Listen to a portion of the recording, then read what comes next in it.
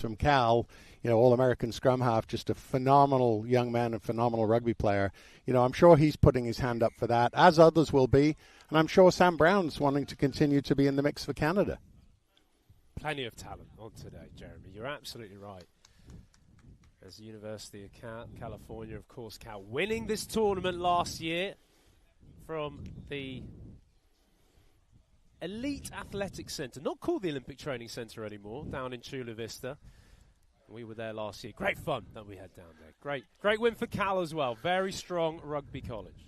Yeah, a lot of fun last year. The Olympic Training Center, I think everyone still calls it that. Yeah, it's natural. It's the same thing with Twickenham, right? You're not going to call it Allianz Stadium. It's Twickenham. It was a great tournament. And, Cal, as you said, won the cup. Claremont actually won the plate. So it was a really good performance by both those programs. So talking of Claremont, here we go. Sam Brown will get us back underway. They are leading 19 points to nothing here against USD 2s.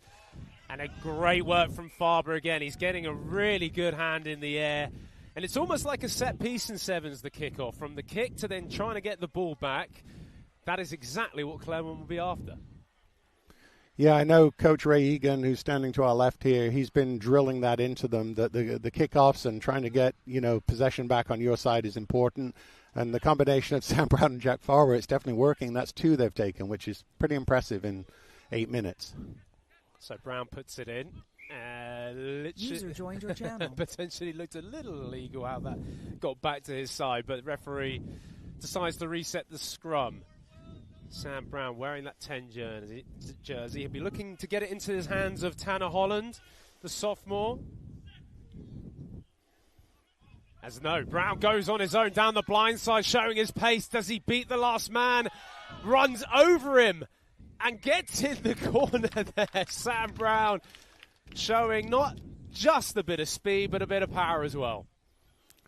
Yeah, I mean, he read from, but he was putting that ball in. You could see he saw the blind side was pretty open. It was a good, solid platform the forwards gave him, and he did the rest. So I'm sure he's almost earned himself a little bit of a coffee break. I think so, especially when you've just scored a hat-trick, and that is the 4th try of the game. So Claremont, 24 points to nothing up, conversion to come. A really, really strong start to this West Coast Sevens leg here at Dignity Health Sports Center in Los Angeles. Brown then high, hanging. Is it straight? It just goes wide. So it remains 24 points to nothing. As for this USD team, Jeremy, you've already said this is their second team out at the moment. 2 teams they've got put out today. Is there anything that you just think where they could maybe try and bring themselves back into this match? Well, as you know, in sevens, it can turn on a dime. I think it's probably a bit of a bridge too far for them. You could tell they've got a lot of development players on their side. So, again, it's great experience for them. But what you said earlier is so true. Charlie Purden and Kevin Eaton are doing a great job, with the University of San Diego and their rugby program. And so all credit to them giving these young kids an opportunity to compete. They've also got a fantastic pair of assistant coaches in Ollie Kane and Dan Pryor. Formerly, of course, of San Diego Legion. Anyway, finally now, USD have the ball in their hands. Quick tap and go. And away to this far side. Chermo does he hold on to the ball? Yes, he does. It comes back, but then knocked on in the tackle. And I just thought George Chumo was just going to keep hold of it and recycle the ball. And it's been a little bit of every time USD have had a chance, they've just coughed it up. Good defence by Claremont, but there might have been a chance maybe for USD. Yeah, I think a little bit of naivety there by USD. Again, good physical presence by Claremont, but USD's just got to execute. They've got to move the ball a little more effectively. And, don't look for contact, look for space, and then they'll open up some things. But they had a nice attacking position, but now it's, Claremont scrum trying to clear their lines a little bit. Claremont all the way back in their 22, but you've got to say they've got threats how wide they can get the ball there. Keeps it in their hands. Great offload then to the width as finally finding that space that Jeremy Ognoy has just talked about here in sevens. There's plenty of it. It's about getting the ball there. Recycle from Claremont, moving it now to this near side. 2-on-1 on the edge. Finally a big run in the middle there from Fred Zung as he keeps hold of the ball. good work by the Clermont number 4. Now they move it back to the edge, going side to side, coming back down to this blind side, and it's turned over. USD now have the ball, and Hunter Lyncham who gets hold of it, and finally now USD can mount an attack.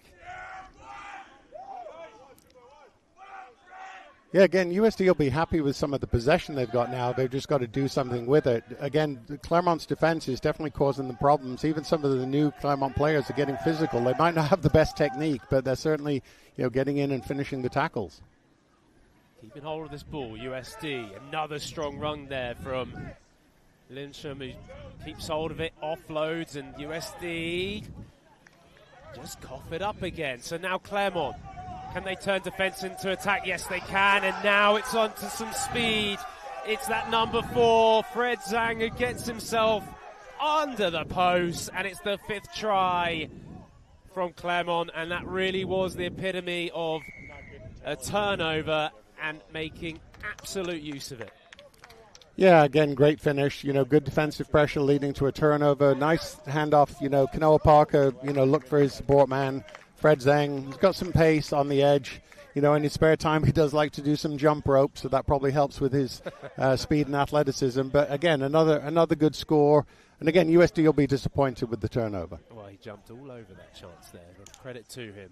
Seriously, bit of wheels as well. Particularly as the game goes on and in sevens, you can tell that everyone's blowing that little bit harder. Got to make sure someone's going to take this conversion. It's Farber who hits the post. I'm going to say Jack Farber is maybe not the number 1 kicking option in the Clermont side, but not a bad attempt. Well, another, of course, astute observation there by Will Hooley. No, I think Jack Farber is definitely not number 1. I would probably put him, based on that kick, at about number 16 of 15. That was not a good performance, but he's playing so well it doesn't matter. Indeed, that's the 5th try for Clermont, as that also is not the finest kick. A reminder, if it doesn't go 10 metres from the restart, it comes back for a free kick to the opposition. So didn't go beyond the 10. USD will have this ball, and you wonder whether they will have something to say to finish this game, maybe with a try of their own. As now USD take it up. Eddie McKenney, who gets away. That's a good line, a good switch, and a good try for Parker. And finally, USD2s have got themselves on the scoreboard. So there you go. Apologies, I'm looking across on the wrong. And Trevor Suarez, apologies, gets it over, and the conversion's no good. So the first try coming for USD right at the end. Clermont winning this by 5 tries to 1, a 29 points to 5 victory here in game 1. Good start for Clermont. Yeah, really good start, and USD will be buoyed by the fact that they, put one in at the end. They've got to feel good about that.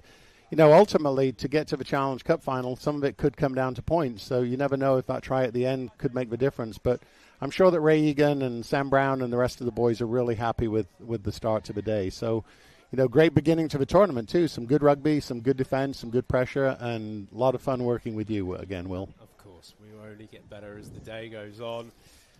And we make sure this fantastic event is rightfully done properly. Credit to everyone involved here in the West Coast Sevens. I know a lot goes into a tournament like this, set up by fantastic volunteers and helpers and people who are just committed to the game of rugby and rugby sevens, college sevens in particular. We do, of course, have not just the men's competition, but the women's competition and also high school. I know we got really excited with the high school rugby last year. Cathedral Catholic being a fantastic team, just one of them here today. And Jeremy, it's great to see this sort of variety of rugby on offer. No, absolutely, and the expansion, including women this year, they weren't in the West Coast Sevens last year, so it's going to be nice to see, college men, college women, and the high school kids. And looking forward to the next matchup. So this is my alma mater, San Diego State, playing against the reigning champions, as you said, Cal Berkeley. So we've got a really good match ahead. San Diego State now under the leadership of Scott Bracken, my closest friend and longtime coach, who's now striding along the sidelines with a big smile on his face and obviously hoping that his boys put up a good performance. have to say I do think they'll have the work cut out for them, but, it's 7, so anything can happen. Well, if it's anything to go with Scott's arms, body shape that he possesses, the training that he still does, then I'm assuming that this SDSU team is going to be fit and ready for a big challenge of Cal. Head coach, of course, the infamous Jack Clark, coming off a fantastic Sevens program. Yes, winning the West Coast Sevens last year, but also in the 15s competition. D1 champions, D1A champions in CRAA. A fantastic win against Life in Indianapolis back in, was it now, May time? Yeah, first weekend in May, I believe, Will. You're right. So, Cal's the powerhouse, right? And they have been for a long time. So looking forward to see how San Diego State stands up against them. Here we go then. That's Solomon Williams getting us underway. As not quite going 10 meters. So keep an eye out on Cal's number 10. He is a fantastic talent, but a first mistake. And it gives SDSU the chance, the Aztecs, to have a go. But referee has just said you've got to tap the ball out of your hands before you play. So a reminder, if it's a tap and go, you've got to quite literally tap the ball with your foot out of your hands and then collect it. Referee said that number 5 there for Aztecs did not do that. So that's why the turnover for Cal, as Williams gets the ball and glides past the first 2 defenders, points out on this near end side. Can he get it away to Masikoi? He's an absolute specimen of an athlete. Keeps hold of it, somehow gets the offloaders away, as now Cal just steady themselves near the line. They're about a meter out. Williams, can he get it to this width where it is just taken up? Penalty for being offside from SDSU. Williams, another tap and go. Surely now they can get it to this near-hand side, but in the end, it is scored under the post by another man to keep an eye out on, and that is Mr. Rand Santos, USA Eagle. Cal, all a bit too easy, Jeremy. Yeah, again, naivety we talked about in the last game. San Diego State got possession off the kickoff, didn't tap it through, and then give possession back to Cal. And you can't give possessions up in sevens because too many bad things can happen, especially, with the athletes that they've got with Michael DeBeer and, Rand Santos and, as you said, Solomon Williams. Don't give them any opportunities that they haven't already earned. Cal, always so well trained and developed. Jack Clark along with Tom Billups as well. It really is a phenomenal program they've got as Rand Santos. Wow, what a take, what an offload. Can he get it down? Not quite. That's De Beer who just gets put out onto the sideline. But Jeremy, that is the epitome of a sevens restart, winning it back and turning it into attack. Yeah, quick restart, tap back, one possession. Luckily, some good cover defense by the Aztecs. They'll be pleased with that they didn't punch it into the corner. And now the Aztecs, unfortunately, the line out doesn't go their way. So Cal once again with possession. Winning it back as they now try and move it to that far-hand side. Williams, does he get the pass up? Oh, no. And that is one where... Well, look, it happens to everyone. At the top level down, I think that is Masikoi, who would have walked over but dropped. And it is a turnover for SDSU. The Aztecs will finally have the ball. Got a feel for Koi because he's an electric player. Got to catch the ball first. Yeah, absolutely, and that's unusual for Cal. So San Diego State, the Aztecs will be very happy that they get possession. Let's see if they can compete at this scrum to retain it and clear their lines a little bit. Aztecs coming under pressure in that scrum, and it's Williams who just walks over far-hand side, and that's the second try for Cal. And the man that we are going to keep a very close eye on, the number 10, Solomon Williams, getting over. So just showing power and precision, albeit there was a drop ball, but they get the ball back in the end. And a second try there. Yeah, Will, if you look at the first match and then this one, you see when you have, a couple of real playmakers, it makes a huge difference. The first game we saw Sam Brown and Jack Farber causing problems. This time, a lot of it seems to be revolving around Solomon Williams and Rand Santos. So Really excited to see how they're performing. And as you say, they're not only collegiate All-Americans, but Rand, I believe, has been capped, correct? So he's showing why he's capped. Williams gets it back underway then here in the first half as SDSU tries something a little bit different.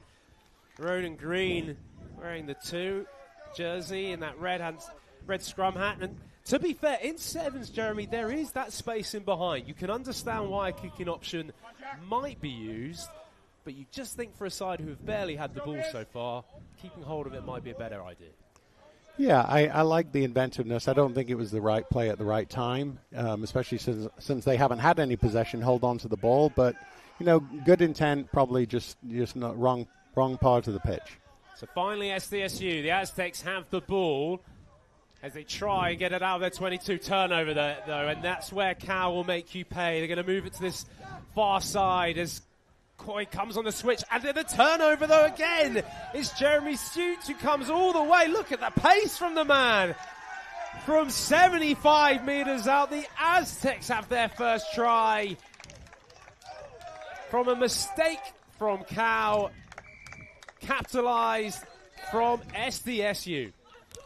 Yeah, again, 2 mistakes from Cal. One didn't punish them. This one did punish them. And as you said, great wheels from Jeremy Stute. He's a sophomore out of Bangkok, Thailand, studying computer science over here. So obviously he did the maths and understood that he had the pace to get down the side. I was seeing your brain rack what sort of joke you could bring out there, Jeremy. It's fantastic to have you with us. And you're right, he showed a lot of wheels. Yeah, sometimes I think I overtry to be creative, but standing alongside you and then seeing Mr. Alex Corbacero in the background waiting to come onto the hot seat just gets me fired up for the day, Will.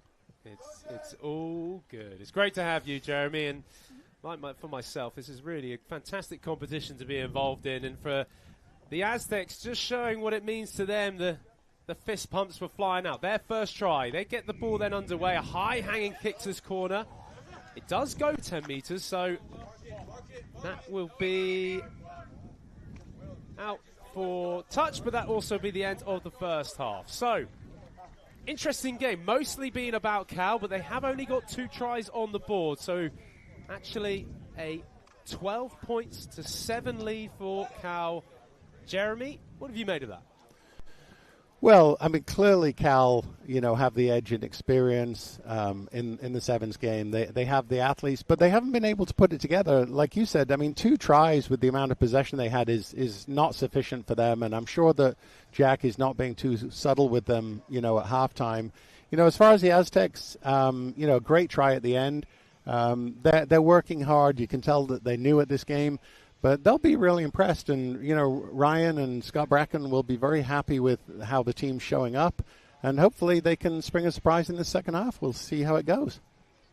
A great program at the Aztecs. Let's just a reminder of how far they've come. You said about Ryan Mattias, of course, former USA Eagles. Fantastic player. Had the privilege of playing with Ryan, both at international level with the Eagles and then also at San Diego. And Scott Bracken as well, recently coming in as head coach. It is great to see that programs in the college game, particularly here in Southern California, just continue to develop. That's only going to help the talent come through and make rugby a bigger and better game in this country. No, absolutely. And San Diego State have a great history from several years ago. They've definitely seen a drop-off in the last few years. Not sure for the reasons for that, but Ryan came in and really stabilized the program last year. And then Scott Bracken, as I said already, a long lifetime mate of mine. We've coached together for 20-something years. Him coming into his alma mater, he's a former Eagle prop. He knows what he's doing, and I think between the two of them, they will definitely rebuild this program very effectively. And he's in absolutely terrific shape. I hope when I get to the age of Scott Bracken, I'm in half the shape that he is in. Hopefully we can get a close-up on the camera, because that'd be very worth it for our viewers. The Aztecs will be getting us underway this second half. Cal leading 12 points to 7. This is game 2 here in the men's competition of the West Coast Sevens in Los Angeles. Yeah, for the second half, I'd like to see a lot more commentary around, the Aztec performance versus the physical attributes of the head coach, Will. But you're right. Scott Bracken is in phenomenal shape, and that's why, as you said earlier, I'm sure over time his team are going to become very physical and very defensive-minded, just like he is. Well, talking of defensive-minded, that was a slap down then from the Aztecs, so that's why the penalty comes, and it's a quick tap working down that far hand side. That is in the hands of Ran Santos, kicks it through for his man Solomon Williams, not to be. Aztecs get hold of it, they hack it away all the way up towards the halfway line, into the hands of Oliver Newell, as now Cal move it to this near side, the big man with a big tackle coming in. Brian Brogney, but not over the line, just in that corner. It comes back on the inside, and Oliver Newell for Cal gets the third try. And, well, Jeremy, you've got to say a good early bit of defensive work to get the turnover from SDSU, but the kick wasn't really much use, and Cal got on the counter-attack and scored. No, you said it perfectly. It was the right thing to do was to kick, but as you know in rugby, you never, when you're clearing your lines, kick to the middle of the pitch, which is what they did, and it just gave them an overlap on the right-hand side with some big, hard runners. So, we've seen 2 kicks by the Aztecs today. Neither of which has gone well. So, my view is, keep the ball in hand, try and gain some yardage, just go run hard north-south and see if they can stop you. Occasionally I get some big athletes in this Cal side as well, so you've got to match the physicality as much as anything. As Solomon Williams' kick nearly brought back onto Cal's side, but it's not. It's just knocked forward, and that is why the Aztecs will have to put into this scrum a couple of changes. Onto the field, number 12 for the Aztecs. Michael Woolery comes on. The senior business management degree. There you go. That's a good degree to have under your belt. Absolutely. The future is bright for him. William Rizcala came off, the sophomore out of Gilroy, so he's getting a well-earned breather. And let's see if Michael Woolery can make a difference.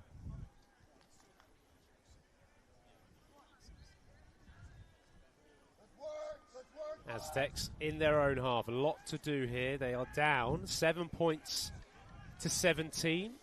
The kick from Ran Santos for Newell's try went wide, so that's why it's only a 10-point gap.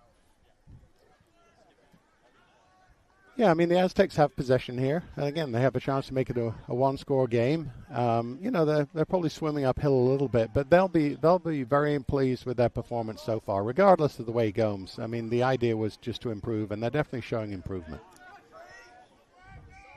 They are, but not legally just then, as the counter-ruck came through from Cal. Williams gets it to Ran Santos. The two All-Americans working well together as they now move it back to this far side, and Newell looks like he's just going to fall over the line. It's his second try. It's Cal's fourth try. And you like to think that's game, set, and match. Yeah, that's game, set, and match. And, I could definitely see Newell's making a difference to this Cal lineup. They look a lot more consistent, a lot more stable in the second half, and they're showing what they're capable of doing. So, much improved performance by Cal in the second half, indeed. And excited to see what the next couple of minutes hold as some more substitutions come on. Obviously, Jack feels comfortable that they've got this game in hand, so he's going to give some boys a run. So it looks like we've got Cormac Saint coming on. And I didn't get to see the other numbers, but Saint will be taking over the kicking duties. Williams and Santos will be coming off, keeping their legs fresh for the day ahead, a full day ahead as well. So Cal with their fourth try, conversion going wide. So it remains at 22 points to 7. Aztecs now finally getting the ball in their hands and getting a bit of width, trying to get it into the danger man who had the try in the first half, the number 7, Jeremy Stute. Go from side to side. Great spin move there from Farias, who just works it back to the floor, getting the ball back to his side. Good offload now for Ronan Green to move forward. But again, it's in that contact area that they get turned over, but illegally, coming from an offside position from Cal. So, Jeremy, finally we're seeing the Aztecs come alive. Yeah, they actually came alive, and Cal was marched an extra 10 meters, obviously saying something, inappropriate to the referee that, added to the penalty. So the Aztecs have some really good go-forward ball here. Let's see what they can do with it. As they move this wide, big, long passes.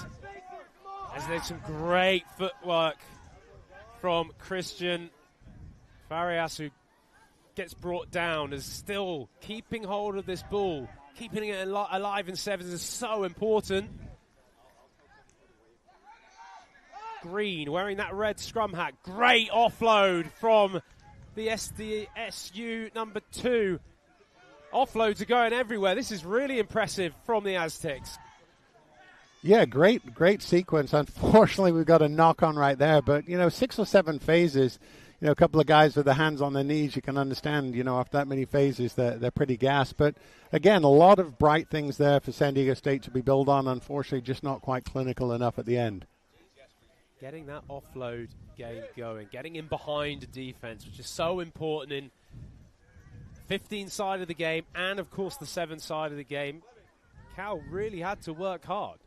And you just think maybe if this game was going on for a few more minutes, Aztecs have actually shown to be, or certainly showing what they've been, or want to be about, I should say, in the last minute or so. Yeah, and Aiden Fleming just came off. He worked really hard, played well out there. He's getting a break, getting taken over by Ben Dawson, sophomore who's actually out of San Diego. Again, so the Aztecs are showing a lot of enthusiasm. Just some last-minute execution are letting them down. But again, I think that Ryan and Scott overall would be pretty pleased with this performance. And it doesn't, necessarily bode well for some of the opposition later on today for San Diego State if they keep playing like this. As you're saying positive things about SDSU, it's Cal that come away, though, with the last laugh of this game as Brian Bogney gets over for Cal, putting the icing on the cake. Turnovers have really worked for Cal, and they've really capitalized on them, and they will win this match, their 5th try. This one will look to be converted for the extra 2 points. It is, as the referee blows for full time. So there we go. Cal winning this game 29 points to 7 against SDSU. Jeremy Ognor is going to step off. Myself, Will Hooley, will be joined by a man that I know all too well, played with, was coached by, and have even done plenty of media stuff. It is Mr. British and Irish Lions. Alex Corbusiero. Corbs, how are you, buddy? What is going on, Will? Fantastic to be here. Thanks for the hype. Thanks for everything. Yeah, mate, I'm here. I'm always here to support you. Let's say that. Oh, bless you. There he comes. Don't worry. Don't worry, kids. Daddy's home here. Don't worry. I got Will covered. we are getting ready for another game to come on, and looking to the sidelines as we've just seen Cal take the victory, aiming to defend their championship. As I've mentioned already, if you've just joined us, this is the first leg of a 3-part series. The first here in Los Angeles. We then go to Stanford on the 11th of October, finishing off in Oceanside the 25th to the 26th of October.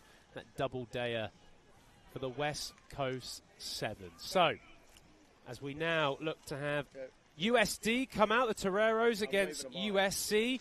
You know USD well, Corbs. Obviously, Charlie Purdon. It's a great program they've got down at the University of San Diego. Absolutely fantastic. Fantastic campus, fantastic place to be. And, yeah, the rugby is thriving there under Charlie Purdon and co. with Dan Pryor. You've got Ollie Kane on the sidelines as well. You know, Dan Pryor, former New Zealand Maui, New Zealand All Black? Maori All Black. Maori All Black. Yeah, sorry. For some reason, the full title escaped me. He's had so many played Super Rugby across, and to have some of that experience every day with the kids. And I know they're also adding a lot more sort of resources to that program. It's an exciting place to be, and I think you see a nice bit of spirit about them. 100%. And USC as well. Enjoyed seeing their progress, particularly in the 15 side. They were in the national championships in Indianapolis back in May. And again, another program who has really come on, and it's just really good to see Corbs, particularly here in California, but college rugby very much been on the rise. It's thriving, Will. What a day for this. What a venue, obviously, at Dignity Health Sport Park. And like you said, we have two other venues to come. And to see these West Coast teams and really sort of growing the product as well as the quality of rugby on the field is very, very exciting.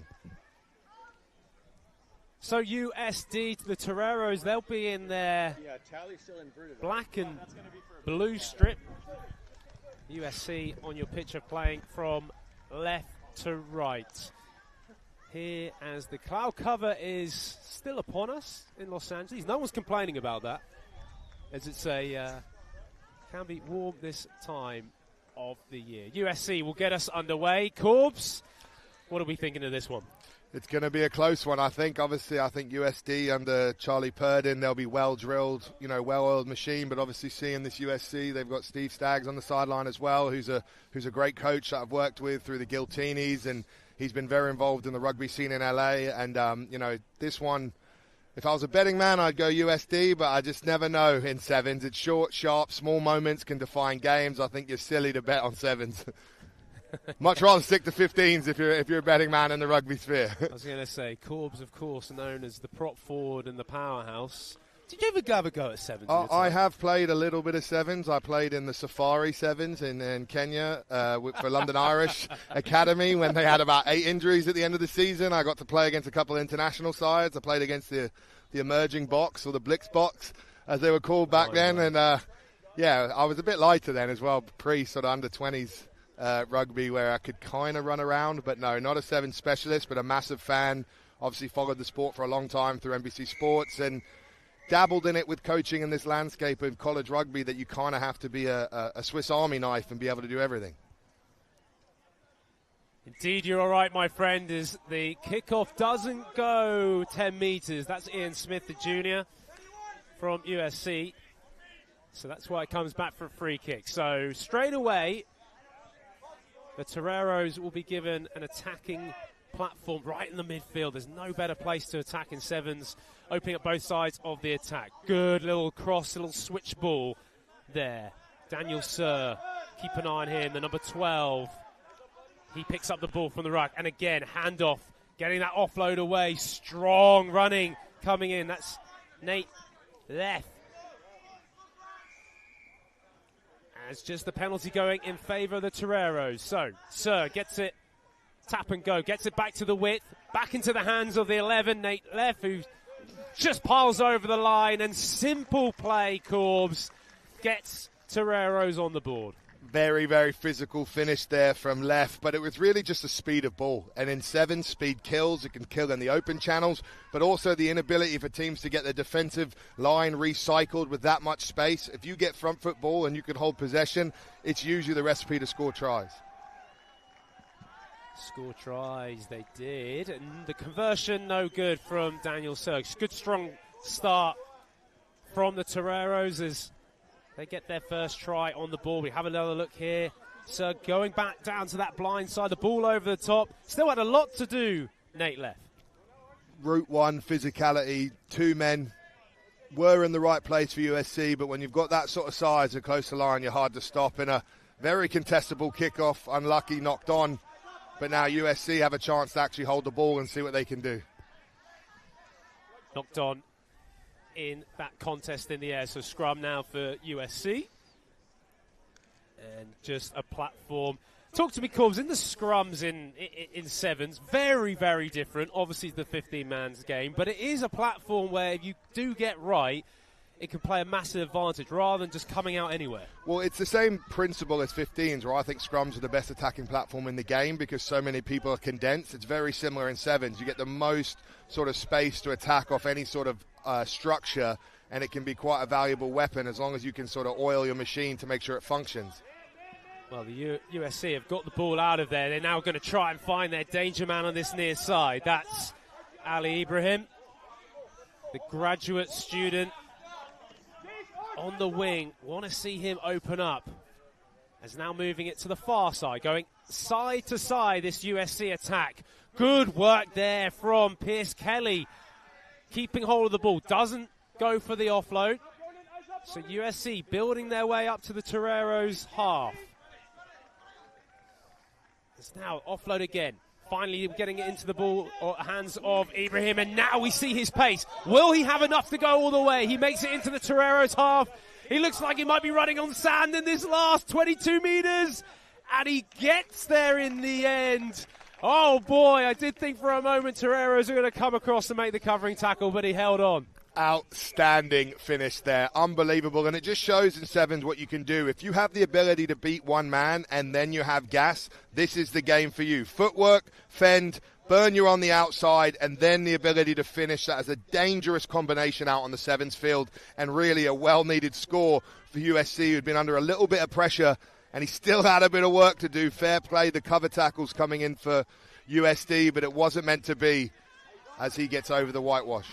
Chase Basson, credit to the number 2 for the Toreros. Came all the way across, but Ibrahim gets over. He held strong. I did think he might have been slowing up right at the end, but he managed to have enough. That was the try, the first try score for USD. So they're under the post. We've got an equal ball game here at 5 points apiece, with USD having this kickoff. We've already talked about it in the early games. The kickoff is almost like a set piece in itself. Exactly, and the kickoffs so far have been a bit of a stalemate. Neither team has capitalized. This is the first one now going a bit safer and deep, but it's given USD a chance to break here as they keep the ball alive. Huge carry, moving it onto the outside. And that really is, possession in sevens is everything. Here we go then, the outside, the power and the fend, and it's in the end, the freshman, I think, wearing number 10, Ronan Oruku, gets over under the post. Try time for Toreros. Just like that, they respond with a try. It just shows you can't take your eyes off this contest for a second, and I think that's why we all love sevens. A split-second moment can just be 7 points out of nowhere.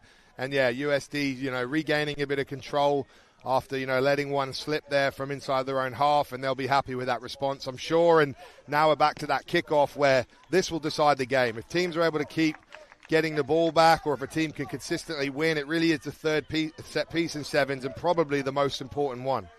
We have another look at this try here. Fantastic crew at TVX bring us this highlight. Fend number 1, Corbs. Fend number 2, get off me. I'm going under the post. Restart then for Toreros. It hits the deck. USC try to clear this up. They do. As now they try and move it inside their own 22. Get the penalty. And maybe the last play of this first half, Corps. Yeah, unfortunately, didn't release was the call from the referee. It's very tight there. It's a split-second decision. And unfortunately, they were trying the pressure. But there's another go at the breakdown. And again, breakdown could be huge in sevens, and then USD reaping the rewards, and looks like to be a score. It is. Is it Daniel Sir to get over? He releases the ball, he gets it back, and oh, not quite. As that's number 9, Archibald, who I thought was just going to lean over and get it down. It doesn't. It's a penalty. Back to Archibald, wearing the 9 for Toreros. Tap and go. Good defense from USC. As again, Toreros just keep it tight, but again, it's a bit of ill discipline. Off feet at the ruck from USC, the call. They're going hard at the breakdown to try and slow it down, but you've got to be careful too, because you leave space elsewhere if you commit the extra man, and that's the try. Finally, end a yellow card. Double whammy there for USC. That is going to be costly, as they will lose a man for a short period of time. As we will see that in the second half, because that's the end of the first half. It is 19 points to 5 against USC. And, of course, when you look at it, we saw certainly a bit of pace from Ibrahim of the USC, but a lot of power coming through from the Toreros. Yeah, USD just seem to have that sort of combination. They have the nuts and bolts of keeping the ball well, and then they have big men who can sort of finish and create. And then what I've been impressed as well is their defense. I think the way they're going after the breakdown, Charlie Purdon is known as like a skills specialist coach before really even getting to the level he's at, and that's sort of given him the ability to have these players really well drilled at that sort of one-man tackle, one man over the ball, have a shot, if not get out. And that's kind of been the recipe there, and how they've been able to kind of capture USC right down in their line. And then once you get a turnover near the line and it's penalty, you're on the back foot, and that's where the ill discipline kicked in for USC, because they're constantly been breached and on that sort of breaking point of pressure. That's where you infringe. Now you got a yellow card. There's more space. It's kind of that domino effect in sevens that can happen in a split second.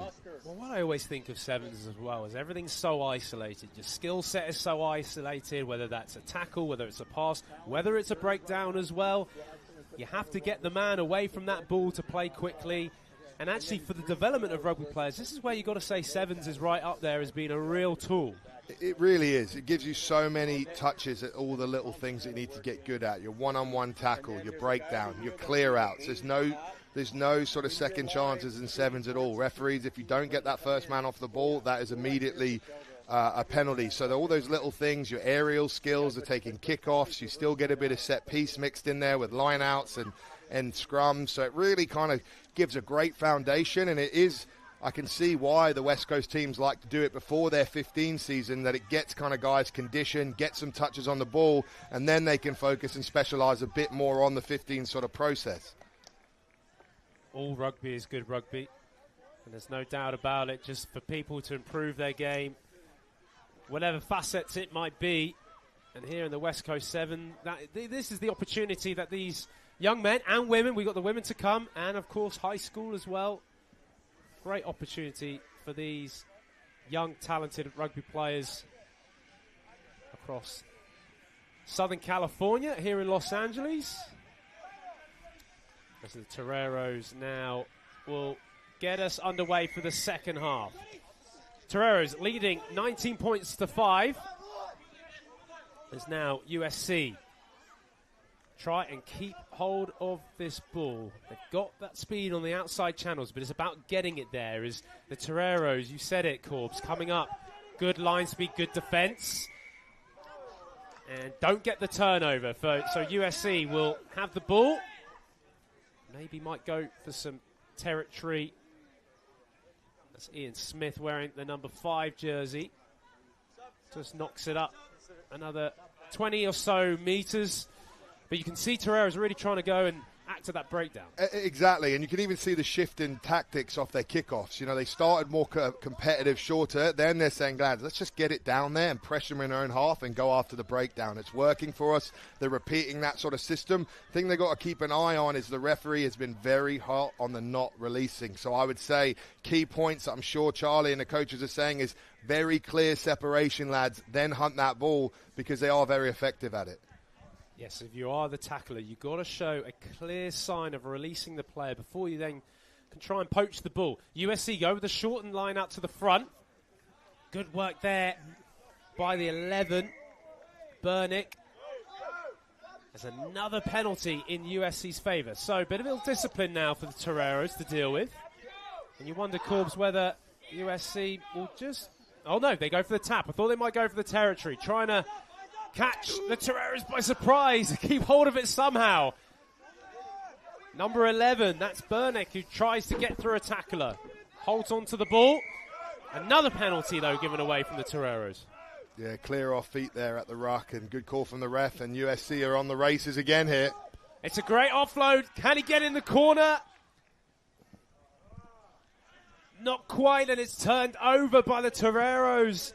And now they are going to go all the way, just like that, from their own 22 to the try line. It's number 6, Johnny Butler, who, when we were picking up USC, just like that, is turned over and it's gone. Torero score. Well, that old moniker, defence wins championships, doesn't it? Well, that, you know, even though they've been exciting with ball in hand, the way they've been resilient defending their lines and then able to strike off turnovers is another sort of tool in the toolkit for this team. And it was Butler who finished that off well, but also, you know, good almost cover tackle from USC there. And that's what we want to see, both teams giving it all and chasing. And, you know, that kick didn't quite go to plan there, but USD in very much control.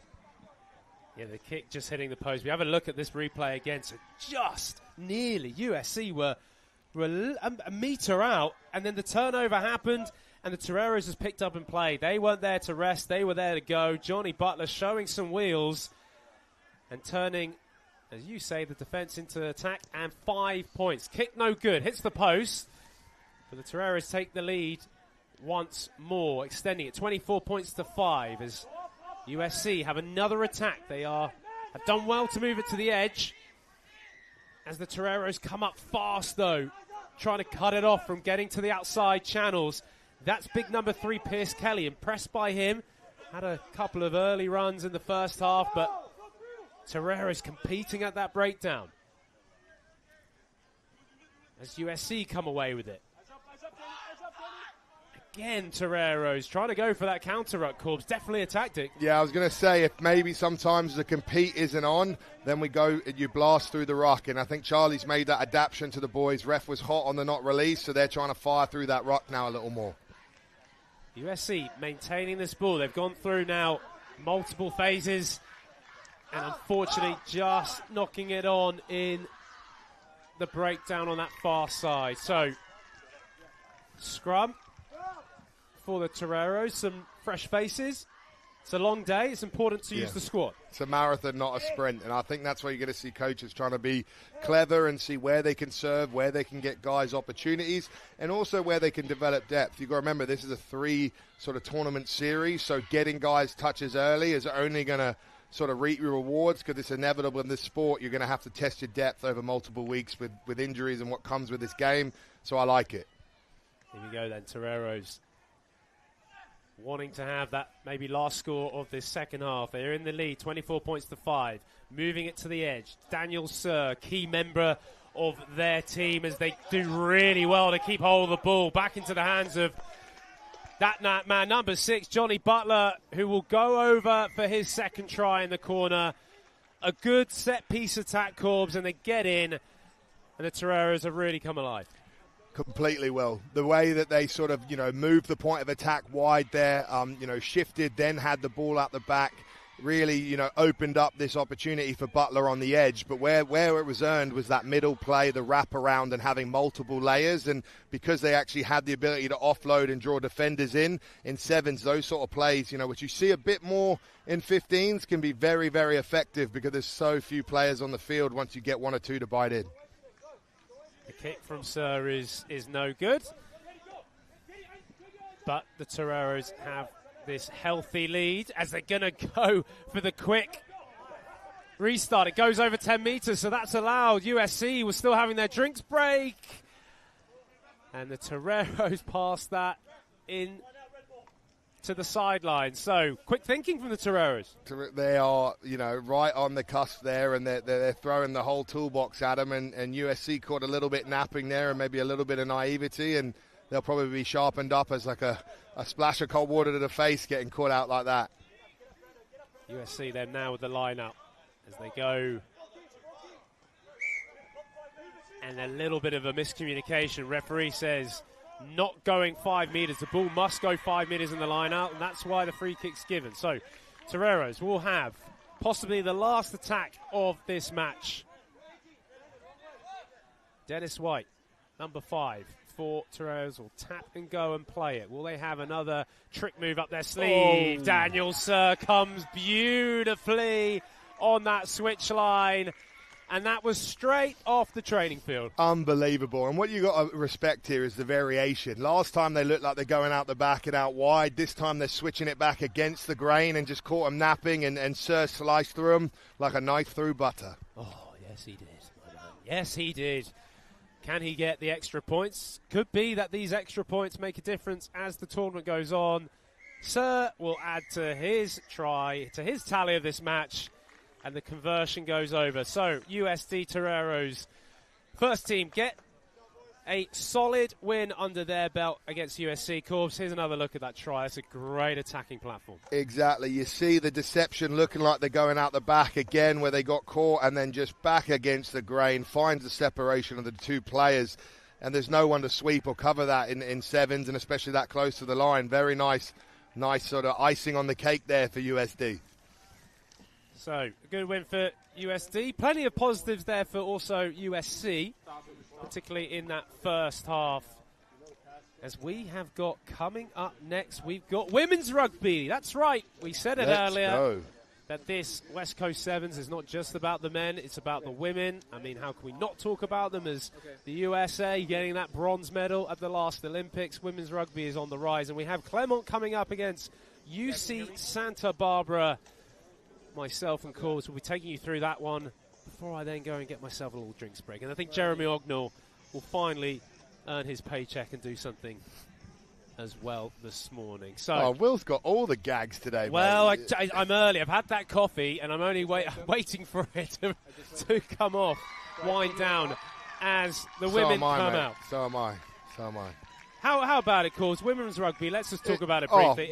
It is on the rise massively here in America. The biggest growth factor of rugby in America is women's rugby. You know, there's the catalyst of Alona Maher at the top of the tree, sort of just spreading the gospel of rugby all over the world with her superstardom, the Olympics, the TikTok. But then you've got this powerhouse collegiate sport, which is really growing with Title IX and the expansion of so many varsity programs. It is becoming one of the hottest sports, and it's really growing, and it makes it very exciting. As you've seen, Women's World Cup, a massive thing for these players to aim towards, just like the Olympics. It doesn't get any bigger in that American sports. It is a fantastic sort of funnel for these players to try and work their way up the ladder. Yes, that Women's World Cup final was today. I believe England won it against Canada in a sold-out London Allianz Twickenham Stadium. That is incredible. 82,000. But anyway, we are focused on the here and now, and it is Santa Barbara that are going to get us underway, as Claremont playing in that dark navy blue for the women.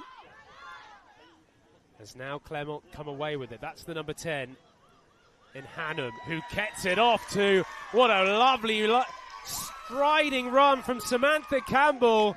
And just like that, as we kick off, it's another switch play in Sevens, Corbs, that causes a lot of problems.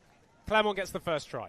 Sensational start for Claremont there, and move the ball to the edge and a little switch, and sometimes that's all she wrote in Sevens. The ability to manipulate defenders and create one line break is usually a good recipe for a try, as long as the person has the gas to finish, and Samantha Campbell had the gas to finish, so that is the recipe. Campbell from Steamboat Springs, environmental science. I do enjoy looking at these graduates in terms of their degrees. We've got some very intelligent people, but look at the way that this actually it was a late pass, forgive me. I thought it was a switch from our angle. It was the line that Campbell hit. Very impressive. Good start for Claremont. And as for Santa Barbara, they just want to try and settle their feet.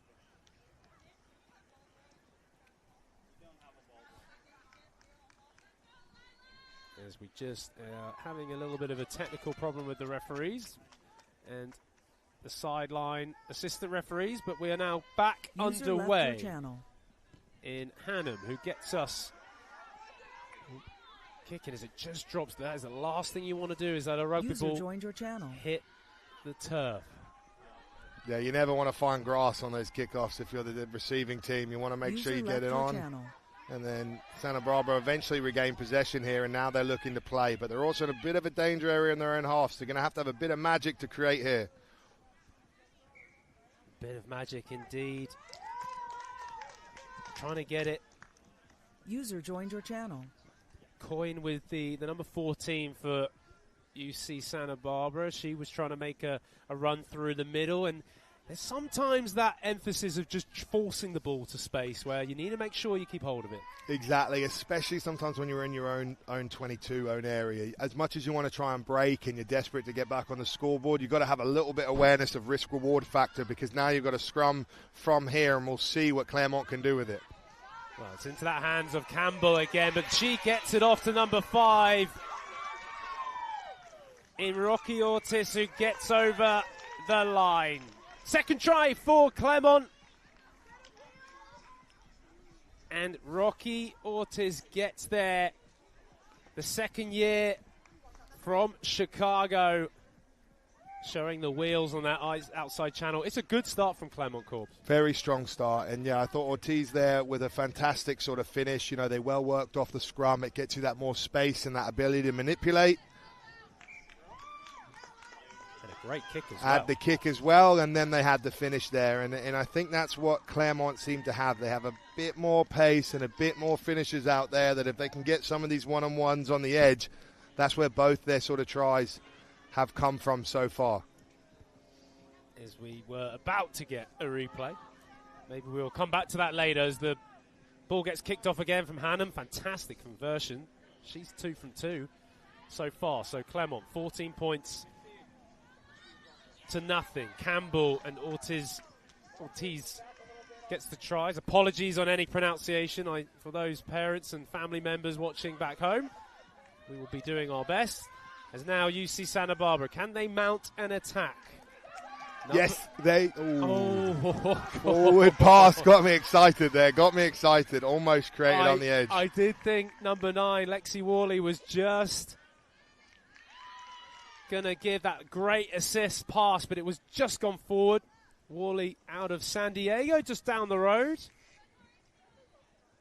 And as we've already said, Corbs, it is great to see these programs in the women's game developing and striving, succeeding as well. Exactly, and then the quality of rugby's been good, and let's see what Claremont do with the ball here. But both times so far, their success has been out wide. So I would think you might have another crack if it's still working for you. Hannum will get it on to Campbell, and she is all about hitting those hard lines. Gets brought down though. Good tackle from Coyne, the 14 from Santa Barbara, as Claremont try and keep the ball alive. It bounces into the hands of number 4. Viveros. Ashley Viveros. I'll get there eventually. No, we won't. Don't worry. The third-year student who collects the ball from a bouncing ball. I did wonder whether the referee was going to pull that up for a forward pass, but no. Third try of the game. No, she did. No, they didn't. And obviously, the bounce of a rugby ball is so unpredictable. It can be so favourable. It can be so unfavourable to you. And they got away with a little lady luck there, as that one came out. Well, it was almost thrown up in the end. Leaped out by the number 7, and then just happened to find a home, and someone could run it in. Ashley Viveros getting over the line. And it's 21 points. Hannah not missing these conversions. I tell you what, great boot on her. The number 10 for Claremont. Decent enough restart. Finds its way out to the sideline. So we are coming towards, very much the end of this first half. Waiting for the referee in the middle maybe to blow the whistle. But Santa Barbara will have one last chance to mount an attack.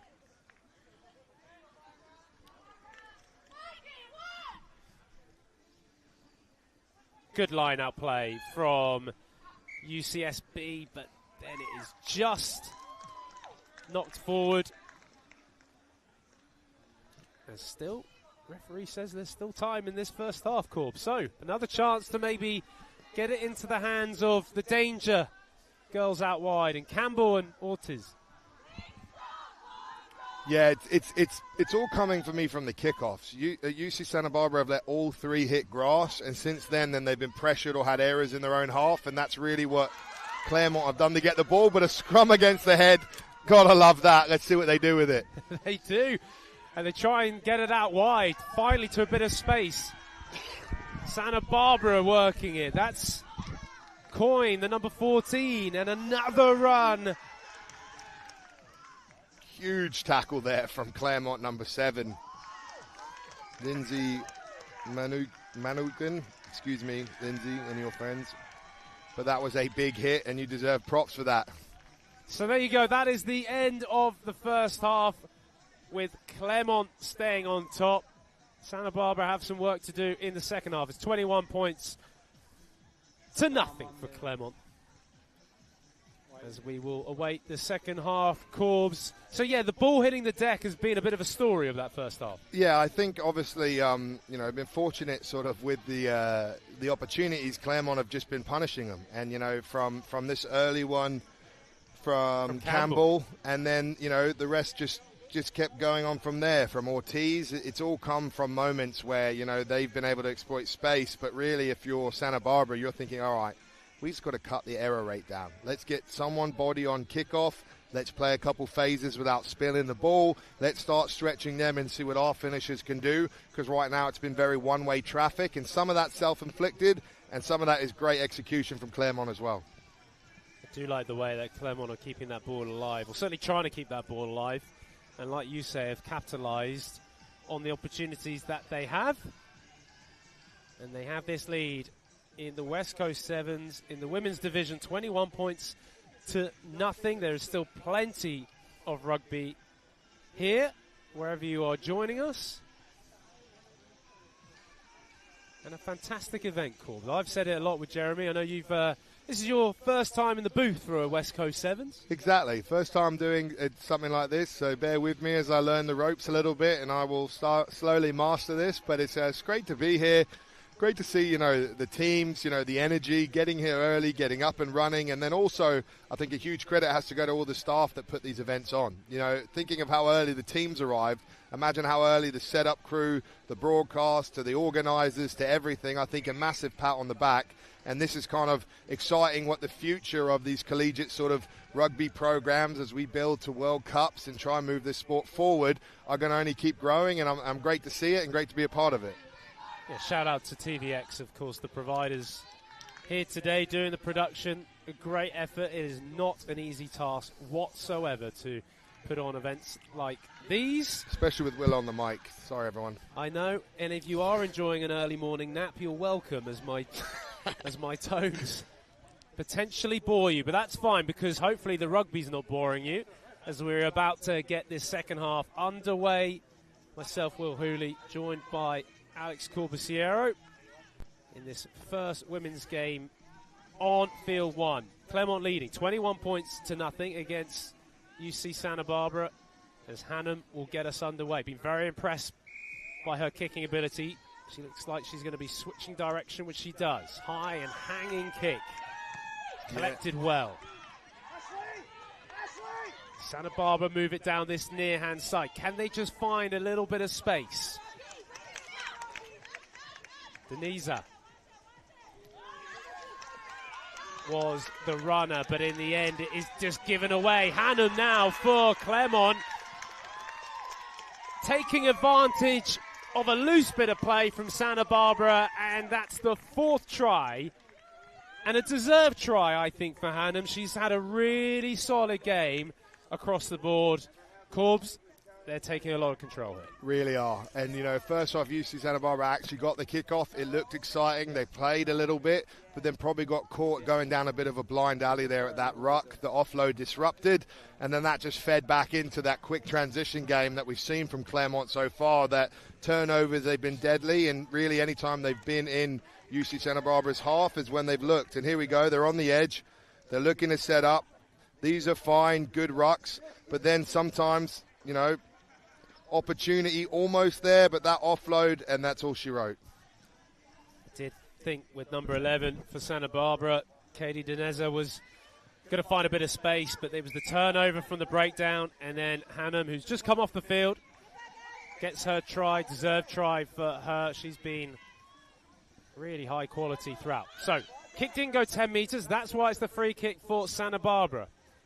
Number 8, and Shaleski, that gets the ball away, and now they are going to try and get it back into the hands of that number 11, Deneza. Some good defensive work from Claremont, though. Really good defensive work from Claremont. Getting the Santa Barbara team out, Corbs. Huge tackle from Ashley Viveros there. Outstanding cover tackle, putting her into touch. Looks like they almost got away on the edge. And then the big hit comes in, follows, chases her feet, and that's textbook tackling. You know, you've got to get your feet close first to be impactful, and then you've got to chase your feet through the hit. Andy Farrell used to always say to us, try and hit a meter past the player you're hitting, and that's exactly what she did there. Absolutely no fear in that. I'm not sure I would have been as close to the action as she was there. That's another big hit going in from this time Santa Barbara. Clermont keep hold of the ball, though, as they try and move it to that outside channel. But it's kept hold really well. It goes through the middle this time. That's wearing the number 4 in Viveros. This would be her second try of the game. Does she have the gas? Does she have the fitness to get over? Yes, she does. So Clermont turning defense into attack. And a fantastic try, a second fantastic try for Viveros. Viveros is on an absolute roll. And if you look at it from a big hit on one side of the ball on D to then a massive play on attack, that is what you want to see in sevens out there. Both sides of the ball delivering. And she's got gas for days to finish that. And it's another very strong sort of moment for Clermont. As unfortunately they don't convert. But at the same time, that's a good sign if you're Clermont that you're finishing these tries and all it takes is one moment or one line break. Really have made the most of their opportunities, as we see here again. Viveros showing her pace to get over the line, as now definitely there's a few tired bodies out there, so will it open up even more? Santa Barbara get hold of the ball, so UCSB finally have maybe a bit of space to run into, but that Clermont defense is coming up hard. But UCSB keep hold of it. Really good work there on the floor. That's Shaleski finding space in any way they can, but Clermont keep pushing up. Really impressive defensive work. And Santa Barbara try and get out of their half. Another big hit going in there on the far side. Physicality in this game has been outstanding. Watch out for Shaleski as well if she gets the ball here. She has been the imposing force for Santa Barbara, but well marshaled there. But gets back up again. That's something she's done a couple times, and that can be so effective in sevens. It is, but the real effective work is done from the defense of Clermont. Try scorer Rocky Ortiz gets the UCSB women into touch, and that's where the turnover happens. So, Cause, what do you reckon? Clermont have pretty much got this game in the bag, but they're not going to stop.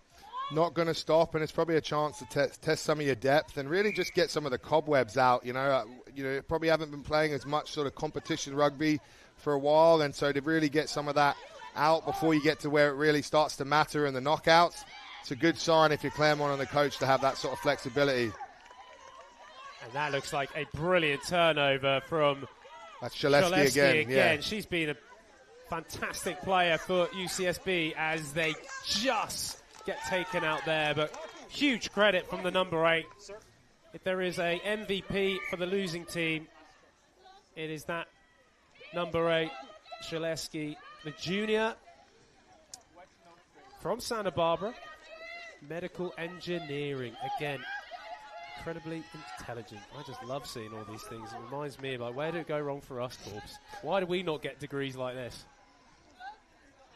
I don't know, mate. It didn't really have this opportunity. I think the American school system is really one of the brightest things that I think rugby in America has, is that we can play sports in some of the most incredible academic institutions that really are, some of the most life-changing degrees and interesting things that you can do, but you're also playing amazing rugby.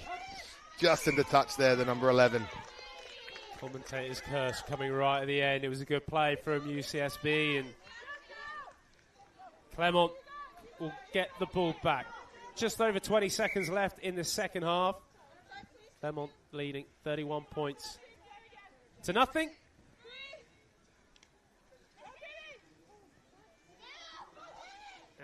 As it now have played advantage. So, Santa Barbara, can they get a score on the board? They're going to have to work from more or less the halfway line. Coming off their feet, Corb. So now, can Santa Barbara take advantage? Let's hope. Shaleski with the tap. She backs herself. She gets through the first, but a strong hit. But UCSB still have the ball at the moment, Will. What can they do with it? They want to surely get it out wide if they can. Great defense again. That is the number 12 for Clermont. As now Santa Barbara keeping hold of this ball. The clock is in the red, but they still want that final try, and it should go to number 8, Shaleski. She has been brilliant for UCSB, and Corbs, if there is one person on this field who deserved that, it was UCSB's number 8. Completely agree, Will. Obviously, this game was Claremont's game, and they had a number of players stand up from UCSB. I think you can't overlook Shaleski. She has been very effective on both sides of the ball. She's had key moments, and finally getting rewarded with a try there when she had the one-on-one on the outside, and showing sort of that, looks like a pretty good physical specimen of big, tall, strong, and rangy and fast. It's a deadly combination in sevens. It's a deadly combination when she gets the try. And that's the end of the game then. So Claremont 31, UCSB 5. Strong performance from Claremont to open their morning up here on field 1.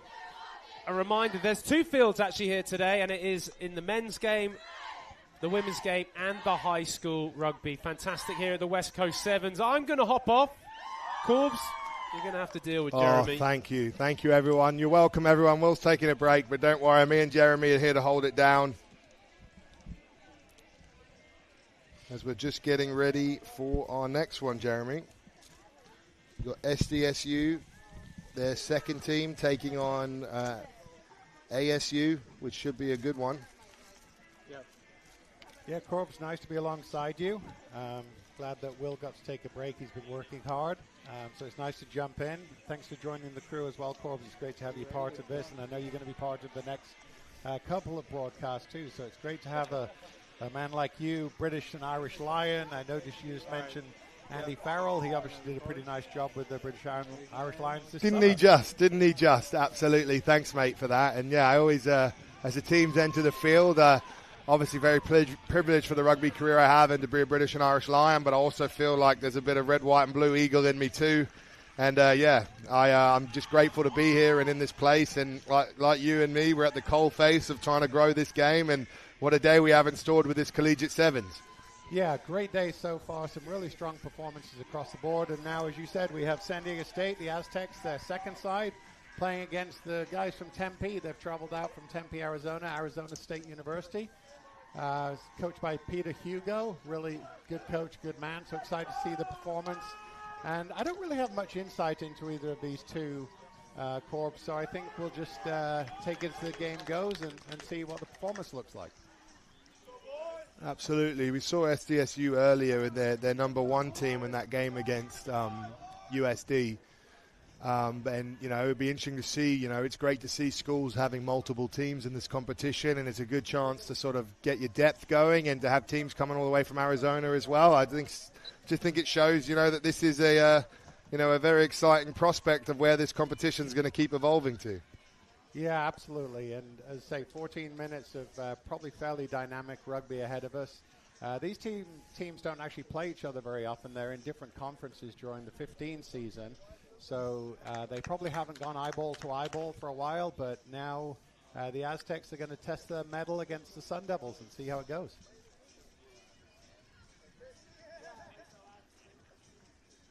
It looks as though Pierce McNamara from ASU has the ball in hand for the kickoff. Aztecs look ready to receive.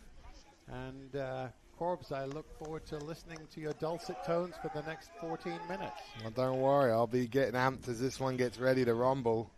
All starts with a kickoff in sevens. That's massive. ASU go deep. Ooh, SCSU off to a strong start there. Harry Safarine with the break. Brought down eventually by ASU. It's been slowed at the ruck. Referee says play on, but they go down the edge now. Yeah, good continuity here from the Aztec. Peter Flores did well to retain possession, and they're building some phases and gaining some territory. Absolutely, and that's really what you want in sevens. Possession, the ability to recycle, and then you want to be in the right areas of the field. That is a huge clear out from SDSU at that breakdown. Yeah, very physical at the breakdown there, and they've managed to retain possession. Unfortunately for them, they're going backwards because ASU is putting pressure on them defensively also. So a bit of a defensive wrangle right now. Definitely. Line speed pressure from ASU, frustrating. They were combative at the breakdown, but SDFU have managed to keep possession as they're starting now coming through the guts of them, trying to feel where they can find the space and where they can move the ball. Very slow at that breakdown. SDSU have gone with a lot of depth. It's actually gone behind them, so now they're further in their own half. As they take it into contact. Isolated there, though, but ASU not able to exploit it. SDSU moving that ball with width there, but there's pressure from ASU, almost an intercept as he gets one hand to it, but referee didn't like the one hand in rugby, Jeremy. You've got to be very careful, especially in sevens. The tolerance is very, very thin for those yellow cards. Absolutely. Zero tolerance, I would say. And so ASU is going to play 2 minutes, a man down. So we'll see if the Aztecs can take advantage. But having said that, we now have ASU in possession. So they'll probably be trying to move the ball, keep some continuity to eat up the clock while they're a man down. Absolutely. And sometimes holding the ball is the best place you can be when you're a man down in sevens. And as they almost made it on the edge, they spill it. Messy breakdown, but SDSU have the ball again as they knock it on. And I think referee's going to play advantage there with that kick, so they're not going to go back for the scrum. So now it's ASU have to get their defensive formation right, and SDSU have to get back behind the ball to try and be dangerous in attack. And it's a wonderful tackle from ASU there, but they managed to keep the ball, SDSU, keeping it alive. They've moved it to the edge, and it's a big moment. Oh, strong tackle from ASU. Oh, we've got the double whistle. It looks as though we're going to have another yellow card for a knock-on in the tackle, Corbs. Wow, referee is very strict on that today, and that obviously in sevens they don't like any sort of intentional knock-ons, but that one to me seemed to be a bit more in the tackle. And with 5v7, it's a tough place to defend in sevens, and that is SDSU showing you that they got the speed to go the length. Yeah, Alistair Eldridge there on the edge. Recognized they've got 7-on-5, so he's got acres of space. He also looked like he had acres of pace, freshman out of Danville. So the Aztecs will be happy with that, and I'm sure that Arizona State will be frustrated. I think one of those yellow cards, well-deserved, the initial one. The second one, to me, a little bit of a knock-on in the tackle, but you've got to go with the referee's whistle. That's just the game we have to play, and it's one of the beautiful things about rugby is we respect the referees, we don't talk back, and I really think it is one of the aspects of the gentlemanness that we have in this game, and long may it continue, and as frustrating as it can be, it's great life lessons as well. Yeah, if you're looking at the replay here again, the Aztecs, there's the yellow card for a knock-on. And I can see, especially if you think the referee's on the other side of the camera to us there, Jeremy. On our side, we don't really see where that wrap in the tackle is, but maybe he deems that wrap is intentional and knocked that ball on, and that's why he had to go to the bin again. Yeah, absolutely. As you said, it's a game of respect. You might not agree with the call, but you play the referee's whistle, and that's what the Aztecs did with Eldridge. And looks like they're trying to build a little more now. I think the ASU looks as though they might be back up to 6 players, so one of the bins is timed out. But Aztecs still have a one-man advantage. Let's see if they can make the most of it and hit the left edge here. You've got to remember, it's only a 5-point game at the moment, even with all the positives that SDFU have had. But there they go. Yeah, Ryan Phelan there from I'm looking at the wrong roster here. My apologies there to Ryan. Actually, it's Davis Wishant, the freshman from the Aztecs on the edge. And the conversion's good, and so now they're up by 2 scores, and they're probably feeling fairly comfortable at the moment. Absolutely, and that was much needed. You'd had the advantages, you've had the yellow cards, and really it doesn't count for anything unless you put points on the board, and that's what they finally managed to do. Puts pressure on ASU, and now they need a big kickoff where they either try and regain possession or put SDSU in an uncomfortable position where they can use some of that defective defense they've shown, but it's always harder when you're a player down. Yeah, it's hard when you're a player down, and as you know from your career, playing defense is a lot more tiring than being in attack. And so ASU so far has been playing a lot of defense, especially 1 and 2 men down. And so the question is, do they have the legs and do they have the resources off the bench to be able to get them back into this match? We're going to find out soon. But there, that forward pass, unlucky from SDSU, but it gives ASU a great attacking platform in sort of SDSU's half. We haven't seen with them with a lot of possession down here. It'll be interesting to see what sort of one-on-one matchups or what little tricks they can pull out to try and manipulate this defense. Yeah, tricks is key. Ryan Salas with the put in for ASU. As you said, a great attacking position here. They've got a blindside option as well. Looks as though they're just going to shift the ball through the middle and see if they can create some space. And they do there with a little bit of a line break from the number 13, but the offload is spilled, and that might be the moment SDSU strike. They managed to contain it. Referee's playing advantage, but now SDSU moving it to the left there. Strong tackle from ASU. They've got to get out of that breakdown, but he slowed it well to give ASU some time. SDSU tackled. Strong breakdown pressure. Ball spilled. Referee says play on as well. This has been an exciting matchup. Huge tackle there. Referee says play on. Ball gone backwards. He gets back up. He goes again. Number 11, an absolute defensive phenom with a counter-ruck as well. Unfortunate not to get the reward there. Yeah, you're right, Corbs. Jacob Hurl caused all sorts of problems there. He was throwing bodies around like he was in the wrestling rink or arena, but they've managed to retain possession deep in their half, and now it looks as though we've got a bit of a breakout opportunity. There's a good ball out of the hands of their number 10, Keenan Sedek, and it goes out onto the edge to number 13 there, Austin Cox, but again, could cover defense, and once again, a turnover, Corbs. Huge D, and you've got to remember, Jeremy, ball has been in play for a long time, so these are heavy legs, heavy lungs. These are big moments in this game. ASU need a score to stay in this one, and they get the turnover. Yeah, absolutely. They get the turnover. It looks as though they were under massive pressure, but they get the turnover. It looks as though we're actually going to have a card the other way now, this time against the Aztecs. High tackle, referee deemed, and that was all repetitive infringements there. And this is the moment for ASU. You've been through the rope-a-dope this whole half. You now have the man advantage. Can you come out and take your shot just before the buzzer? I love the rope-a-dope analogy there. Very true. Again, Peter Flores sitting in the naughty boy chair for the Aztecs. ASU have to capitalize here. Otherwise, I think it's going to be very difficult for them to come back. Big defensive spot there from SDSU. It looked like if that ball got out, it was all over, and that's the small margins. But ASU have kept the ball. It's in the far side, into touch, but penalty advantage. It looks like off feet from the referee. Or maybe high tackle, hard to tell with his hand signals from this far away. But ASU have another lifeline. They have to be clinical here. This is the game for them. They don't want to be 2 scores down at the half. And unfortunately, they spilled it 5 meters from the line. Heartbreak there as we go into the half, because that could be a swing moment there. 5-point game is very different to a 12-point game in the game of sevens.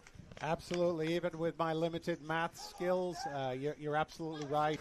And ASU will be frustrated. They had a great opportunity there. They're just not able to finish. They get through a few phases, and then they're making mistakes leading to turnovers. And so I'm sure that the Arizona State coaching staff, Peter Hugo and his assistants, will be just telling his boys to calm down and to hold on to the ball.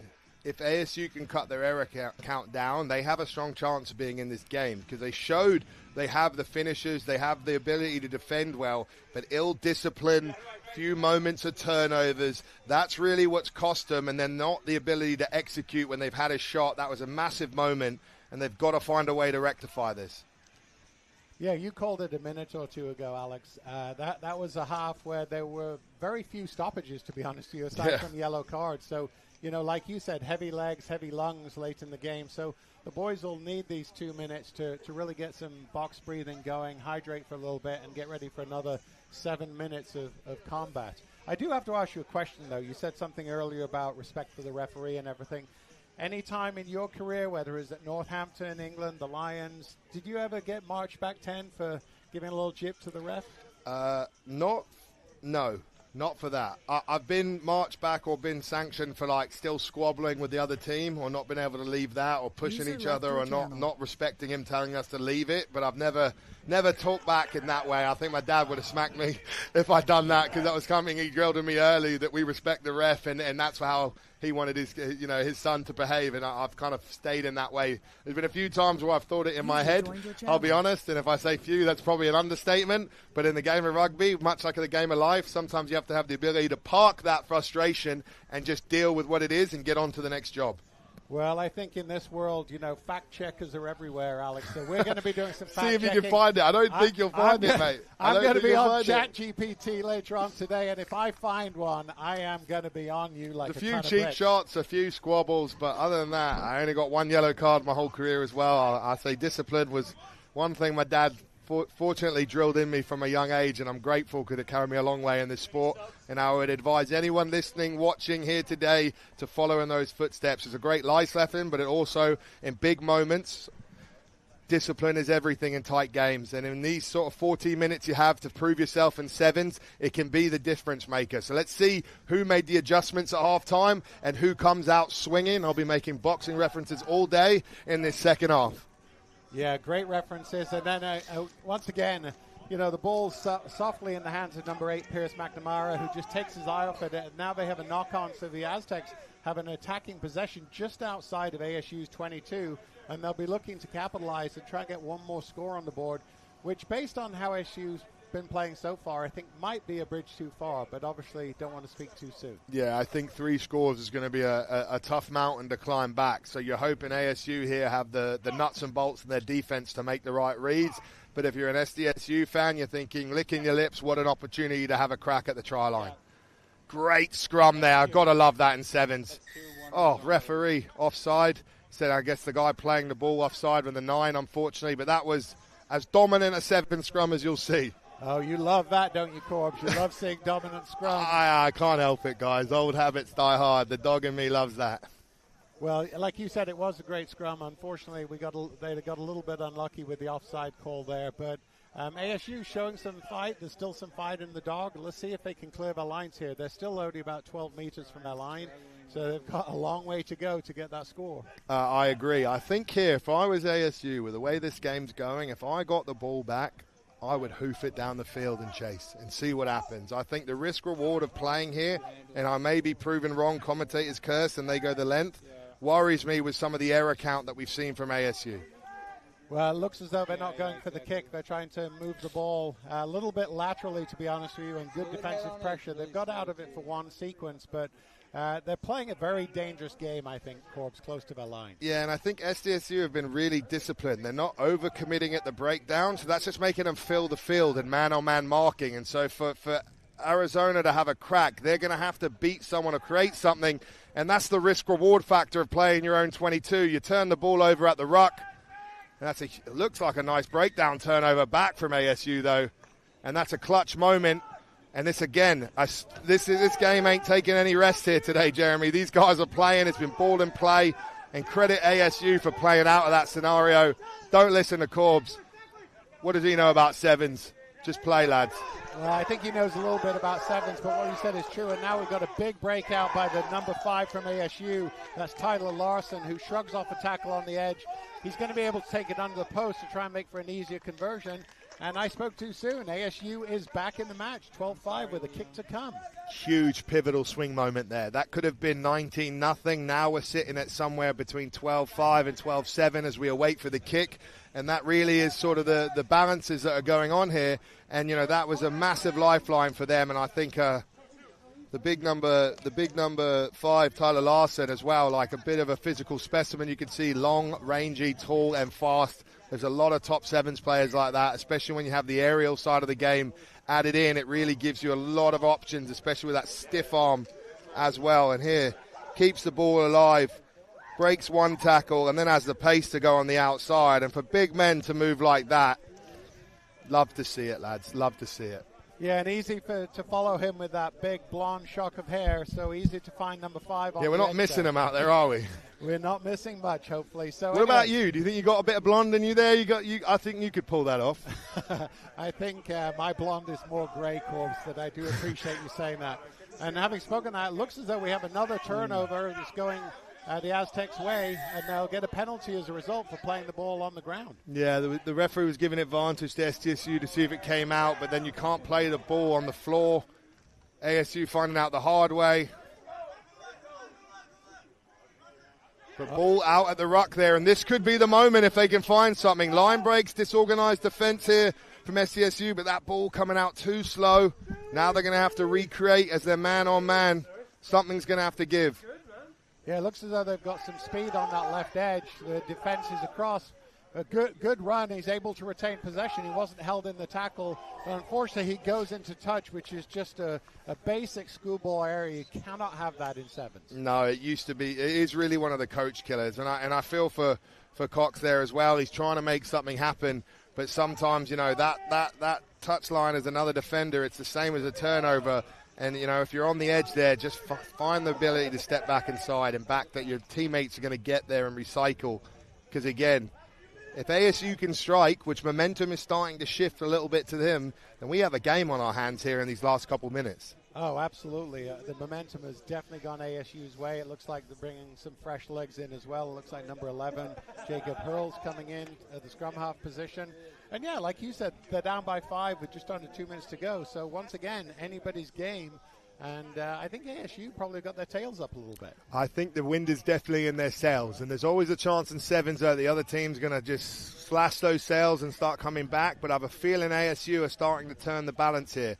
And we'll find out shortly. But Hurl off the break of the scrum, beats the first man, finds the number 10, and they are under the sticks for the score. That's probably going to be 7 there, Jeremy, and that means ASU will take the lead as long as the kick follows, and I haven't cursed them. Yeah, absolutely. Great break there by Hurl, and then handing off to his Keenan Sadek. Great score, like you said, kick to come, and they're up. Well, I think they're about to be up with just over a minute to go. He's going to take time on the clock here, I'm sure, to milk it for run the clock down.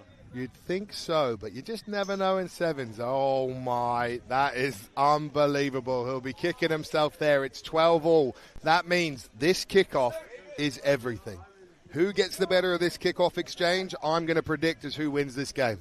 Yeah, if you look at the replay here, again, nice 9-10 combination there to put it in. Obviously, a big mistake there on that kick. You've really got to make that one to take a 2-point lead. And now we're about 35 seconds from a potential tie. Don't want to hit grass there, SDSU, unfortunate. But at least they get the line out, but it's in their own half. So any errors here could be very, very costly. So you've got to make sure you win possession. Yeah. And then you've got to find a way to actually play your way out and win this thing now. Yeah, so ASU gets the bounce of the ball there, goes in untouched. So now they're trying to be at their own 10 and trying to go up about 60 meters to put in the winning score with basically no time left on the clock.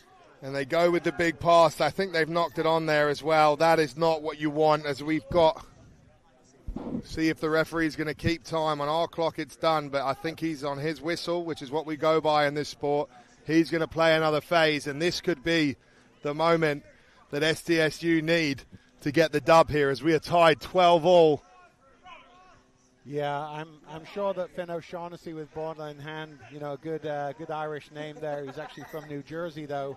I'm sure he's got some ideas. They've got a huge blindside here, Corbs, if they get a good, strong scrum. But having said that, they almost got turned over a couple of scrums ago by a big ASU pack. Yeah, and that was a bit of an early push from ASU, so you're going to have to be careful now. The referee will be watching them. You've got to be careful. You don't want to go to full penalty or something here and give them an even easier shot. But yes! We love a scrum pressure in sevens, and that was massive as Hurl gets his foot to the ball. SDSU do gather it on the floor, though. Loose pass back in their own territory, but they're trying to clear. Great defensive pressure. Great tackle there by ASU. That we had 6-on-6. Brian Hernandez throwing his opposite number to the floor. But the Aztecs do retain possession, but they have gone backwards massively. Absolutely. As they put pressure at the breakdown there, what's referee going to do? He's allowed it play on. These teams are tired, Alex. You can tell. I'm not saying it's settling for a draw, but, legs are probably dictating that it is. But then ASU gets a penalty about 30 meters from the line. They have an opportunity to tap and go. Let's see if they take advantage. There probably is going to be a yellow card here for not retreating 10. Redemption for Hurl there as well. He missed that kick, I believe, and then he just made that turnover in that break, which is now looks to be resulting in a potential yellow card. I'm not sure with the referee. Well, maybe I'm wrong here, but they now have the penalty and a real shot here at the scrum, where they've been very strong and solid to have one last crack. Yeah, really good call by them as well to take the scrum because it narrows in, the defense. So if they can move the ball, with speed through the hands, they probably have an opportunity out on the edge to be able to inflict some damage. They get it out, and it is Hurl who goes round the blind, and that is the winner. As long as he gets it down, which I believe he does, that is all she wrote as ASU snuck in the back door and come away with all the goodies. Yeah, they do, and definitely backdoor. And again, Hurl, very creative player, you can tell. ASU, give them a lot of credit. They looked fairly done and dusted in the first half, but whatever rocket ship they got at halftime really worked because they did very well defensively in the second half, and they took advantage of their opportunities, and as a result, they get the 17-12 win. So congratulations to the Sun Devils. Yeah, whatever they sipped at halftime, we need to get Will Hooley on the same. Yeah, so Coach Bracken stopped by to say hi. I'm sure he'll have some key words for his boys to pump them up for the next match, which I believe is against his former team, the Claremont Colleges. So we'll have to see how they perform in about an hour or so. I don't want to play poker with Scott Bracken there because that guy can keep a straight face because you're sure it probably hurt to see his team to cough up that lead at half-time and to lose in extra time. But it's a lot of rugby still to be played today. Yeah, so a good match, one of many good matches we've seen.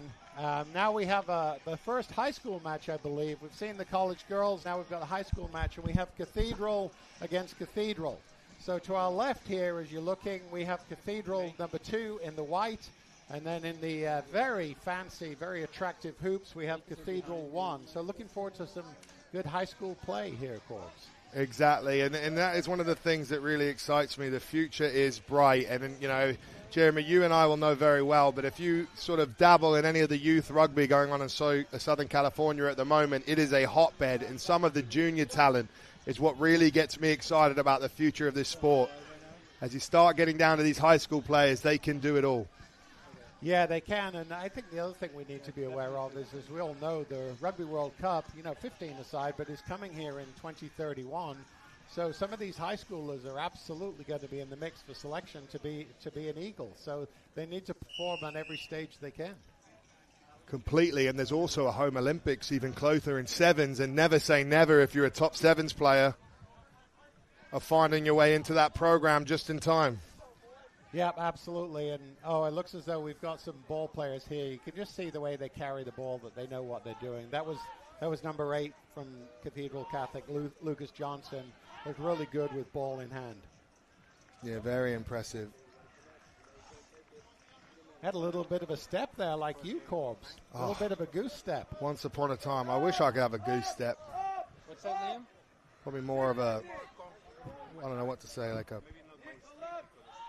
Maybe we stop there. Yeah, I was trying to think I don't even feel like there's a bird that really resembles me. Maybe the dodo. A dodo step. I'm extinct. I'm done.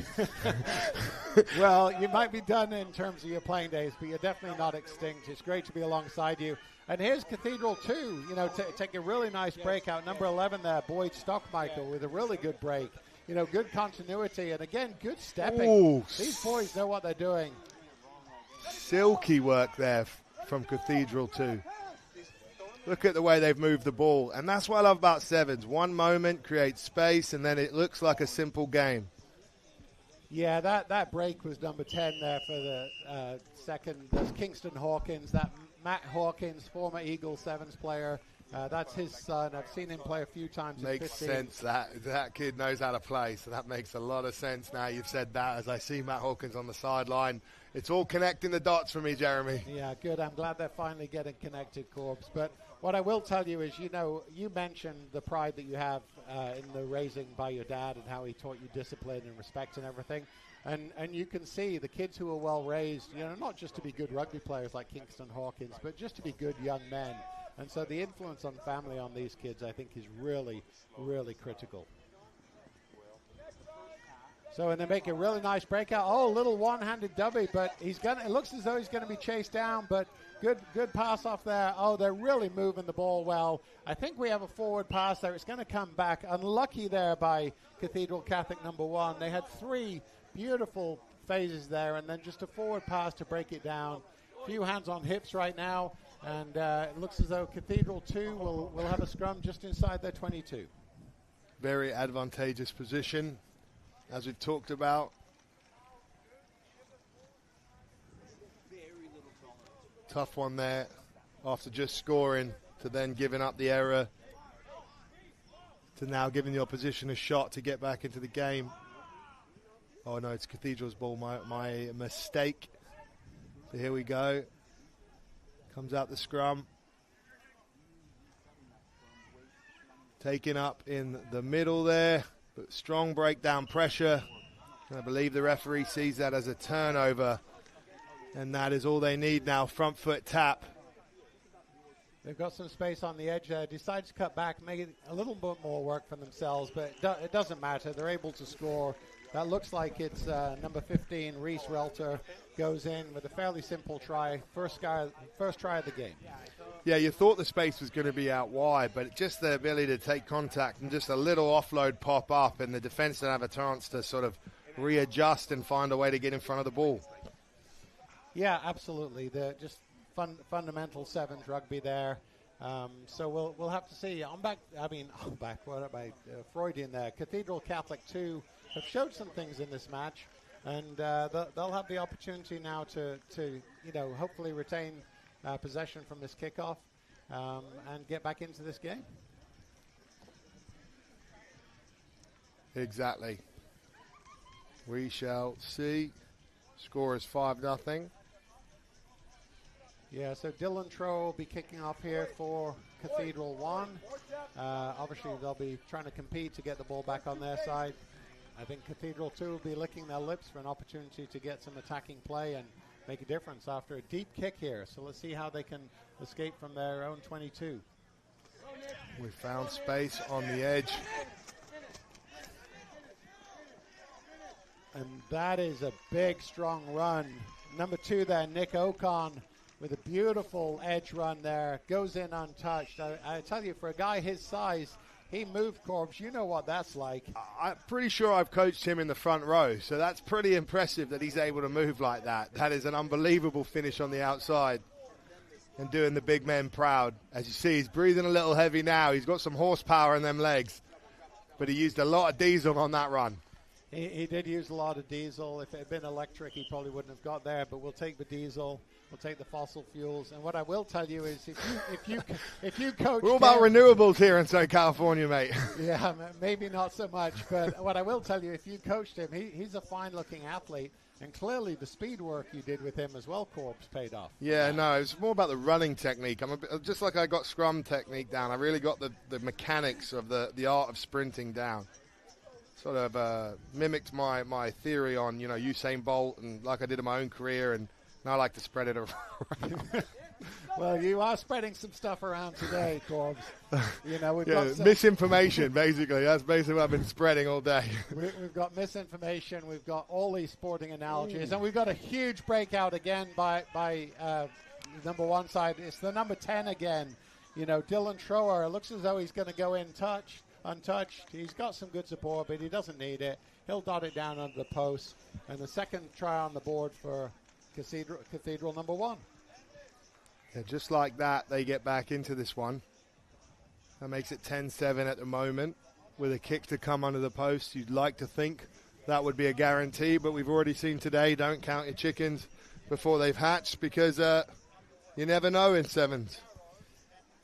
So we've got chickens, we've got dodos, we've got boxing, we've got Usain Bolt. You talked about hoof, so we've got horses. Everything is coming out. You're pulling out all the stops. Listen, today, I'm only getting started, Jeremy, all right? How much time we got? I got bags and bags of this. And while we're on it, a huge shout-out to Paul Santinelli, who's texting me. He sent me the type of bird that he thinks I am. He's given me a nice picture. I don't know exactly what it was, but it looked something more from Angry Birds or something, and it was quite round and full. So I feel like he's nailed it. And I'd just like to say a big thank you to him, because he's a great guy, and he's watching these games as well, and we appreciate that. Well, knowing Paul Santinelli as well as I do, I'm sure it was a fairly offensive bird, but we will leave it at that. Anyway, the kickoff doesn't go 10, so we have a free kick opportunity midfield here. Hawkins screaming for the ball at midfield. They want to try and get in with about a minute and a half left in this match. A very tightly contested, very well played match. Hugely. For high school, obviously, I think you just jinxed them there a little bit with a turnover, but we had, great ball and play. And I think for a high school, an exhibition of what these programs are about, that is very, very impressive. And I think anyone, who's looking to see where the game's going would think this is a promising sign. No, very promising, and it's interesting. Will Hooley will be back on when we get him out of the naughty boy chair. But him and I talked about it last year that the high school performances were actually some of the best performances of the day last year. I'm not necessarily saying that they're going to beat the Cals or UCLAs of the world because it's a whole different level. But in terms of you look at the basic skills, the techniques they apply, their understanding of the laws of the game, the discipline that's required, these high schoolers really, really are putting on a great show. I completely agree. And one of the real beauties of getting it into the high schools is you can find a season for rugby where you can get the cream of the crop athletes. And, the fact is some of these guys are going to play other sports as well, and maybe they go to college for that. But the fact they're playing rugby, you get them in a seasonal program, you get your best athletes all at one time focus on rugby. It's a massive factor for development, and it means these players can chase another sport, come back to the game, or they can surge through to the collegiate sort of scene and really have a crack at the Olympics or a World Cup or something special playing abroad or around the world professionally as well as in the MLR. So you raised a really interesting point there, Alex. I don't know a ton about your background aside from your England Alliance days, but were you a multi-sport athlete before that? And what do you think of the multi-sport approach versus just focused on one sport to try and, determine? So I was more of a one-sport athlete. Like the only other sports I really played were cricket, field hockey, the traditional English sports, which I really did not enjoy. So I kind of tried to dodge them as much and play rugby nearly all year round. But I think now looking at the research, the science and everything, it is very... Oh, I did like martial arts and stuff, but I didn't do another sort of competitive ball sport. Maybe a little bit in goal and football, but I couldn't run around. I was pretty heavy as a lifetime front rower. But the evidence all shows that multi-sport athletes are what you want. You want different movement patterns. You want different transitions. You want to build your best athletic base as a youngster and then look to specialize as you get later in your teens into sort of high school, college time where you've built that really sort of diverse base in multi sort of sports and multi sort of different athletic movement patterns and conditioning. Yeah, absolutely. I don't think there's one answer that works for everyone. But overall, I think multi-sport is good. And as you said, hone into your sport as you get a little bit older. I think the other thing I like about multi-sport is it gives you access to different teammates, different coaching styles, different messages, different cultures. Absolutely. And I think that is the complete reason is you want to build that sort of knowledge base. And even though sometimes in rugby I had until from 5 till 13, it was the same coach the whole time that pretty much coached me for rugby, and it was fantastic to have a great coach. But you think about that, if I played multiple sports, you might have been exposed to different ideas, different systems, and that's something I experienced later in my life as it got more professional. But I do think that from my own experience, I do think it is better. Ooh, unlucky there. Yeah, you brought some interesting. Firstly, I'd have to say that whoever coached you from 5 to 13, I'm sure is happily retired now. Probably happily retired as soon as you became 14, but that's a whole well, they story. Still send me nice messages and my pictures up at the club at KCS Old Boys and, Paddy Ralston and Torkor and my little crew there with my dad as well helping out. I'll never, ever forget it. So thank you, guys. Yeah, awesome. Those are great memories to have. Anyway, big mistake there at the beginning of the second half by the second side from Catholic. Not that they're the second best, they're just number 2. They had players in front of the kickoff, which, led to a free kick in the midfield. So they're able to hold on to possession here, and they're still in a very tight 1-point game with still 6 minutes left to play. So you defend, as quickly as possible. Again, some really nice movement. I'm really impressed by the passing from these teams. They're really crisp. And again, there's a good carry there, but you just can't go to the sideline. You've got to cut yourself back in. There's this bit getting thrown into touch. It's a schoolboy out. Oh, we have a loud whistle there. We've got a penalty. I'm not sure what the infraction was, but anyway, the Cathedral 2s are going away with it. And then we've got a big boy in the middle with a nice fend there. That's the number 4. I don't have a name for him, unfortunately, but number 4, sorry about that. Really good. But now we've got the ball going the other way. An opportunity for Cathedral 1 to try and create some havoc and maybe put in the winning score with about 2 minutes left. not rolling away. They're unfortunate from the big man, number 4. He'd worked hard to get back on side. He'd had a great involvement, and now that gives Cathedral the front foot. As the dancing feet are back out. Yeah, that was Tim Hawkins, number 1. Like you said, some good dancing feet, retain good possession. They've got some space here if they can move the ball, but a little bit loose and under pressure there defensively from their number 2 team. Yeah, I can hear Coach on the. Ooh, let's play on first. Trying to bide some time, looking for some space. Oh, he does a nice fend and goes around the outside. Oh, that was really impressive there. That's Reese Reller with a very, very well-worked individual score. Did it all himself. Ridiculous. You know, I almost said, bring it on, guys. Backed up, beat the first guy, and then had the pace to go around on the edge. And that's a huge score in what has been a pretty close contest as well. Yeah, it's definitely not over, but at 17-7 with the conversion to come, possible 19-7 with a minute to go, you know, the Cathedral Catholic number 2 are going to have to really, you know, get this kickoff and really work fast in order to try and compete. Looks like the kick is up and good. So we now have 19-7. I think the scoreboard right now shows 27. I believe it's 19-7 to Cathedral 1. Well, considering you weren't good at your math, you're on it, mate. I'm pretty sure you're right there, as they've just made that adjustment. So well done, Jeremy. Don't sell yourself short. Well, definitely not selling myself short, but you know, I actually was the idea behind ChatGPT. So obviously they've learned their lesson. So good kickoff, nice and deep. Ooh. Oh, very well contested. Ball is loose. It's come all the way back inside of the 10-meter of Cathedral 1, who are under pressure defensively here from their number 2 side, but they managed to hold on to the ball, and we're basically at full time. If the referee deems it's over, and it's over. So a good result, 19-7.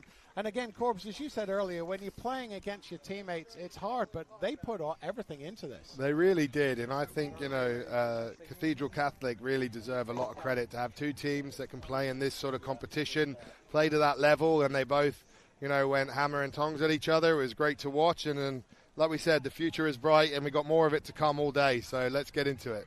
Yeah, absolutely. So we're going to take a quick second break. Alex Corbacero is going to take a little break. We have Will Hooley coming out of a Naughty Boys seat back on. So we look forward to some coverage from Will, and we'll be hearing from you, Corbs, again very soon. But get yourself some food, mate. That was exactly where I was about to go, but don't worry, everyone. Will's got it covered. Not.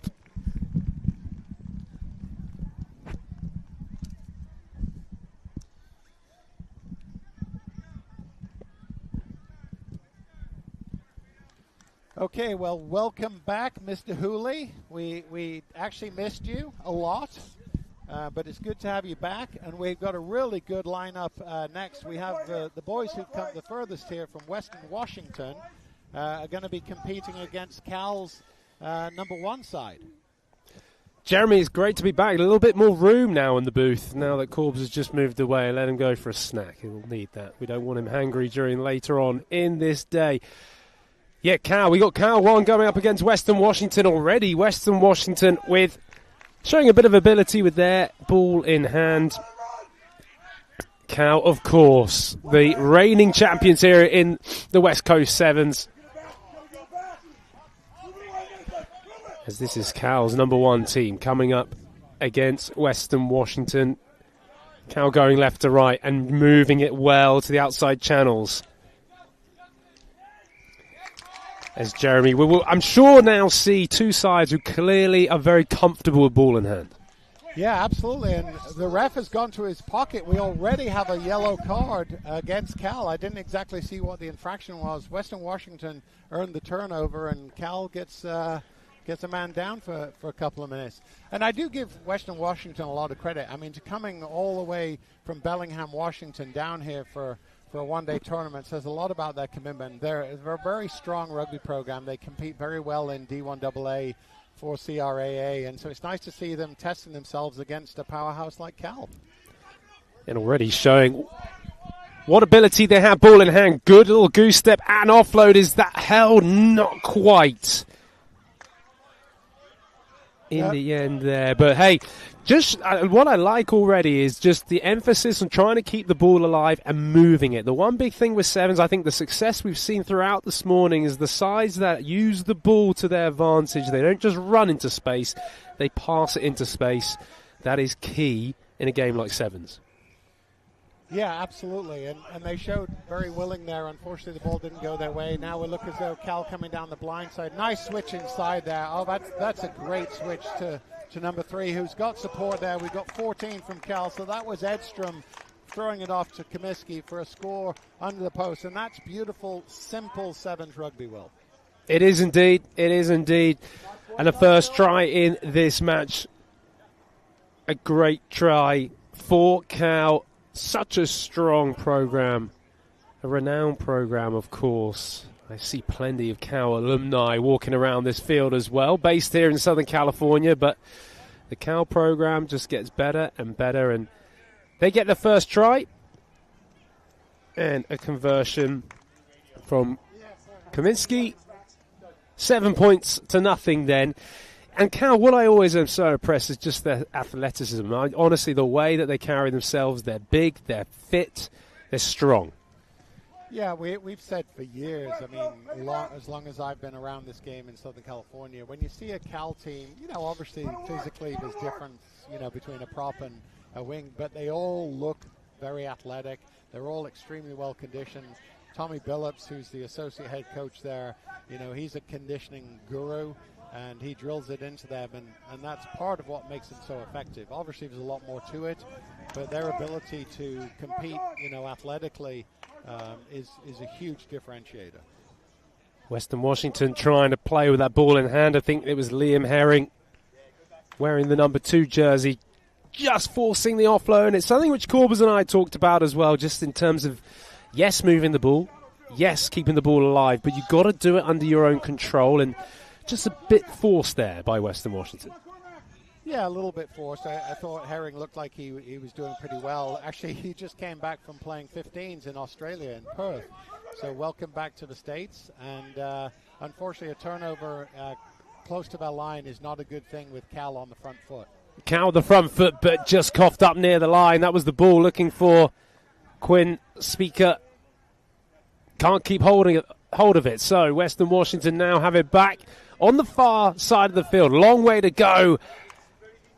And another knock on. Just shows you how quickly the ball can get turned over for both teams. And how just simple ball handling is so key. Whatever level of rugby you're playing, but particularly here in sevens, as now Cal have a scrum opportunity inside the Western Washington half. They'll jack back down the blind side, keeping the ball alive.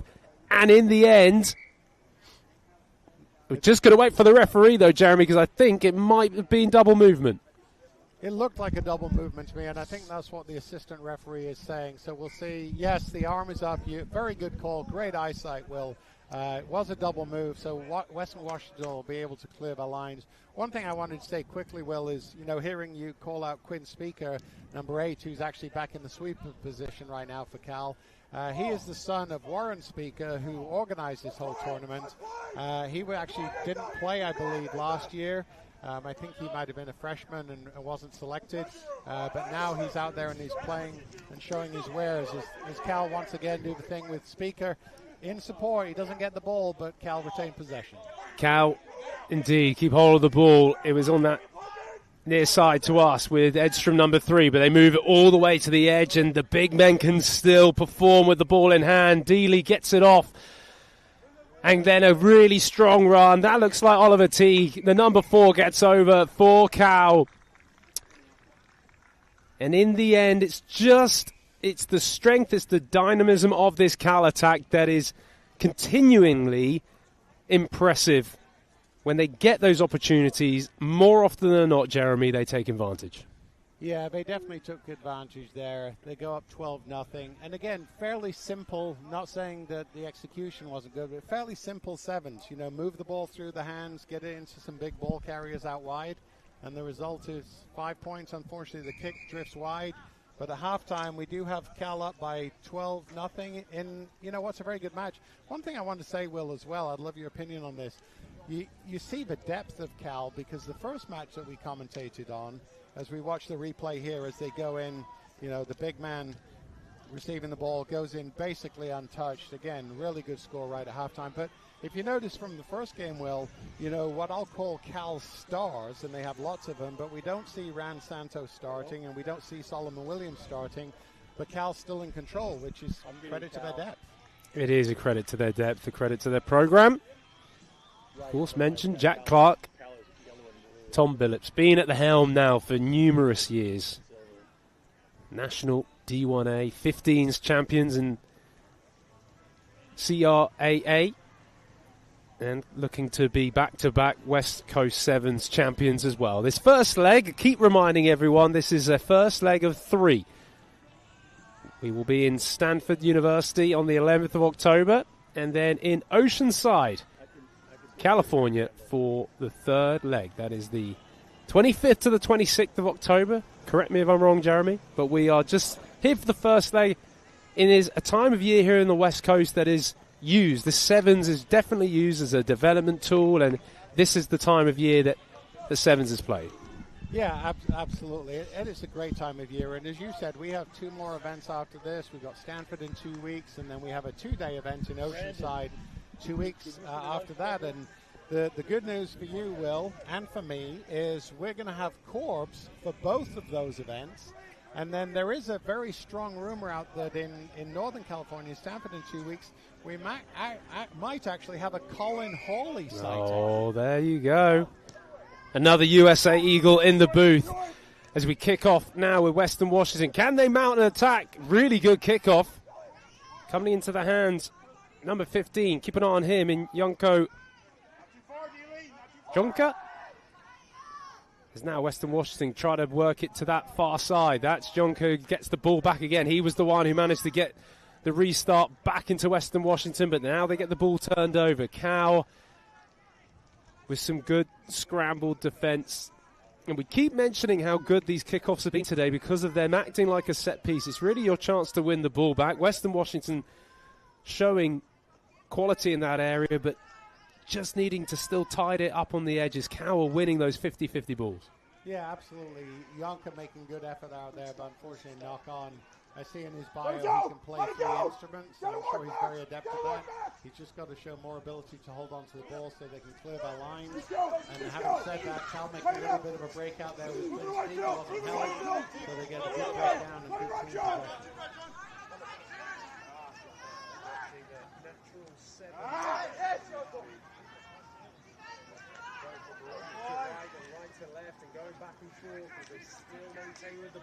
Great work on that outside. That's Dealey wearing number 1 for Cal. They move it now to this near side.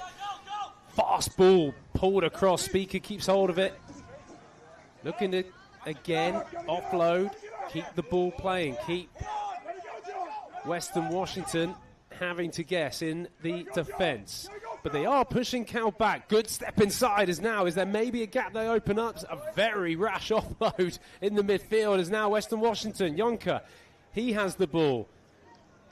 This is proper Sevens rugby going on, Jeremy. Is now to the far side. Can Western Washington get their first score of the game? Not quite. Cal with a booming tackle and just turned over. There you go. Defense showing itself strong from Cal, but credit to Western Washington. Good passenger play there. Great passenger play. I mean, you must be as exhausted as the players are after commentating on all those multiple phases. Again, Western Washington are doing some really nice things. They're just not quite clinical enough at the end to be able to finish it. So they'll be pleased with their performance to date, but we need to get them, with one more. We need to get a score for them pretty quickly with 4.5 minutes to go to see if they can really push some Cal buttons. Here we go then. Cal inside their own 22. They move it to the width. Nothing overly complicated. Keeping the ball in hand and moving the ball. Now to the far side. Into the hands of big Dealey, the number 1. But now further on, it's a bit of space for Oliver Teague. He's already shown in the first half his ability and pace and power, and in the end it's another try for Cal. And while I squint in the distance to double check that it is Oliver T, what it is definitely is another Cal try. It's definitely a Cal try. Really good breakout there from Cal. You said something a second ago. The one thing with Cal that I like is they don't do anything overly flashy. They really focus on what I always say, be brilliant in the basics. And their catch pass is better than anybody. And when you can catch and pass in sevens, good things happen. You're absolutely right. It's the simple things. Ball out in front as well. Just you watch as the games go on, how you can make sure that the ball is in front of the man rather than getting him checked, going behind him. It's the simple things that really do make a difference. Great kickoff and great take there from Newell, the number 12 for Cal. And then it's a big handoff from Dealey. As Western Washington, can we see in the corner who gets over the line? It is a try. Some great setup work and some good offloading to finish that off. Yeah, great finish, great carry on the edge from Dealey. A guy of that size and that athleticism, he's pretty hard to stop. He didn't actually finish the try, but he set it all up. And again, once again, just, getting after, you retrieve your own kickoff, and then some good phases, and they're in again. So now it's 22-0, fairly comfortable lead for Cal, 2.5 minutes. And here we have the replay. Will, if you want to talk us through what we see here. As I see it in the glare of the sunshine, unfortunately not quite. We're going to go, here we go. We're going to have a little look at it. Are we? No, we're going straight back into the kickoff. Well, you just mentioned the glare. I mean, we have a beautiful day here in Carson, California. Not too sunny, not too hot. There's some cloud cover, but the cloud cover is definitely affording glare, and it's hard to see on some of these monitors. And when they score in the far corner from where we're standing, having said that, it looks as though they're going to do it again right now. And in this time, we can see the number, and I believe that was Michael DeBeer, the number 6 from Cal, who more than puts the icing on the cake. Correct, DeBeer gets over, and that's another try, extending the lead here for Cal in only their second game, but showing their strength. The kickoff is really becoming a bit of a weapon for Cal, and unfortunately for Western Washington, they haven't really been able to deal with it. Even if they have maybe been able to catch the ball, they've been under a load of pressure, and Cal have once again capitalised. Kick goes wide then from that try scorer, De Beer, so we remain at 27 points to 0 with still a minute on the clock. Yeah, I mean, clearly, Will, this game is lost. I think Western Washington, ideally for them, they just need to try and put a score on the board, make them feel better as they go into the next match. Really nice breakout and carry, but again, great cover tackle. He's deemed to be thrown into touch here. He goes to ground. It's a Cal ball, and that's the final whistle. It looks as though he's blown maybe a little bit early, but it's the referee's whistle, and 27-0 to Cal. A really good performance. Very strong performance from Cal. Yeah, good win for them. Their second win, their second game here on the West Coast Sevens.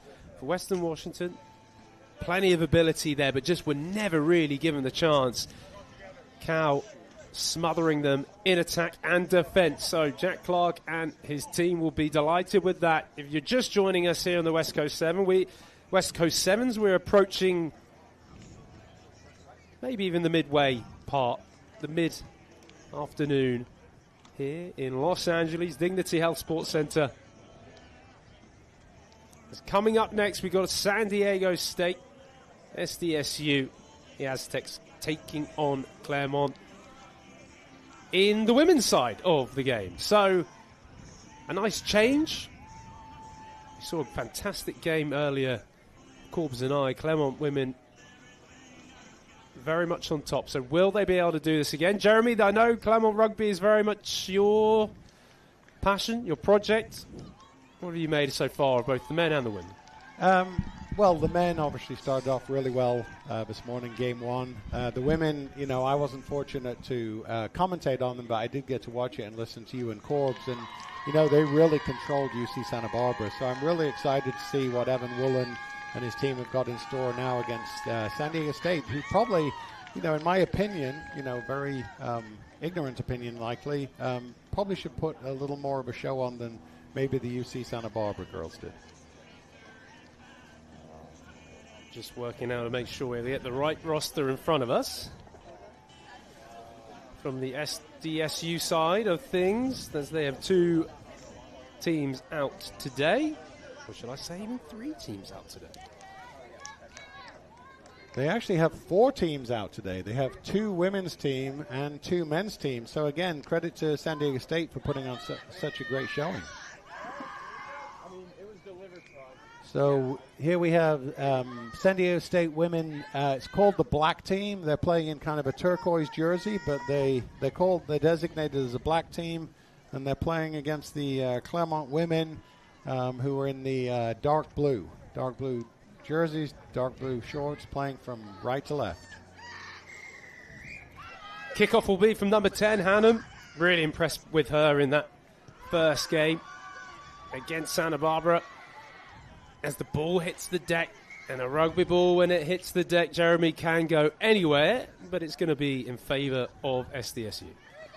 Yeah, you definitely don't want the ball on the floor here because, as you said, in irregular shape, it could bounce anywhere. In this case, it bounced slightly in favor of San Diego State, so they'll have the first scrum of the match, an opportunity just inside of their own 10-meter line to try and get possession, probably looking just to move the ball, get the ball through hands, hit the edge, and see how Claremont's defense responds to them. Claremont's midfield, Campbell, Ortiz, very impressed by them. Campbell wearing 6, Ortiz wearing 5 for Claremont. As they get the ball back, they get this penalty, they're going to tap and go. Hannum's going to take it away as she moves the ball to that far side. Keep an eye on the playmaker, but more importantly, keep an eye on number 4 in Viveros, who gets over for Claremont's first try in this game. She scored a couple of excellent tries in that win against Santa Barbara, and Jeremy, she continues her form. Yeah, great form. You know, good work on the edge by Ella, the number 3 from Claremont, and then Viveros, you know, supporting her on the inside. You know, finishes, you know, fairly simply but fairly effectively, and you know, really good start. I mean, we're a minute and a half into this match, and first score for the Claremont Foxes. Kick sails wide left, so it will remain 5-0 with the kickoff to come.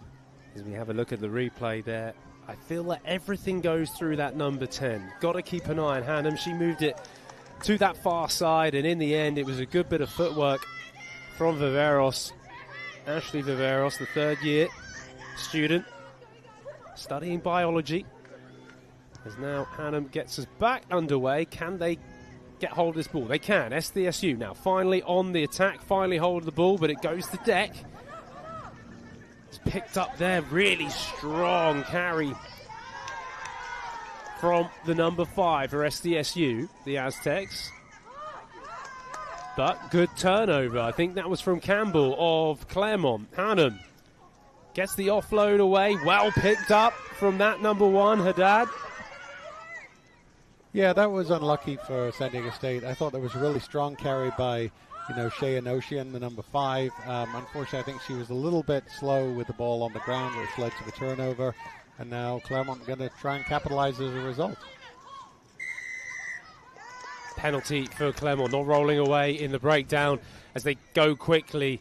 It's that girl there wearing the number 10, Hannum. I keep saying how impressed I am with her. She gets over for a try, and it's the second one in this match for Claremont as they just continue their ascendancy. Yeah, definitely in the ascendancy.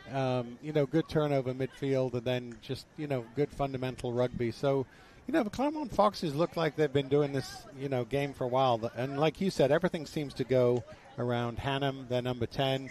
You know, having been around the Claremont campus, even though I have no engagement with the women's team, a couple of years ago, the the Claremont Foxes had a phenomenal rugby player, Caroline Bullock, who did everything for them. And they missed her last year after she graduated, but it looks like they're kind of replacing her with Hannum. And I hope that Caroline Bullock, if she's listening, she was over doing her master's degree in Scotland, so I hope she's having a great time watching her girls work extremely well. As now Hannum gets us back underway. SDSU do well to take hold of this ball and get the offload away. So now, we'll just wait for the referee. Oh, there we go. Just a slight change of call. I did wonder what was blown for, and it was done for a knock forward or a slightly forward pass, maybe, I think, in the contact there. So SDSU struggling to get the ball or keep the ball alive from the kickoff. Yeah, they're struggling. What I will say, and you probably noticed this since you did the first game, the Foxes are very aggressive defensively. Their first up tackling looks very good, and I think it's proving very disruptive to the Aztecs. So they're going to have to sort out how they, move the ball into space, because they're just moving it into contact and they're losing. Totally agree. It's a ploy, I think, that both the men's team and the women's team are both doing in terms of their defense. So now Clermont with the ball. It's in the hands of number 3, Ella Graus. But now this is Campbell, number 6. To the speedster, wearing number 5. It's Rocky Ortiz who gets away from one and will go all the way to the try line. She is brilliant in open space. And it's another try to Clermont. Credit to them using their weapons out wide, and they get the try. Yeah, using their weapons very effectively. Raquel Rocky Ortiz, she's out of Chicago studying data science and math, and she's definitely got a turn of pace. Looks as though she's coming to take a little bit of a breather right now, but she performed very well there.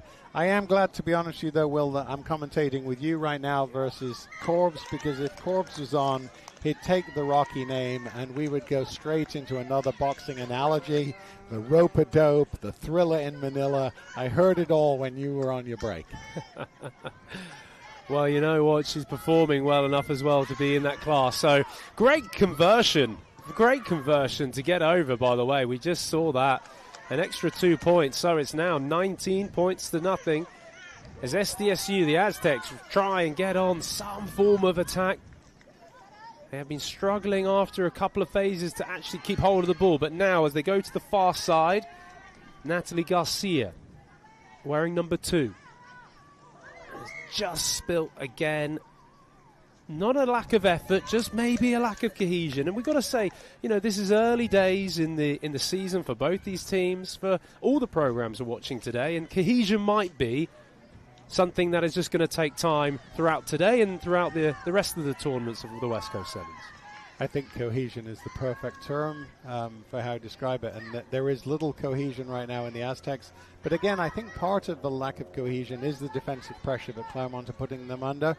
And here we have another breakout, and there's the lady. You've called her name a few times, and they're not going to stop her.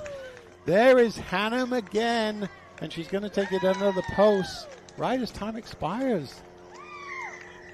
A fantastic try, a second try for Hannum. It was the loop around play that they did in the midfield off that scrum.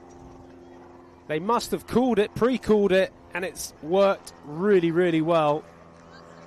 As Campbell's clearly taken the kicking duties over after she had a great conversion on that far right-hand side. She gets the extra points.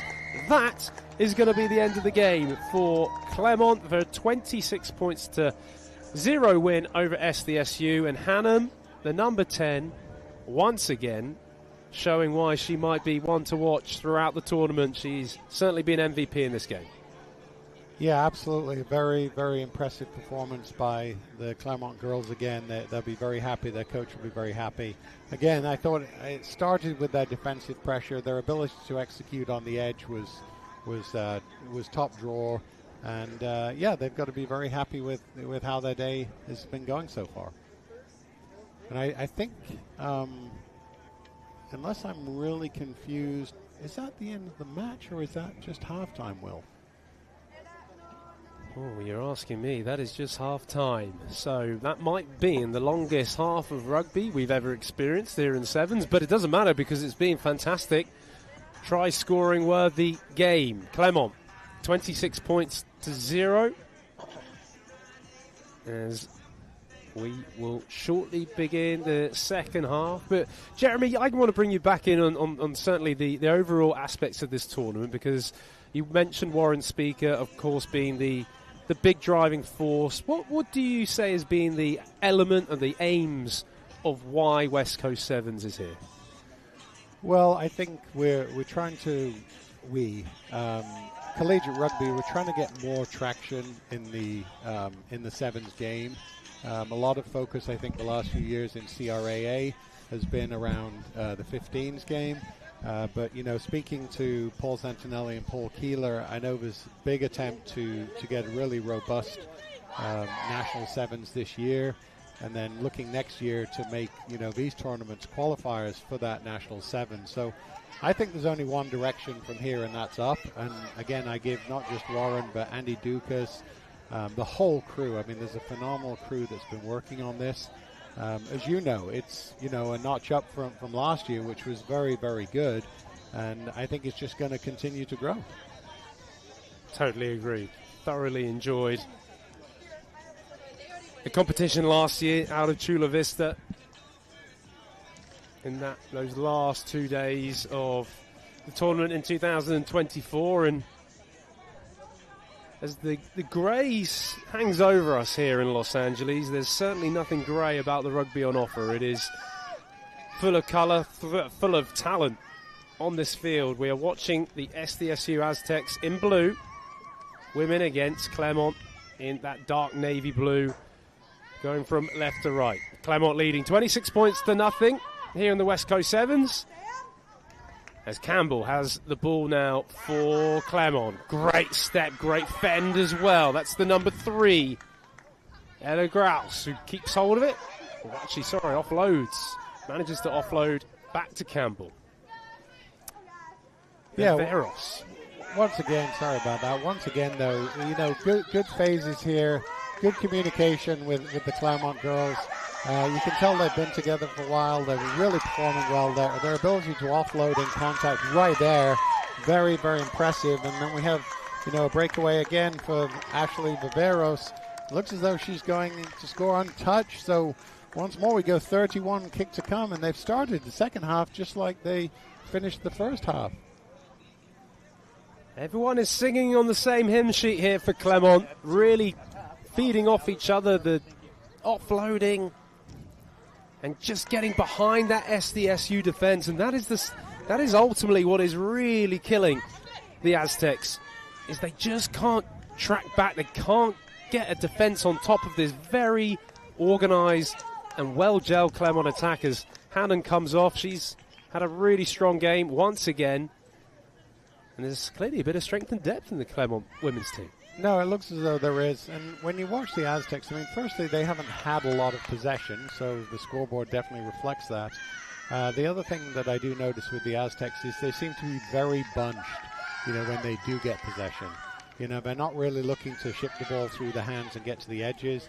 In this case, they're kicking through the middle and relying on their kick chase, which I think Claremont are going to win that battle. So once again, the ball's in Claremont's hands, and the Aztecs just can't kick away possession, don't you think, Will? I would say it's not going to help them too much if they do get any kind of opportunity. They want to keep hold of the ball. That's Campbell who offloads it to Grouse. She's been everywhere in the second half, wearing 3 for Claremont. As now there's a bit of indecision. First bit of indecision I've seen from Claremont. That's the number 2. Keeping hold of it, though, so keeping hold of possession is the main thing. As now, do they try and move it to this far side? Goes through the legs of the Claremont attacker. Number 7 there in McGuigan.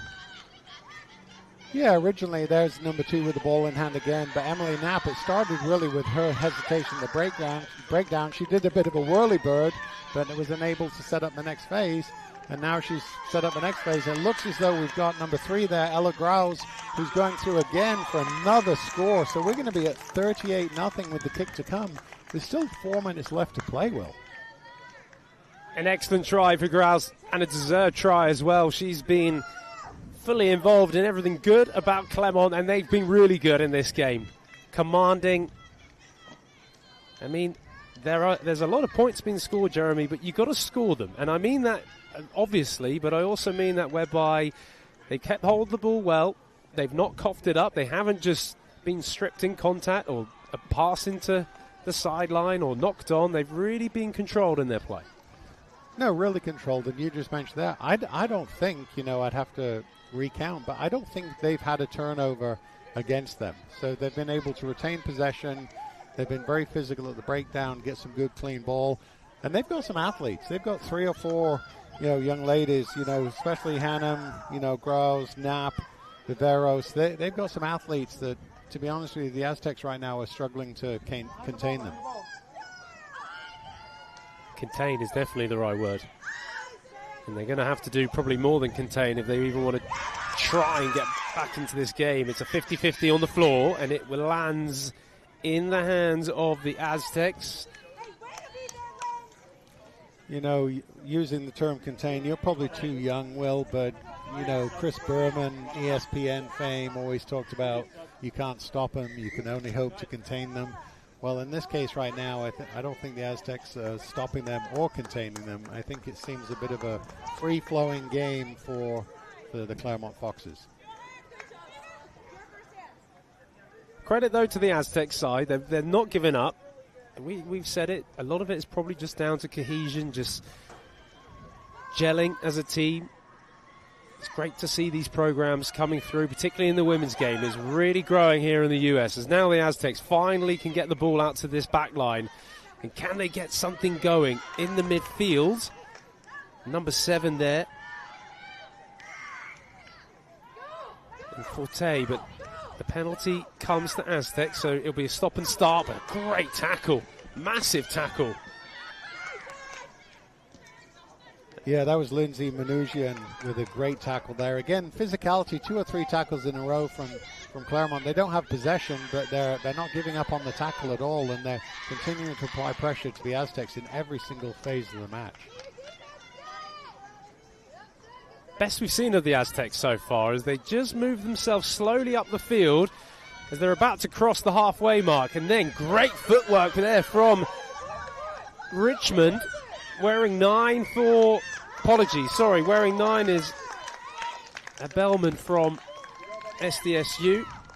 As I looked down, I just saw, unfortunately, the wrong team in front of me. But nonetheless, better from the Aztecs, certainly better control. No, but I mean, Abelman there, right? Really nice step. And unfortunately, they couldn't finish that phase again.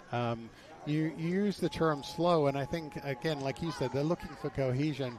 One of the differences is in this match is the difference in speed between how the Foxes operate and the Aztecs. The Foxes are operating at speed with a lot more precision, and the Aztecs are a little bit, slower in their execution, and that's what's holding them back. Good handling from Claremont as they work towards this near-hand side. That's Murphy coming through. As now there's space, there's acres of space if they can move it there, out to the left. Can they get it into the hands of Eminat? Keeps it alive then to that number 4, Viveros. It hits the deck, but it still is alive. This is Campbell. She bumps off 2. She gets over the line. And credit to the Claremont side. They have just kept going for the full match, and that is another try. Well, that last sequence summarized the match, didn't it, Will? Just really good phases, good continuity, good athleticism, good communication, results in, you call it a fairly simple try, but well worked through multiple phases. 43-0 with the kick to come. I think that's the biggest score we've seen, so far this day. So a lot of credit there. And again, good on the Aztecs. They haven't quit. They haven't had any quit in them. They've just got to regroup after this and figure out what they need to modify for the next game, which probably is a little bit more ball movement and running into space, not into contact. But, credit to both teams for a really well-performed match. That's the full time then. And Claremont have, in their second game of today, they have the win. 43 points to nothing. The Aztecs certainly showed a lot of grit and determination. It was off, and I'm joined by the big man. He's had a snack. He's ready to go again. He's fired up. Mr. Alex Corbusiera. Corbs? How's it going, Will the Thrill? Good, buddy. Good to have you back. And I know that you're fueled up again, ready to go. Yeah, surf and turf burrito with avocado. There's Fuego, and I'm back in the game. And just in time, because we've got some more cracking rugby to get through as we see our teams just getting ready to enter the field here.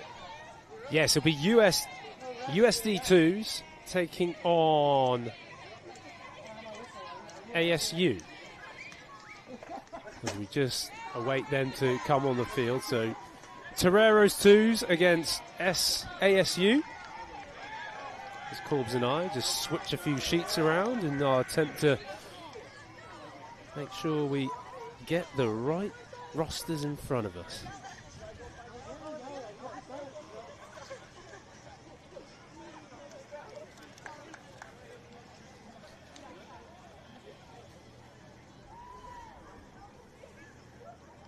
Wherever you're joining us here today, my name's Will Hooley, joined by, of course, the big man, British and Irish Lion, but American citizen, Alex Corbusiero. Corbs, cut you in half, buddy. You say you're red, white, and blue. I prefer hybrid. I know you like your Anglo-American title, but that's not how I feel. I feel 1 foot firmly in the camp of here, proud, born here, and absolutely loving it. And what a day. Obviously, the sun isn't shining too much at the moment, but for you and me, it's probably good with our fairer skin. Yeah, I'm not complaining, I'll be honest. I haven't put any sun cream on just yet.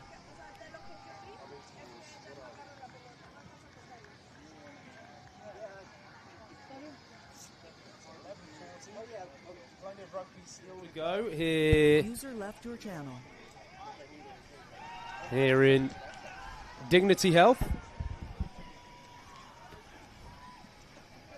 As we're just making a couple of technical changes, as well as the referees also making a couple of technical changes. As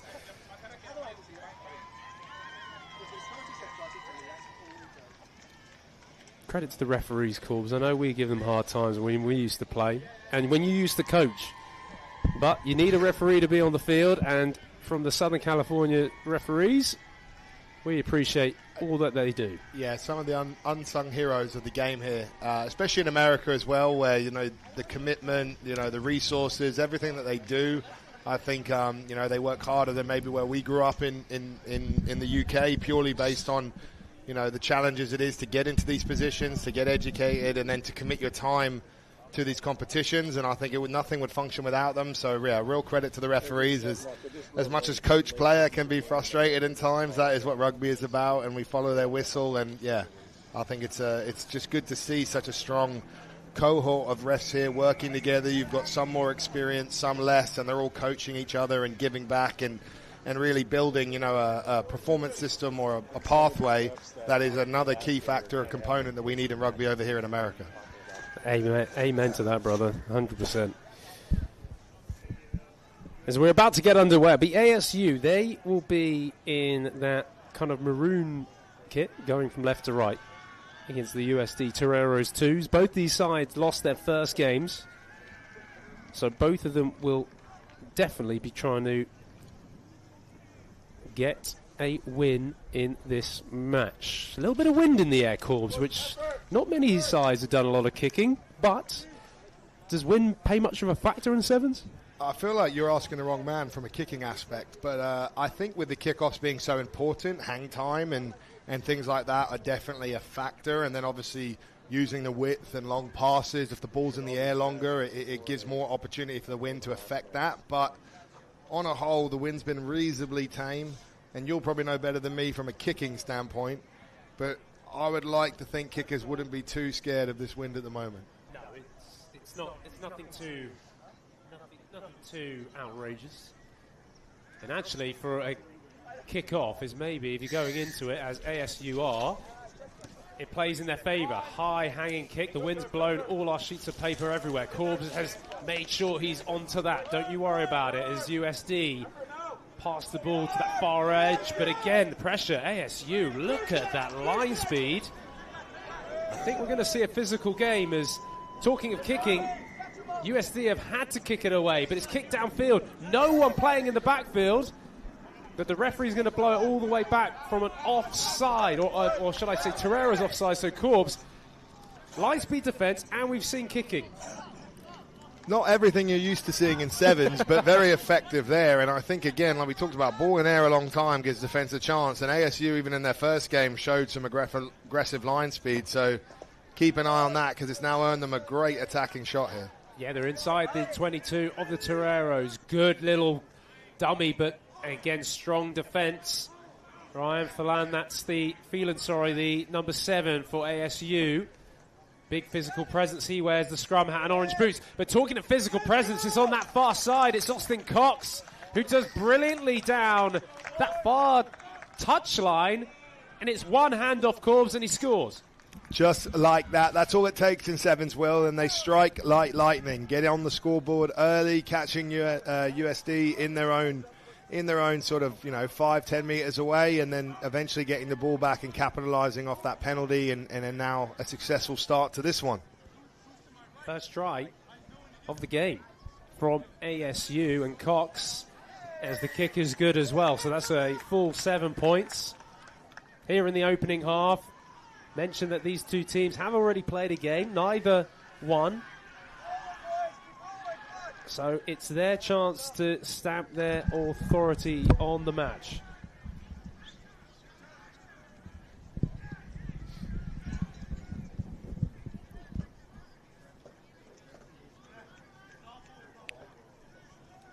As we get ready to kick this one off again.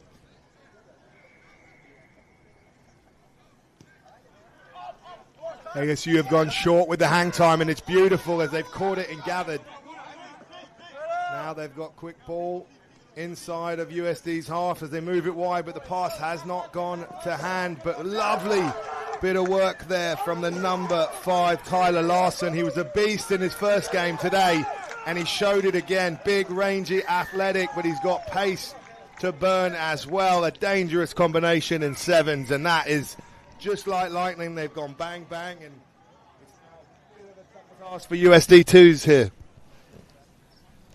A great try indeed, Corb. Sorry, I had to be corrected about ASU, about mentioning how they had an early loss. Forgive me that any fans watching on, that must have been my restroom break. As now ASU have scored their second try, and it's a full 7 points again. So ASU 14, USD2s 0. And like you say, Corbs, and this is the thing about sevens, is you cannot lose focus defensively because gaps can just open up anywhere. And ASU in attack have found those gaps and really taken advantage. Yeah, it is really a roller coaster of concentration and the ability to stay dialed in, because 1 or 2 seconds off can decide the game in sevens. And what a take this time from USD, the one-man lift, but the ball spilled out. Referees playing advantage for the knock-on to USD, and they're off to the races now in their own half, but they have advantage. But a huge tackle from the 4 and 5 of ASU. And that's something they've been fantastic at today, is some of those defensive sets. As USD kick away possession, referee says advantage over. And now it's ASU on the hunt, but strong tackling from USD. It's monster tackling. USD trying to adopt that kick through the middle, and it's just knocked on there from Smith, wearing 4 for ASU. So the shots are coming in here, Corbs. No one's holding back, as USD are going to try and get themselves in this game. Yeah, no one's pulling punches out there today, Will, are they? It's absolutely, rock'em sock'em robots in that contact area, especially for sevens. And now for USD, this is really the opportunity they've been waiting for. Most of the game has been in their own half. They're finally at that halfway broaching point of launching an attack, and let's see what they can do with it. They try and move it to get it to the far edge. Stop there. Trevor Soares, who doesn't get much space. The ASU defense is coming off the line firm and hard, as now they can move it to the edge. And again, another big tackle. That's from number 5, Tyler Larson for ASU. But the gap just opens up after the breakdown, and away it goes for number 7 for the Toreros in George Chumo, who gets over. And whilst it was great defense from ASU, a gap opened up, and Chumo found it and gets under the post. Wait till you see the replay here, Will, but one of the little details you're going to like is at the ruck, the guy actually lifted the ball off the floor, and that's something Charlie Purdon is massive on as a coach. He takes it from the Bulls in South Africa. It's something they do, and it really speeds up the ball. But when you're actually picking through the ruck, it's very, very hard to stop, because the D is really caught off guard at that sort of speed there. Hopefully we get a little replay of it. Hopefully we get to see a replay, as unfortunately the kick goes wide. So 5 points for the Toreros. They will, of course, have the kickoff. As we take another look, can you just see it? Just lift it up. There it is. Corbs, great eye. Just it speeds at everything. Yep. And that's where the try came from. And then they did it again for the next one as well. 2 in a row. But ASU, they've got something to say for this as they take it from the kickoff and away it goes. Austin Cox gets another. Flying away down the far side, and as we were chatting up the Toreros in the blink of an eye, Austin Cox goes and grabs another for ASU. I think that's been the difference of the two sides, Will, is as much as SCSU had, little moments there, ASU have just been dangerous at ball in hand. They've got a lot of athletes. They move it wide. They're looking for one-on-ones, and then they have the finishers out there. And so far, USD, seconds haven't found that recipe to contain or stop. Struck pretty well from the boot, and it just hits the post. So no extra points, and that is the end of the half. ASU in the lead, 3 tries to 1 as we take another look here from after the try. As we just finish off the first half. 19 points to 5, ASU, some really strong finishing from Austin Cox. And a game that's been physical, Corbs. We've had it all. We've had picks through the middle, scores out wide, big hits. This is sevens.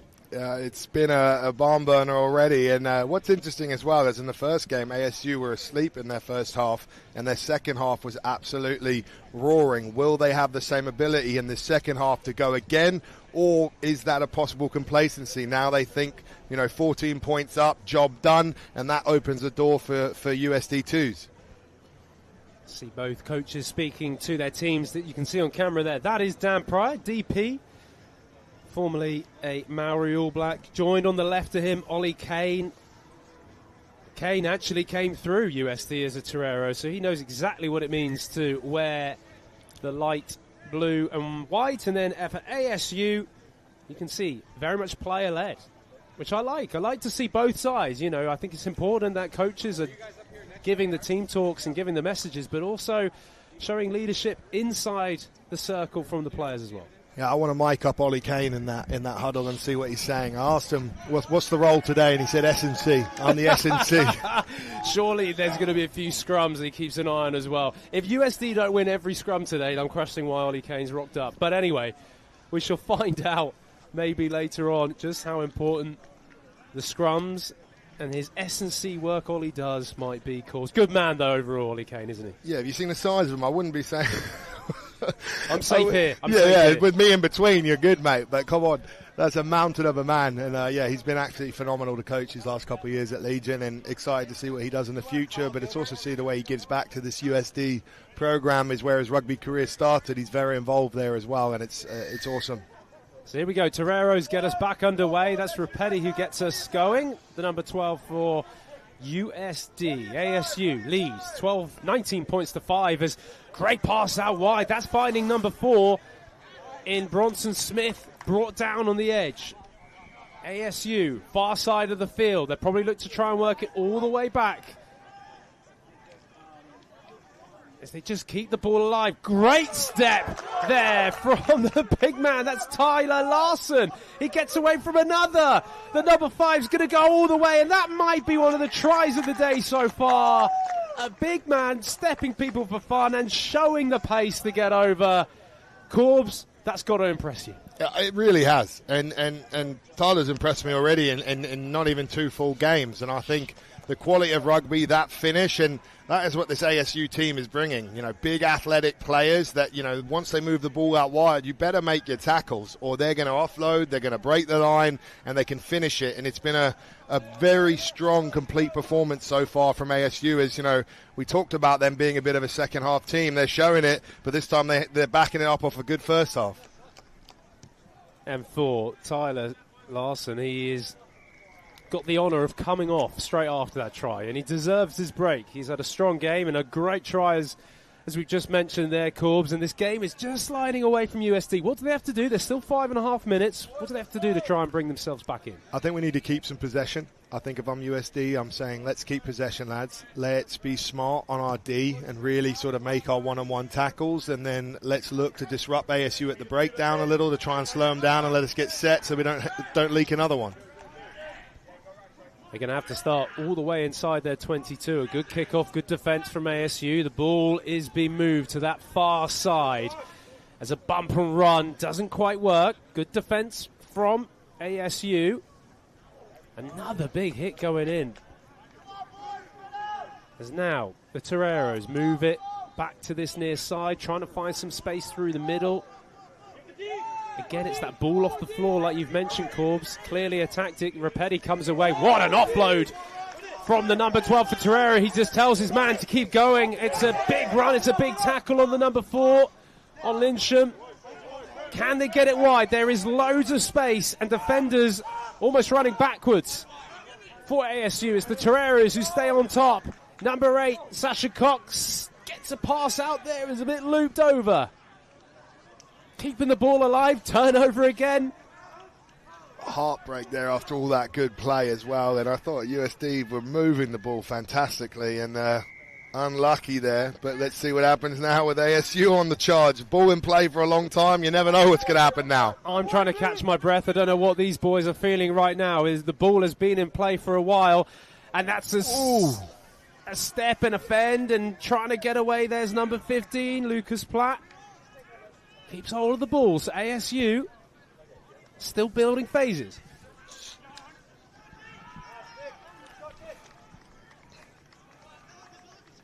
Just watching on here as finally the referee blows his whistle. Infringement in the breakdown.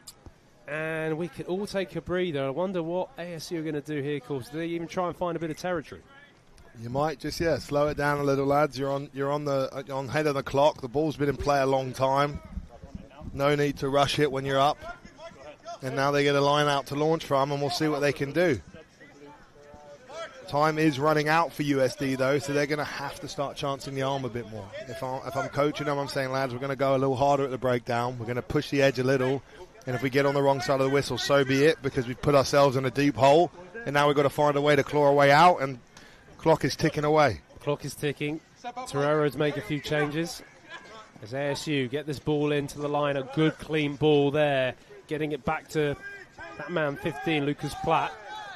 Has now come through the middle. That's a big run from Smith, number 4. And that could be the try that puts the nail in the coffin. And it's just over. I did wonder whether he dropped it over the line, but no, the referee puts up his arm. And it's big Bronson Smith who gets the score for ASU. Game over, Corb, surely. That is game, set, and match, I believe, Will Hooley. And I think, it just shows the big, powerful, rangy, athletic men of ASU are doing the difference maker here. Hard line from Bronson Smith in the middle. Then he breaks free. He's got the strength to break the tackle. That's a hard person to stop. Even they almost get him there, but I think referee made the right call saying that was downward pressure and control first. And that's really been the story of this game, and that's why ASU are comfortably in control.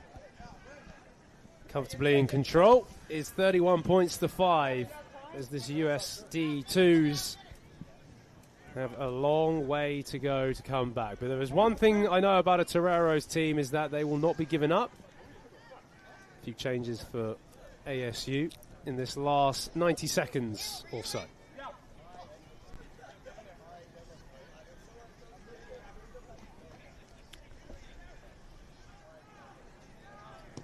So ASU with the kickoff going a little bit deeper. They don't necessarily need to get the ball back. They just need to keep the pressure on the Toreros inside their own half. Good. Strong run from Rapetti. He's been definitely a talisman wearing the 12-shot Toreros. As now USD work forward in the midfield. They've got two sides of attack, but stripped away from ASU. And a great offload in the end there. Jacob Hurl doing the work, as now the fresh faces and fresh legs to try and launch another attack. There is only just under a minute to go, but now Toreros have the ball. Who wants to keep hold of it, Corbs, is probably the question. Exactly, going back and forth, but it's now USD2s with the ball. It's come out a little bit wild, but they do find a way to the edge. And this is what we needed to see more of sooner, but can they actually exploit this now as they make another little break? Offload, now we're getting to it. Kenny Burners on the outside. He's caught just by the shirt. Fantastic defense from ASU there, but it bounces favorably for USD, and they are under the sticks. USD 2 getting the constellation try as this one is running close to the final whistle.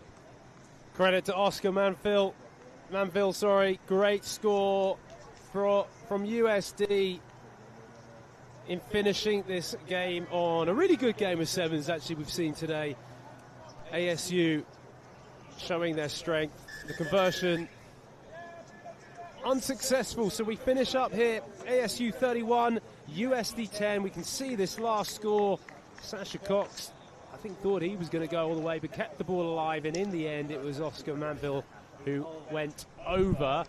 But that wasn't going to be enough. ASU 31 points to 10 winners here on the West Coast Sevens. As I believe we've got another Cal side coming up and another USD team coming up too. So it's thick and fast here, Corbs. Yep. Going from one to the other. Exactly. These California teams are now getting ready to go toe-to-toe again. And we're excited to see it. And it's been a cracking competition so far, but I feel like there's a lot more of this story to be written. And I'm glad I'm with the one and only Will Hooley for it. Oh, stop it, big man, stop it. Here we are. Not just jokes and banter, mate. I can share the love too, don't worry. Well, we've got to share the love to another USD team because this is the USD 1s taking on Cal 2s.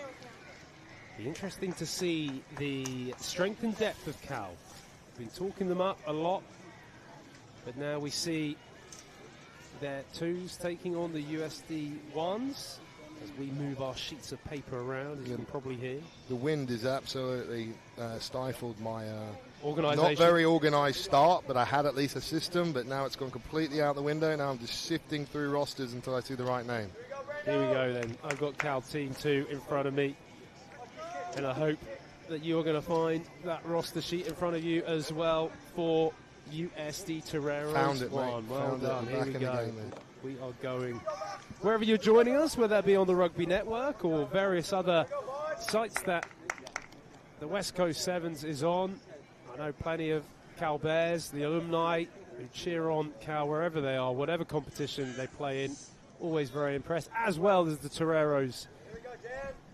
Great support for both these rugby programs. So, number 9 for the Toreros, Archibald. Keelan Archibald is going to get us underway here. As it's high, it's hanging. Can they win the ball back? They do. It's a great kickoff, but smashed to the ground. It's a highly contested first breakdown already, Corbs. As now USD pull the ball away. Archibald picks it up, trying to keep the ball alive. Daniel Sir, the number 12, keep an eye on him for USD. USD in that black and blue, and then you've got the dark blue and yellow of Cal. Keeping hold of the ball nicely, trying to find the edge. It's picked up well there from Basson. Chase Basson, really good player, but is that a turnover for Cal? Referee gives it, and Corbs, wow. What a physical start to this game. Yeah, no breaks here, Will, as those two teams are chucking it about. It's been scrappy at the breakdown. Ref seems happy to let that play on, but then that was a clear sort of over the ball with no release, and Cal Bears 2 get their chance, and let's see what they can do as they're under a bit of pressure in their own 22, and that's not what you want to see. Self-inflicted there. It was. I could hear the cheer from the Toreros bench. As any game they play against Cal, it is one they want to win. It doesn't matter whether it's the 1s or the 2s. And we've got to say that for Cal, they've got strength in depth. These guys are competing. This is the first real tournament, sevens, but tournament of the rugby program for this season. As now the Toreros get the ball out into the hands of Sir. Can he get it out to the width? He does, to number 11, Nate Leff, who does brilliant footwork and power to get the Toreros' first score. Corbs? That was well worked. Very, very well worked. We've seen a couple great, set-piece launches from this USD team already. Very well prepared. Tricks in the toolbox, and they used it to expose it on the edge there. Exposed indeed, some good ball movement and strength on the outside. So Daniel Sir, he'll have this conversion to make it an extra 2 points. It's a great kick. Those points could be vital as not just this match goes on, but also the tournament goes on. And let's be honest, so far every breakdown has had competition, Corbs. How important is it in sevens to make sure you're not committing too many numbers? It's a fine line to tread. It is in 15s anyway, but in sevens it's even more. The commitment to the breakdown defensively can be the make or break of your defensive system, and you've really got to back your decision makers of when to go and when to stay out. Here we go with Cal then. They get a big run going forward. That's number 4 in Max Hager. So then, now it goes to the opposite side of the field. Good ball movement, but it's good defense, or is it? Have I spoken too soon? He just holds on. And is that a turnover for the Toreros? Wow, so when you thought Cal made a break, Toreros in the end, I think that was Basson, Chase Basson it was, the senior. I've always been impressed by him when I've watched San Diego, University of San Diego play, and Corbs, that was a good bit of defense. Yeah, needed it as they were breached a little on that edge, but when someone makes a line break, there's also usually a little bit of separation between the ball carrier and the next arriving defender, and they exploited that quick second or two with Basson over the ball, and wow, set piece, nice switch. USD got all the tricks. They have indeed, and they've scored their second try. Coming from number 3, Vaughn Fouts, who gets over. And there is another cheer from that USD bench. So 2 tries to nothing. Toreros have the lead. They used that almost exact same move in their first game for a try as well. You know, looks like it's going out the back, then switching down the short side. And really that deception and variation creating a little disconnect, and that's what they've exposed. Daniel Sir looking for the extra 2. Pretty much the same position he got his first one, but just gets underneath it. And so it will remain USD 12, Cal nothing. There's some great talent on the field.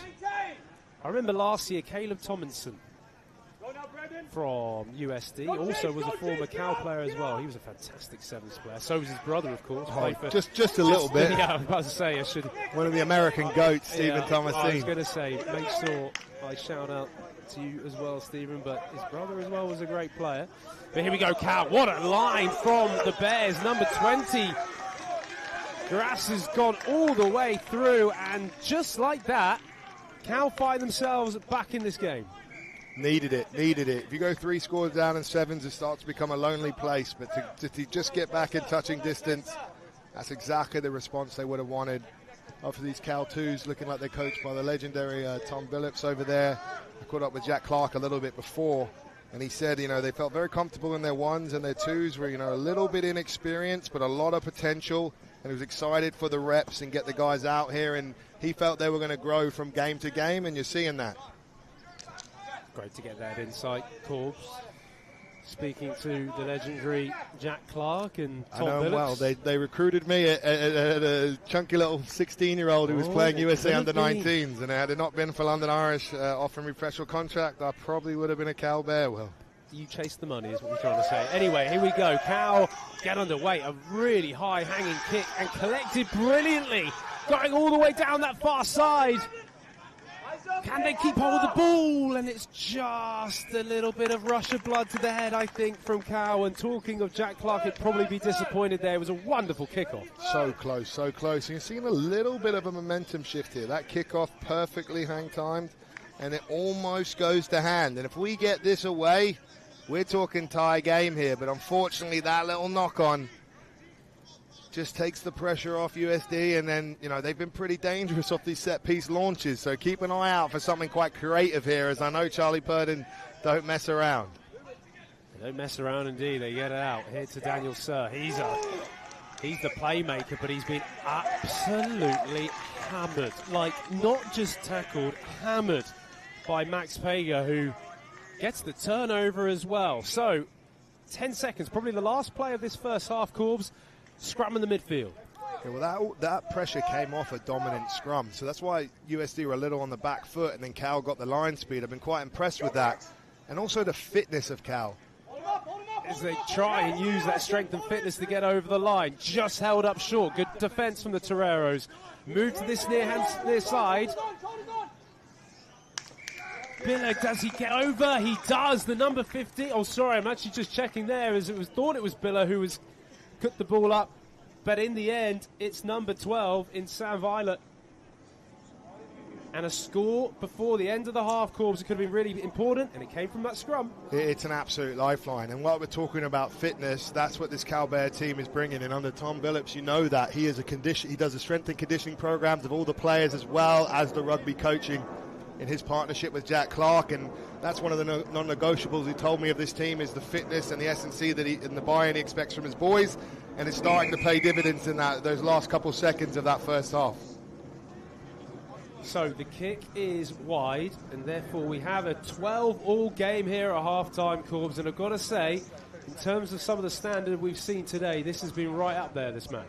Right up there, Will. It's been absolutely fantastic rugby, and I think you're seeing a bit of it all. You're seeing, intricate moves. You're seeing, just people digging deep and working hard off the ball to make big plays, and then you're seeing some outstanding actual finishes and rugby, and I think the competitive nature of the game as well adds to the spice and the product, and us, the fans and the broadcasters, are the one who's winning, really. Yeah, no, loving this. And still, the cloud continues to shade the players here at Dignity Health Sports Centre, which I don't think anyone is complaining about, especially you, fella. I know that much. Definitely. I was hosting a golf tournament on Thursday, and I turned full lobster, and I was just about returning back to normal colour, so I was really hoping that I wouldn't just be back in the boiling pot again, and luckily I'm not. But I have actually learnt, Will, as well, do not get overconfident about clouds. There is still a lot of UV that can get through. As long as we're not hot, if the UV's up, you've got to keep your eyes open.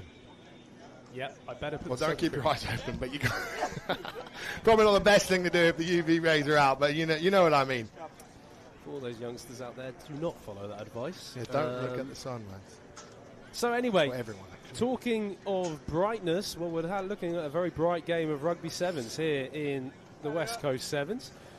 Cal 2s against the USD Toreros 1s. Charlie Purdon, we've just seen, has made a change. So wasn't looking very happy, Will, was he? Fresh face. Charlie never looks that happy, to be honest. I think even after the strong, after the strong start, he'll be frustrated that his team kind of let him back in. You can see him there. I know him, I've worked with him, he's a great coach, but he is a competitive man and will not like seeing that. So I'm sure he probably revved them up at half-time to get him back on programme. Indeed, I think we can expect, or we should maybe expect, that USD ones will maybe make it through the competition today. And, well, they're struggling against this Cal 2s as the kick was struggling as well. So USD have an early start to the second half with a free kick in the midfield, because a reminder, if the ball does not go 10 metres off the restart, it is automatically turned over, a free kick to the opposition. So that is why the Toreros will tap and go from this midfield. They do the same switch play. Daniel Sir comes in. There is a bit of space now on this near side. They get it off to that number 6, Johnny Butler, but is taken into touch. Oliver Bamford there, big cover tackle. And this is where USD have really looked sharp, is off the set-piece plays. They've got good sort of starter plays, and all it's really trying to do there is get you on a little bit of an edge and get you just outside that man so you can offload tackle. But the hard work of Cal on the defense paid off there. But unfortunately, they bobble the line out, and it goes straight back to USD, and they're right where they want to be. They're right where they want to be, and that is over the try line, and Chase Basson. And the error coming off the line out from Cal just gives it wrapped with a bow on it, a gift that the Toreros take, and it's Chase Basson that gets over. Exactly what they needed, and you can see an animated Charlie Purdon on the bench as well. That meant something to his team, exactly what he would have asked for at half-time, a response. They got the ball back after the bobbled line out, and then they just had the quick sort of execution on the edge there with the numbers game as we watch the kick. Daniel Sir just slicing that, so it will remain at 17 points to 12. It might come down to these key moments, Corbs. A line out that just goes astray, a turnover or a knock-on. It is honestly a really tight battle. It really is. And, you know, when I played rugby, there was a great sports psychologist who told us, like, a game of rugby is thousands of moments, so don't over-worry about one. But I'd say in a game of sevens, it's definitely not 1,000 moments, so one moment can really decide it, and I do think it's way more applicable in this sort of short format part of the game where the little bounce of a ball can decide who goes to the final and who goes home. Cow, breakaway then near side. That's number 7, Thomas Ashton.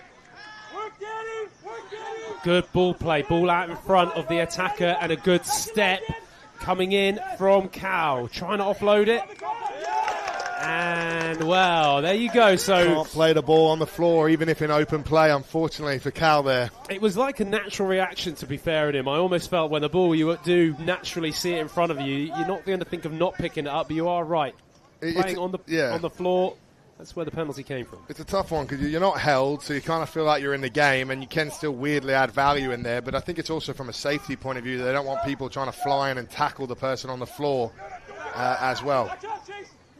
Here we go with Toreros, that same set-piece move that we've seen a lot. Daniel Cern at number 12, picks and goes, finds a gap. Good tackle there from Cal. Is that a turnover? That is given. And I tell you what, you're probably looking at that. If you're a Torero, you may not have been happy, but credit to Cal. The tackle, the get back on the feet, and given the penalty. Tap and go then from Cal. Inside the 22 court. They're having a crack. Jack Clark likes his teams to play rugby. He said he'd rather lose playing good rugby than playing boring, and it's exactly what they've done there with a bit of bravery in their own half. And, wow, Cal 2s are potentially giving us an upset here. I think there's still more to be written from USD, but this is exactly what you want to see. Oliver Bamford getting over. And like you say, Corbs, it's moments, and in sevens, the moments are so big that a turnover leads to what is now 7 points. A penalty conceded, 7 points for Cal. They take the lead in this one, 19 points to 17. Will that conversion be really important as well? We still have 2.5 minutes to play here in this still. Which can be an eternity in the game of sevens. It feels like it. Oh my word, the lungs and the legs will be busting. As now Cal, another towering kick. Great kickoff. Not dealt with by the Toreros. Bamford gets on it. No advantage there. That hang time of that kickoff is everything. In sevens, if you can get it up and get it to hold there, you have the ability to compete, to pressure, and you get the forced error there from USD. They'll be kicking themselves as now Cal have a chance to strike off set piece.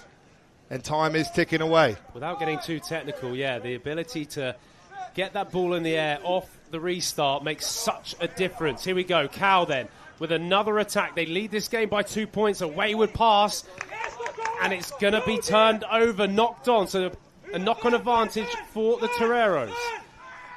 They have some space on this near side if they can get it there. There's a few tired bodies, Corbs, I can see already. Yeah, starting that ball in play, starting to tick.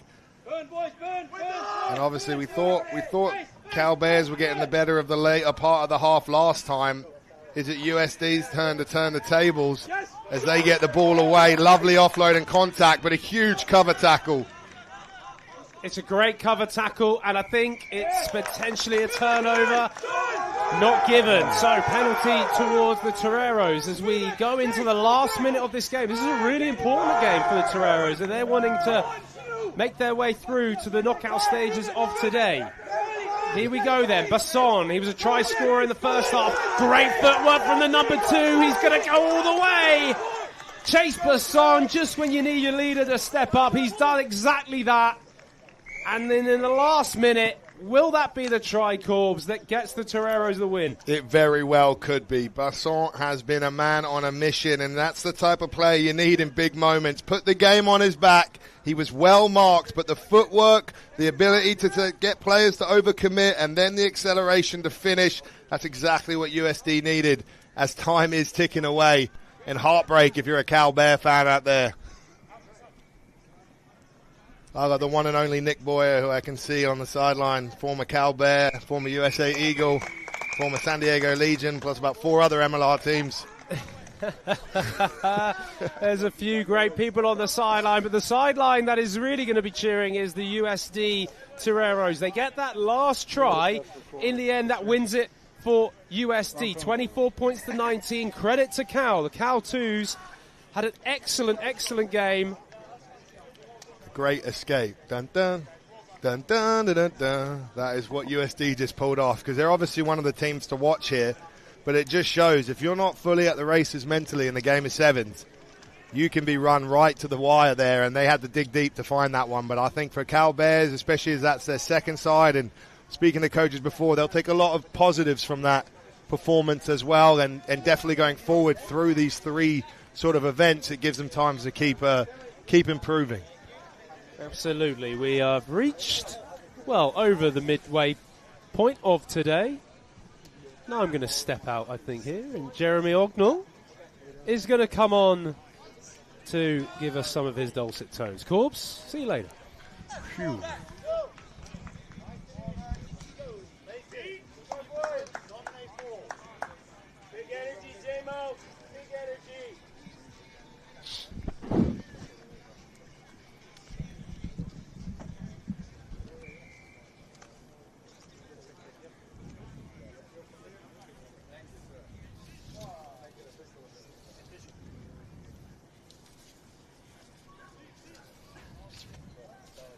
Okay, Corbs, it's good to be back on the mic with you. We have Cathedral Catholic in the stripes to our right playing against Falcons Rugby in the blue and white hoops to our left. So another, I'm assuming, exciting high school game ahead of us the next, 15-odd minutes. Really is. The first one didn't disappoint. It's been a high level of rugby, and you see Cathedral going again, and now we get to see them test themselves against the Falcons, another good side. With a number of talented players, I reckon a few from the Legion Academy, San Diego Legion, but now California Legion's Academy on both sides. And like we said earlier on the broadcast, the sort of SoCal high school youth hotbed of rugby, here's a good shop window to see what it's about. Yeah, exactly. Good kickoff. Good take, though, by Falcons. So they've got clean possession just inside their 10, looking to move the ball and try and find some gaps, I'm assuming, early on in this match. Corbs, it is fun, isn't it, watching the high school growth and just how it's coming along in this country. And, some of these development academies, I've been involved. I was lucky to coach in July with Salty Thompson's Eagle Impact Rugby Academy in Ireland, both men. Just phenomenal.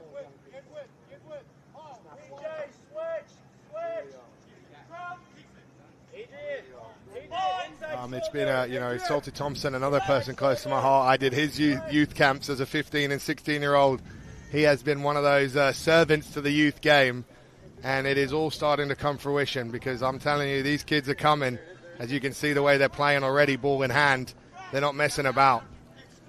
No, they're not, and it's funny, I forgot that you were an era kid under Salty. He still talks about you to this day. Not always complimentary. No, come on, Salty and me go way back. We were talking last week. We were texting. I can't believe that he's going to do me like that. No, he didn't do you at all. And there's a great breakout here by Falcons. I don't see the number right now. He's looking for some support. He's got the support, and they're about 8 meters from the Cathedral Catholic line. Good phases. Absolutely, and that's exactly the response you want to see. After they were almost stretched, now they've gone end-to-end. Can they produce while they're down here? Lovely bit of footwork. Ball's recycled just about. They get the pick, but it's strong defense. But the offload, which could be everything in sevens. And then out the back, this is what we're talking about, Jeremy. These kids, they're not shy. They are watching the highest level of rugby around the world, and they are emulating it, and they picked up the ball at a young age, and that's what's really changing the game here. Yeah, absolutely. Their position, their body position in the tackle and at the breakdown is very impressive. Like you said, they're watching high-level rugby, and they're replicating it, and that's the way it's best to learn. Absolutely, and that's just another cog that we've added to the machine here of rugby in America is visibility at the top level, pros league here, and then really good sort of, grassroots up sort of talent development with the game getting in players' hands younger and younger. This is what we want to see, and that's a try there from the Falcons. Yeah, absolutely. I think, Corbs, we probably need to check at halftime. It looks as though some of the jersey numbers from the Falcons are not accurate. I believe, we just need to check. Unfortunately, for those of you who are listening to the broadcast, we need to confirm some numbers or names against numbers, but definitely a strong start. The kick, unfortunately, drifts wide, so it'll be 5-0 to the Falcons, and a really good start, impressive start to the match. Honestly, the level has been very high. I think one of the things that will strike you is the handling. Like the offloads, the handling, the ball to hand has been pretty efficient. And even you could argue more efficient than some of the collegiate games we've seen. No, absolutely. Again, we talked earlier about being brilliant in the basics. I think they really focus on that. They're still growing into their bodies, right? So the physicality might not be the same at the collegiate level. But the emphasis on the skills of, run forward, pass, catch, is critical and is definitely on view for us today. Silky little quick kick up the middle, took the short option and caught Cathedral napping. And unfortunately, they spilled it and Cathedral get the scrum if you're a Falcon fan. But now you've got the Cathedral here with a scrum in their own area. And let's see what they try and launch with. And launch they will, about 25, 30 meters from the line. Good attacking platform. And, look forward to seeing what they could do. By the way, Corbs, while I was gone, how was your time with Mr. Hooley? It was pretty good. It was not the same as with you. Will, sometimes I got to carry him a little bit, but, I'm used to it, so it was absolutely fine. But no. It was actually good. We had some cracking games.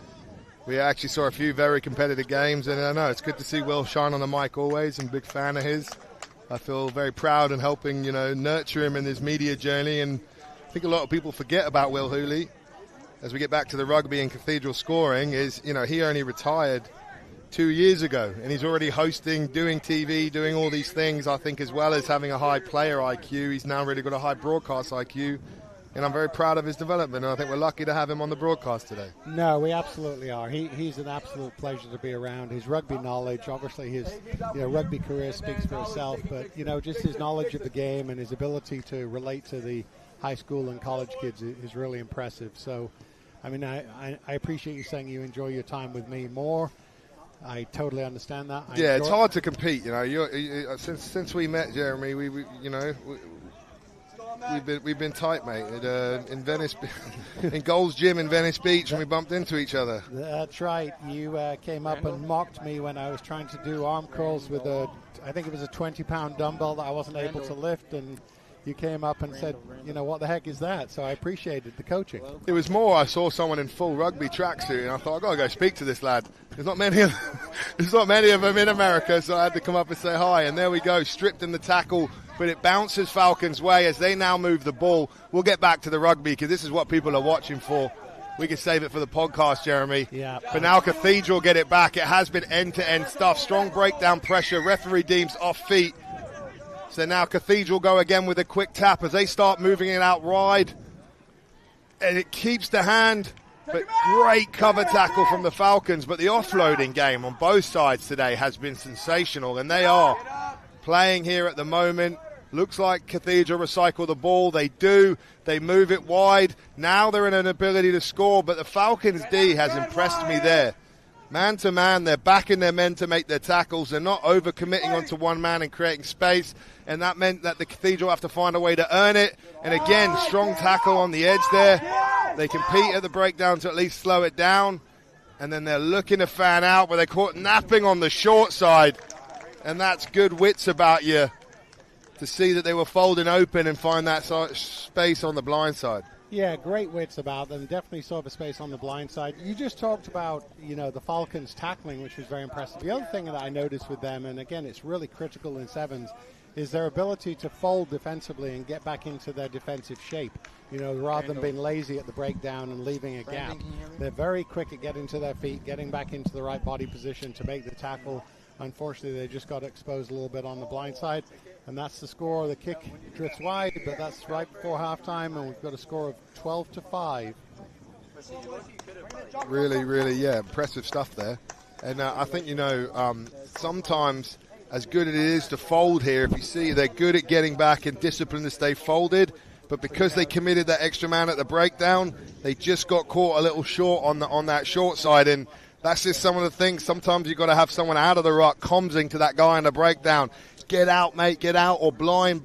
And some of those little comms can maybe sometimes save you there when you're exposed. Yeah, you bring up communication. I don't think we've talked about it very much today, but, comms, as you said, is huge in this game. And I do think it's an area where we are somewhat collectively are lacking. And you notice the best teams definitely, talk a lot more, and not just talk for the sake of talking, but talk accurately in terms of what their intent is, where they are, what they're looking for from their teammate. And I think that just comes with maturity. So Catholic, up at halftime, really good competitive match. We're in great shape for the next 7 minutes, and looking forward to seeing this out. I have to say once again, we said it earlier with Will, really enjoying the high school competition, and looking forward to seeing another 7 minutes of what really should be a dogfight here between Ombak and Cathedral. Ombak again in the blue and white. And we've got Cathedral in the really the USC colors, I'd say, pretty similar, wouldn't you think? Yeah, definitely similar. When you see them out on the field too, like on the tournament walking around, I had to double check of who was who. But I guess we were calling the Ombak the Falcons as such, but correction as well that we'll go back to Ombak. And that's probably us with the wind and some of our sheets flying around. So apologies to anyone who's trying to watch and support these teams, and no offense intended. We'll get back to trying to get that right for you as we get ready for a second half. It's a close one. Could go either way, and I'd say, watch out for a little bit of magic. This game could be decided by one moment. Yep, absolutely. Looking forward to this again. So Ombak kicking off here, playing from right to left. We'll have Cathedral, receiving, or hopefully looking to receive for their sake, and see how it goes. The Ombak Wallabies, I should say. Okay, good call. I didn't know they were called the Wallabies, so thanks for clarifying that. I did not either, but I've just been informed as we're doing damage control on some of our comms, Jeremy. They're coming for us, so we've got to turn it around sooner, or it'll just be Will Hooley and we'll be hooked. Yeah, well, Shepherd's Hook is close to us. I think we're very much on the edge here. Oh, really nice breakout. We've got the winger there, number 14. It looks like Parker Gallagher, I believe, from Cathedral. Really nice stepping on the edge. Goes in basically untouched right under the post, puts them up by another score, and we still have the conversion to come. So we're at 17-5 with the kick to come, and we're not even a minute into this second half. So really, promising start there. Yes, that was electric stuff, and that's what you're used to seeing on the 7 circuit on the higher level, that little cut and a speedster taking it away. Yeah, once again, I apologize for viewers here. We have some, numbering issues here with the Ombak roster. We're trying to clarify. But regardless, 14 there for Cathedral Catholic. Really nice burn on the edge. It looks like that, puts them up by a couple of scores. We've got 19-5, still 5.5 minutes to go, and waiting the kickoff again now from Cathedral. It's a nice hang time, and unlucky loss in the air there, because that was textbook sevens. Good hang time, aerial contest, but they just spill it. But even so, it still is in the opposition half, and now Ombak Wallabies have a chance to launch from here, as they are, the team chasing. They're going to have to start taking a bit more risks and having a go, because if you leave it too late in sevens, it's a big mountain to climb. But a score now makes it anybody's game. Absolutely. We've just gone through the 5-minute mark. The Wallabies with the ball, looking pretty aggressive at the scrum. I think it's going to get reset for a little bit of an early push, but referee's going to reset it, tell them haul off on the early push, and see if they can break out from just outside the 22. Like you said, with 4.5 minutes left in this match, 2 scores in sevens is absolutely nothing. And so Wallabies just need to put their best foot forward and get the next score. That ball came straight through the tunnel. Referee lets it play. He's got advantage out for something, and now you have Ombak Wallabies launching. carry down the middle. They do recycle it at the breakdown. They come back the other way. Blitzing out of the line from Cathedral, but somehow the Wallabies stick with it. And they are marshaled into touch. We've seen that a few times today, Corbs. Unfortunately, teams, I don't know if it's a little over enthusiasm or lack of, recognition where they are on the pitch, but you just can't afford to carry into touch in this game. It's an automatic turnover, and possession in this game, is really key. So the Wallabies will be disappointed in that turnover there, and now Cathedral will be looking to, solidify their own lineup and get back into Wallaby territory. Exactly, and now's the time they need to start turning it on. Yeah, the clock is ticking, little under halfway through this second half. We've got some fresh legs coming on for the Wallabies, and hopefully some fresh legs will give them a little bit more momentum. We've got number 22 and number 8 coming on, a couple of substitutions, some fresh legs, some new energy, and let's see what they can do with it.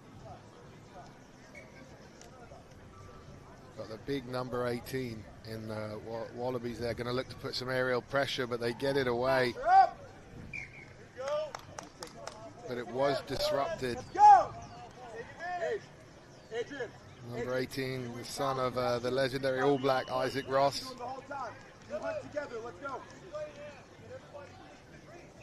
Yeah, he was definitely a disruptive force there. Unfortunately, it didn't go their way.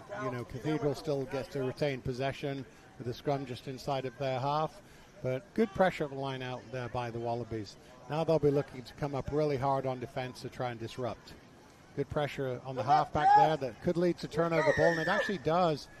But it looks like, we've got a call for an early engagement there. So early tackle, which allows Cathedral to break out. Some slick handling again. Here we go. Cathedral Catholic, Miles Larson, number 14 there. Good strong carry. Reese Ryder set him up, and they're very slick with the ball in hand. But once again, the Wallabies' pressure is really, really strong in midfield, and so they're having to regather at Cathedral, move the ball to the edge, but they've done it successfully, and they might have an opportunity to strike here.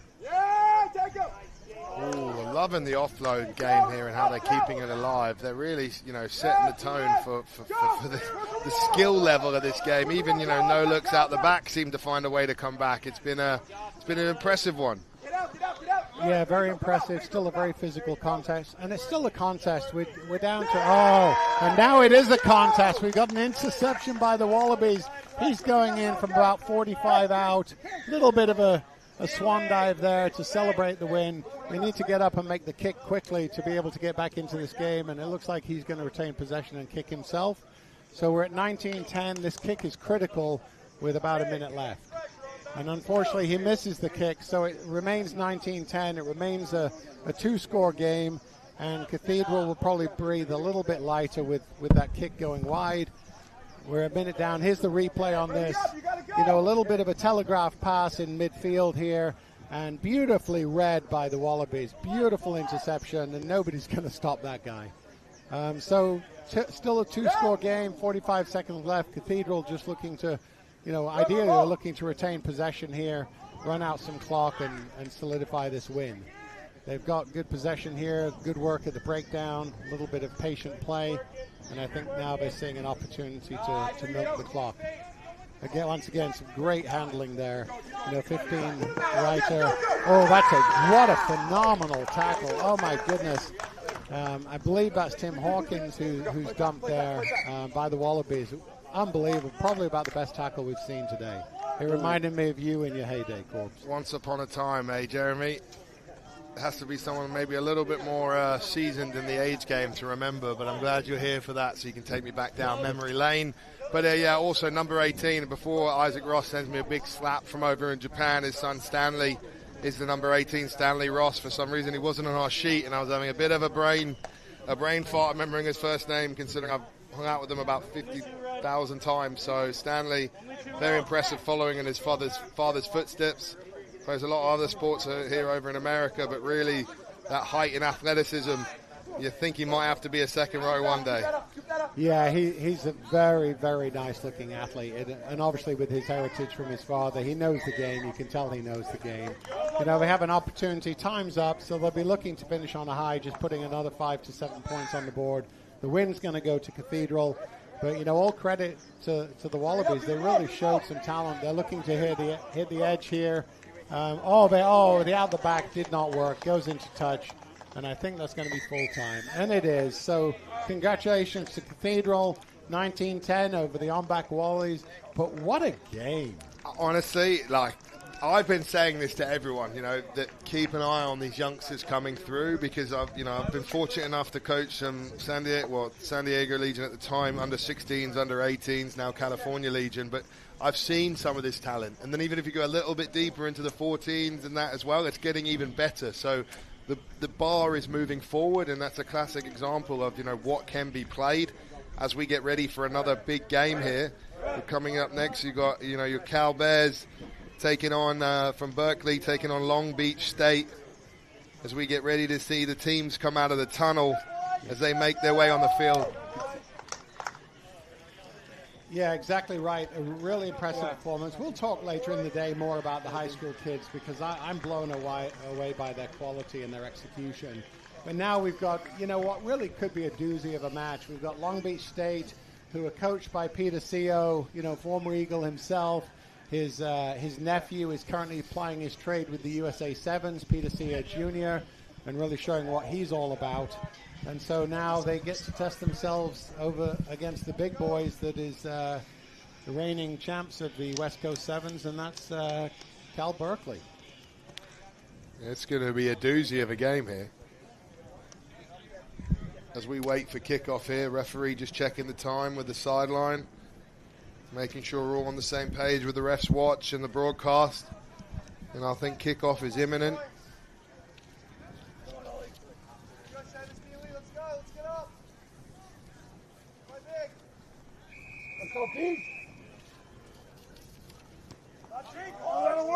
And the hang time of that kick, very impressive. But look at that as a take from Long Beach. Absolutely outstanding. Two examples of how to kick it well and how to receive it well there if you're watching at home and want to know what you're supposed to do.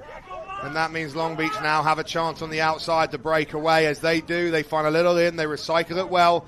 They move the ball, but Cal have decent defensive integrity here as they push up on the outside. Man for man so far has been strong as they now compete at the breakdown. Not on ball, referee deems, so now it's Long Beach who move it again. As they move it out wide, there's danger with there's numbers out here. But strong tackling again from the Bears means Long Beach have to go again as there's a counter-ruck.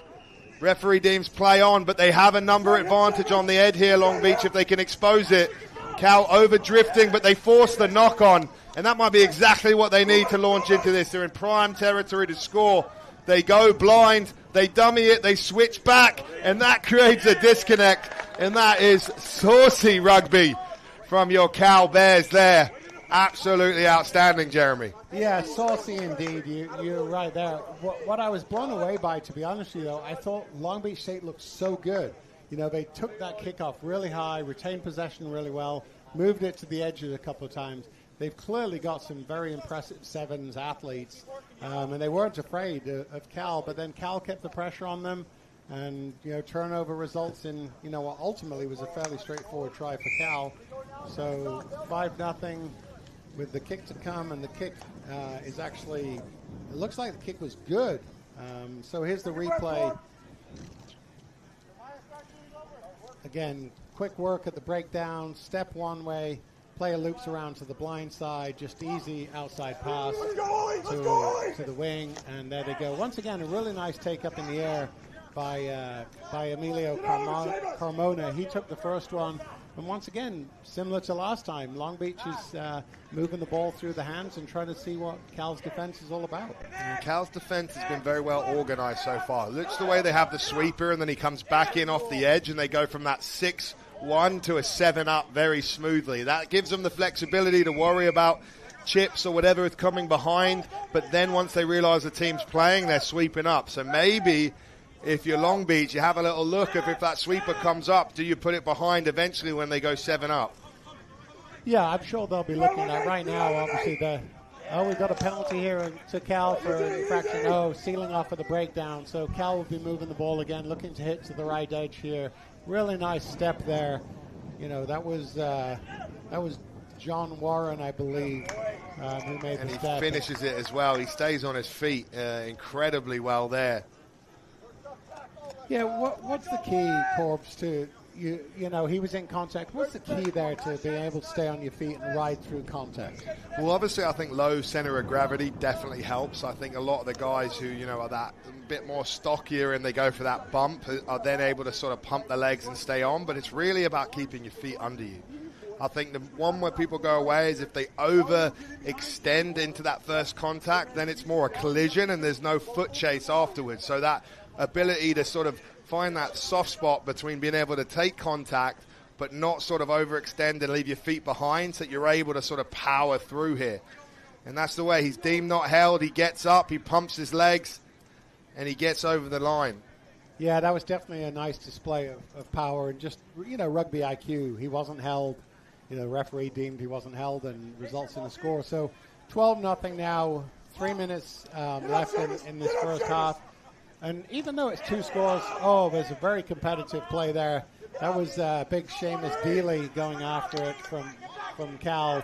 The bounce goes Long Beach State's way. But Cal gets back into their defensive shape pretty quickly. And now there's a good wrestle for the ball. And Cal turns it over in the contact. They're able to retain possession themselves. A knock-on's been deemed. A little unlucky there for Cal. They had good turnover, a little bit of a soft knock-on, and now it'll be a scrum down to Long Beach, but they're still almost under the shadow of their post. They've got a ways to go. Well, that's where most of the game's been played. I think Long Beach's done a pretty good job of handling a fair amount of the kickoffs. That last one was a little disrupted, but what Cal have done well is then kept their defensive integrity and just forced them to keep playing in their own half, and when the error comes, that's when they strike. And if you're Long Beach, you need someone to make something happen, or you need to get out of your half and put some pressure back down on Cal, because right now, all the game in your half is not a recipe to win, and that's exactly why. Turnovers equal points when you're playing in front of your own sticks. Yeah, Nate Comiskey there. Again, Long Beach, they were own worst enemies there. They tried a little bit of a loose pass. Went into Cal's hand, and Comiskey only knows one way, and that's forward to the try line. And he executed it perfectly. So makes it 17-0 with the kick to come. About 1:30. So Long Beach will be disappointed. They've had some decent possession. They just cannot get any further away than their own, 35, 40-yard line. They've got to play in Cal territory if they want to have a chance. Absolutely. And they've done a great job of handling the kickoffs and the hang time of this Cal team. But now, we need to see some action now.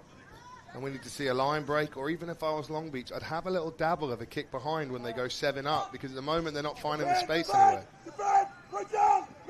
Yeah, so once again, Long Beach with possession.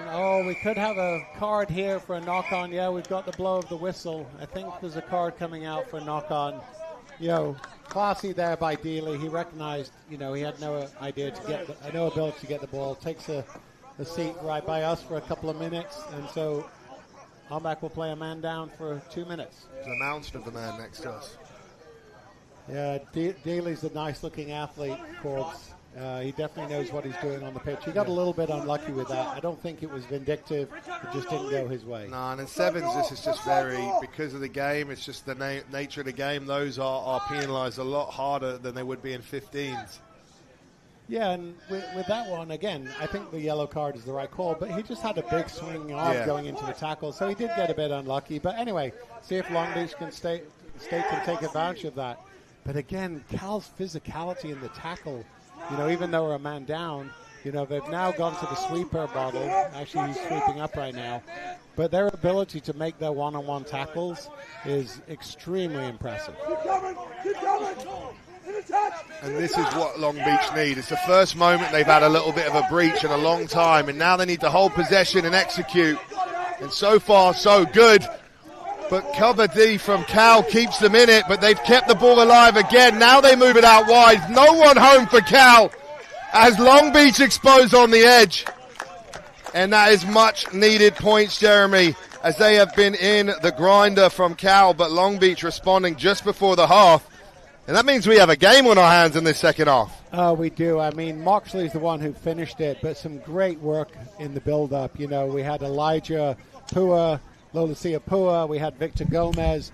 really some of the nicest rugby I think we've seen all day. Resulted in a great score, fairly easy score, well finished by Ethan Moxley. And like you said, yeah, we have a game on our hands, 19-5. Doesn't look like the conversion was good, so here we are at halftime. So, Corbs, I'm going to ask you a question. You've been doing this for a long time. You're Peter CO right now in the huddle with Long Beach State. What are you saying to your boys of how they get even more back into this game? I think for me, they have to create some little edge or moment. So that means either footwork, hard carry, offload. Cal have kept their defensive shape very well. They run that 6-1 to 7 up very well where the sweeper is. If they go 7 up and they take all the space away, someone's got to get hand through the line, or there is potentially a kick ahead option, which I know isn't always what people want to see in sevens, but it's a good way to punish a team who are 7 up pressuring you. So you've got to keep sort of a bit of variety, but for me, it's more of what we just saw. Can they get an offload? Can they get a spark? Cal right now, well-oiled machine, pressuring when they're in half, feeding off the errors. I think you keep it simple, but when you have your opportunities, you've got to look to try and play behind the line, because right now, forcing it, big long passes, trying has led to a lot of errors and led to where Cal have got most of their points from. Yeah, absolutely. Well articulated. Your point on the kick chase, I think, is good. You know, if you look at Long Beach, they have some fast athletes. So if Cal is 7 up, in the line, I think they can back their speed. It just needs to be, again, we talked earlier, it needs to be good communication that a kick's happening and a really strong, solid kick chase, and they really could cause some damage. So I'm looking forward to see to any of the adjustments they make in the second half. But, obviously Cal's Cal, but Long Beach showed some really good things in that first 7 minutes. Definitely. They've got the players, they've got the spark. I think you'd probably say maybe they were just like out-systemed, teamed really in that first half. If they can find a way to harness those athletes and those game-changing players, I think it's absolutely game on. Yeah, well, I'm looking forward to seeing game on for the next 7 minutes. We've got Long Beach State to our right in the gold, black and gold, kicking off to Cal. Let's see if they find a way to break down some of Cal's structure on the attacking and defensive side of things. So it's going to be exciting time. Nice kick up by Victor Gomez to compete. Comes back on the Long Beach side. There's the try scorer with ball in hand. Good work at the breakdown. A little bit isolated, but they're able to. Oh, there's a mistake at the breakdown. It didn't really work as a pot of 3. But it is a knock-on. It will retain possession for Long Beach. Yeah, I think he went back to the original knock-on there off the kickoff, I believe, because it was touch or go whether that ball was out. But Cal backed themselves, and that meant they got the actual pressure at the base and caught the 9. But I think referee brought it back for a potential advantage looking at that, but hard to tell on the replay. But that is more of what Long Beach need. Finally, they get a kickoff. They get a bit of pressure. They get to play down here, as that could have gone forward, but referee says play on. User left your channel. Good probably chat. There's no TMO today. But now that gives Long Beach exactly what we've been talking about. Opportunity. Can they dance? Can they create? Can they find a way to play through? Because right now Cal are in 7 up with a man, 6 up really, and a man with a bin. So anything through the line is game on. Yeah, good carry on the edge there for Long Beach. It looked like Jeremiah Advina. And they're able to move the ball against the other side. They've got a little bit of space here. They're running hard and penetrating, and they just need to keep, looking for the offload, supporting each other in their pods of 3, and trying to disrupt Cal's defense, which they seem able to do at the moment. And having said that, a loose pass, really nice breakout there by Cal, moving the ball out to the edge. And there's the big man. He's about to rumble. That's Brian Boyna with a good carry. Then moving it out to Nate Comiskey. Good physical carry again. And Cal once more on the front foot. Oh, we're going to have a card here, I would think. No. Ooh, maybe. You might have read your mind there. Oh, no, they're letting the yellow card back on there. So now you see Cal back to 7 all, 7-man advantage. Long Beach probably had their best parts of the game while with the man up. So touch and go, but they get the penalty, I think, probably for off feet, maybe, or hands on playing it. It was hard to tell. There were a few. It was a bit scrappy, but either way, they get the penalty now. It looks like they're probably going to kick for touch and then look to sort of back a set-piece launch. Oh, they've gone for a scrum. Nice. Well, looks unfortunately one of the Long Beach players coming off. Looks like he's got a shoulder injury. Jill Ayers taking good care of him as she takes him off the pitch. And, Corbs, I will say at that break right there. I think that Brian Boynier is actually lucky still to be on the pitch. To me, his infraction was more egregious than Dealey's that got him in time in the naughty boy chair, but it wasn't called, so now you play the game. Absolutely. And it's one of those things, that intentional knock-on is like automatic yellow, but sometimes some things that are maybe more cynical in premeditation sometimes are just a penalty, and that's one of the things we deal with rugby. But hey, Long Beach, they're attacking, they're playing. He's let the compete and steal go, and now they keep the ball alive. And this is it, big moments from Cal as they step, they break, the offload, the chase is no good. Number 6 for Cal. Yeah, it's De Beer. With a fantastic finish, and it's been a very entertaining game. The ball's been in play a lot, there's been offloads, it's been exciting, and we've seen a little bit of flair as well. Yeah, and I was actually just going to say, Ethan Moxley, number 13 from Long Beach, really knows what he's doing. They got unlucky, another turnover to Cal. And then you put the ball on the edge in Massey Coy's hands, with the support runner inside line, Michael De Beer, and this is what happens. So, what looked as though it could be points going the other way, now all of a sudden, we're back 24-5 with the kick to come. Kick drifts wide, but, we'll probably, maybe we'll see a quick replay of this as we come through here. Again, moving the ball out to the edge. Good, strong carry by Boynia. Little bit of loose passing, but 15, Massey Coy ran onto it really nicely. And then just beautifully finished by De Beer. I've been quite impressed with Bogner. He's, he's definitely athletic, but even watching some of his scrum stuff without shining too much of a noise, very, very strong in good technique there that, can show he's quite athletic by the fact, I'm not sure he's probably a front rower, but the way he's scrummaging is actually quite impressive. And there Cal go again off the kickoff. Dealey off, he was obviously in the bench earlier, redeeming himself. Advantage for, playing at the breakdown. That means free shot for Cal. What can they find here, Jeremy? They move the ball again. Dealey is looking on the redemption tour, and he's showing why. Big fend, gets the ball away. Referee deems, back to the advantage for offside. Yeah, I mean, you called Dealey's name a couple of times there. He took the kickoff and, was very impressive. Probably retained the ball for about 10, 12 seconds by himself. And again, he's really showed well. Maybe, like you said, he's making up for his 2 minutes in the sin bin. And now they're back on the front foot with Massey Coy again. Step outside, then back inside, and 5 more for Cal with a minute and a half to go. Yeah, that pressure and keeping the game down there is really suited Cal, because when they get a turnover, when they get a little sniff, they're pretty efficient at keeping hold of the ball, but also finding the ability to execute to space. So pretty sure, Coach Billups and Coach Clark will be pretty happy with a lot of what they've seen in this game so far. Yeah, they'll be very happy. What I like in this game, like you said, it's been very free-flowing, but also, the kick hits the post, but they've been tested. It's not like it's been, even though it's 29-5, pretty comfortable on the scoreboard, they've had to do some hard work to corral this Long Beach team. Yeah, and Long Beach have got a lot of athletes in this team, so that means that Cal have had to be on their P's and Q's with their D, their tackling, and it's created moments for Long Beach, and you'd probably say some of the defensive hustle plays from Cal are the reason why it's 29-5. Yeah, absolutely. We just saw that replay again, and there's another touch. Look at that. And then back inside to Coy. Beautiful handling. The reason why they're one of the most prestigious programs in the United States for rugby, a long history, but also showing it now in 2025, why those Cal Bears are still feared in the rugby world in America. Yeah, I mean, again, just their execution, their ability to be patient, see space, and there I think we have Oliver Newell going through. He's a senior out of Rescue, California, and another score. That wraps it up. It'll be 34-5 with the kick to come. This should be a fairly straightforward, conversion, but in sevens you never know.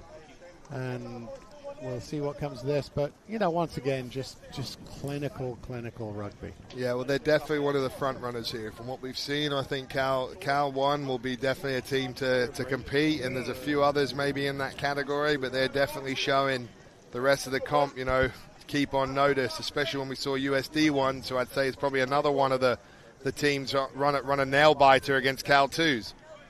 Yeah, absolutely. So there's the last replay kind of summed up. The ref actually said there is time for one more play. So 36-5, one more play, and we'll wait for our next match, which we're looking forward to. So good take by Long Beach. Again, they've missed 2 in this half, but their takes to the kickoff have been decent. They just haven't been able to capitalize on them. It's been the best kickoff performance of the competition so far. Cal's hang time and then Long Beach's ability to take those has probably been the top standard we've seen so far this weekend. Yeah, absolutely. Long Beach looking to break out from deep. They're going to give that to the danger guy again. We've got a really nice breakout there. Once again, he scored early on. We've got Ethan Moxley doing some really nice things. He's back in support. Great cover tackle by Brian Boynia, though. You have to... Oh, that's a penalty. He didn't retreat. So it's going to be a penalty, Long Beach. Maybe we're going to get a card here. Yeah, a little bit of an egregious offside. So Long Beach, even though time's up, they have a chance to get the scoreboard a little more respectable, Corbs. Yeah, but those cover tackles from Cal, maybe one is by chance, but when you see 5, 6, 7, you start to realize there's something more to it than just guys having to be in the right place. I think the recognition to work hard early, you can hear Coach Billups screaming at him to work as well, probably helps as well. He sort of helps highlight who needs to hustle early, but then you've also got the fitness capacity to actually do that, and that combination to me has been one of the things that have stood out in all the Cal performances we've seen so far today. Yeah, absolutely. And like you said, the ability to hustle back. And Long Beach, they really look like could be scoring here, and they are. That's a great finish there. Long Beach should absolutely hold their heads high after that. Really good, strong finish. But Cal was just too good. Yeah, they marshaled Long Beach well. I think if you don't marshal Long Beach, it's going to be a long day at the office with some of that front foot rumble that we've seen there and the offloads and some of the athletes they possess across this team. But I thought probably Cal played to the strength of the games of sevens and got the most out of it. Yeah, let me ask you a question. You've seen a lot of global rugby. You've played a lot of global rugby. And again, I know it's sevens right now, but maybe translated a bit to 15s. Where would Cal be relative to, a lot of the top universities and colleges back home in the UK, would you think, Corbs? It'd be an interesting one. In 15s are we talking, or are we talking sevens? Well, let's say 15s because it's more your specialty. Yeah, I'd say it'd be an interesting one. I'd say our caliber of athlete would probably be higher, and I think with Cal's ability to recruit, even being with how hard it is to get into that school, I'd like to think, they'd be closer than most would think, but I also think maybe, depending on the university, might also affect that. Like, could Cal Bears take on Oxford? I think that would be a game that would be pretty competitive. Could Cal take on Loughborough or maybe Hartbury that are out-and-out sort of sport universities? That might be a tougher one because you just got more kids who have been playing from a young age in a very rugby-centric country, and they recruit a lot for rugby, where I think Cal, one of the really special things of that program is it is one of the hardest schools, in America, but really in the world to get into. It's very academic, but it also offers this amazing rugby program, but it allows a smaller pool of talent that you can recruit from, and that probably might be the difference with some of the bigger schools in the UK. But I'd like to think in Oxford or Cambridge, the only difference might be master's students and how many some old people come back for those games. Like I played, I think, Joe Root and a bunch of guys when they were playing for Oxford and Cambridge when I was in London Irish Academy. So maybe minus some of those guys, I think those sort of games would be very competitive, and I wouldn't mind seeing some sort of varsity match sort of playoff if there's a way to do it someday down the line. Yeah, well, we're going to be wrapping here, guys. We've got a little break in action for 20 minutes, but really well articulated there, Corbs. And that's my middle name. I would say I'd love to, Alex Articulate Corbs.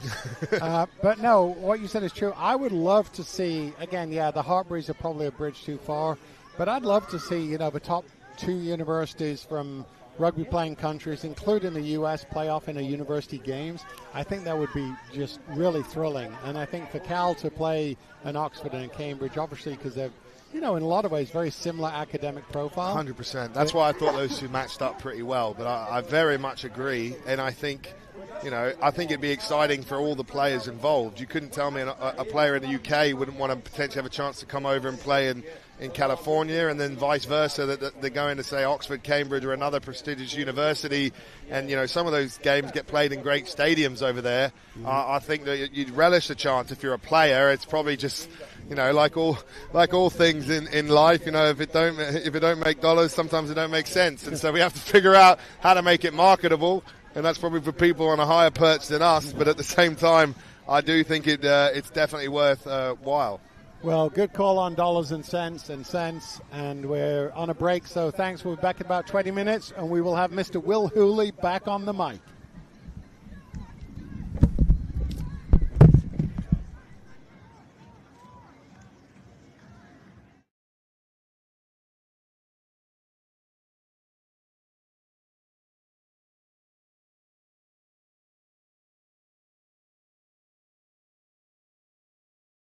On the field, it takes trust, teamwork, and a fierce drive to win. That's the spirit of rugby, and it's the foundation of Falcon West Insurance. We've built our company culture and our unique Career Building Academy program on those very principles. We provide thousands of families and businesses with the best carriers and coverage. When you need an insurance partner you can trust, remember Falcon West, because when you're fiercely independent with a team backing you, you're free to succeed.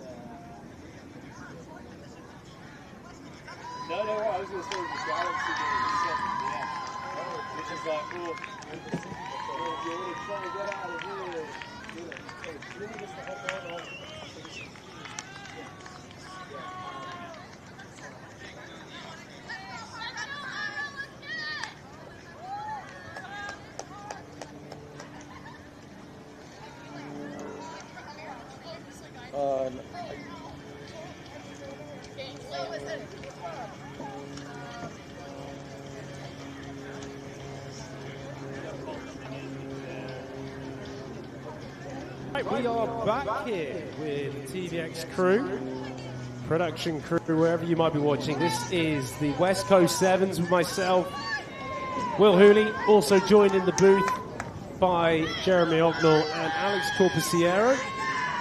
They've just been having their lunch. As hopefully, wherever you're watching this, you've also had a little break, because we are back in the action and we are back with the women's side of the draw. And from left to right will be UC Santa Barbara taking on the SDSU women, the red team. As already we have the SDSU. They've had a little break, but they are full of energy now, going all the way, or nearly all the way, inside the 22, the Aztecs. Wow, that was a sharp start. The penalty, though, goes in the way of Santa Barbara, and I'm joined by Jeremy Ognall. He has had his snack. Jeremy, I hope you refuel, because this game is already on edge.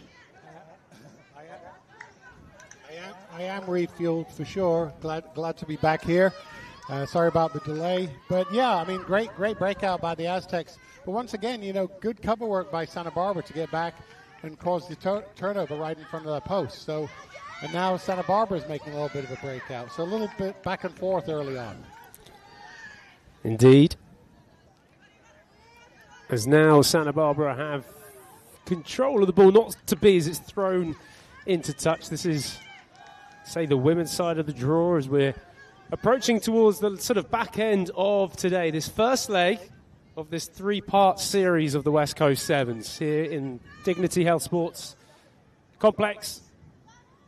And then we'll head to Stanford on the 11th of October, and then on Oceanside, California for the 25th and 26th to finish it all off. Here, the Aztecs have the ball, although the ball is finding the ground quite a lot. Turnover not to be, so SDSU still maintain this ball, Jeremy, as I think that's going to be a forward pass.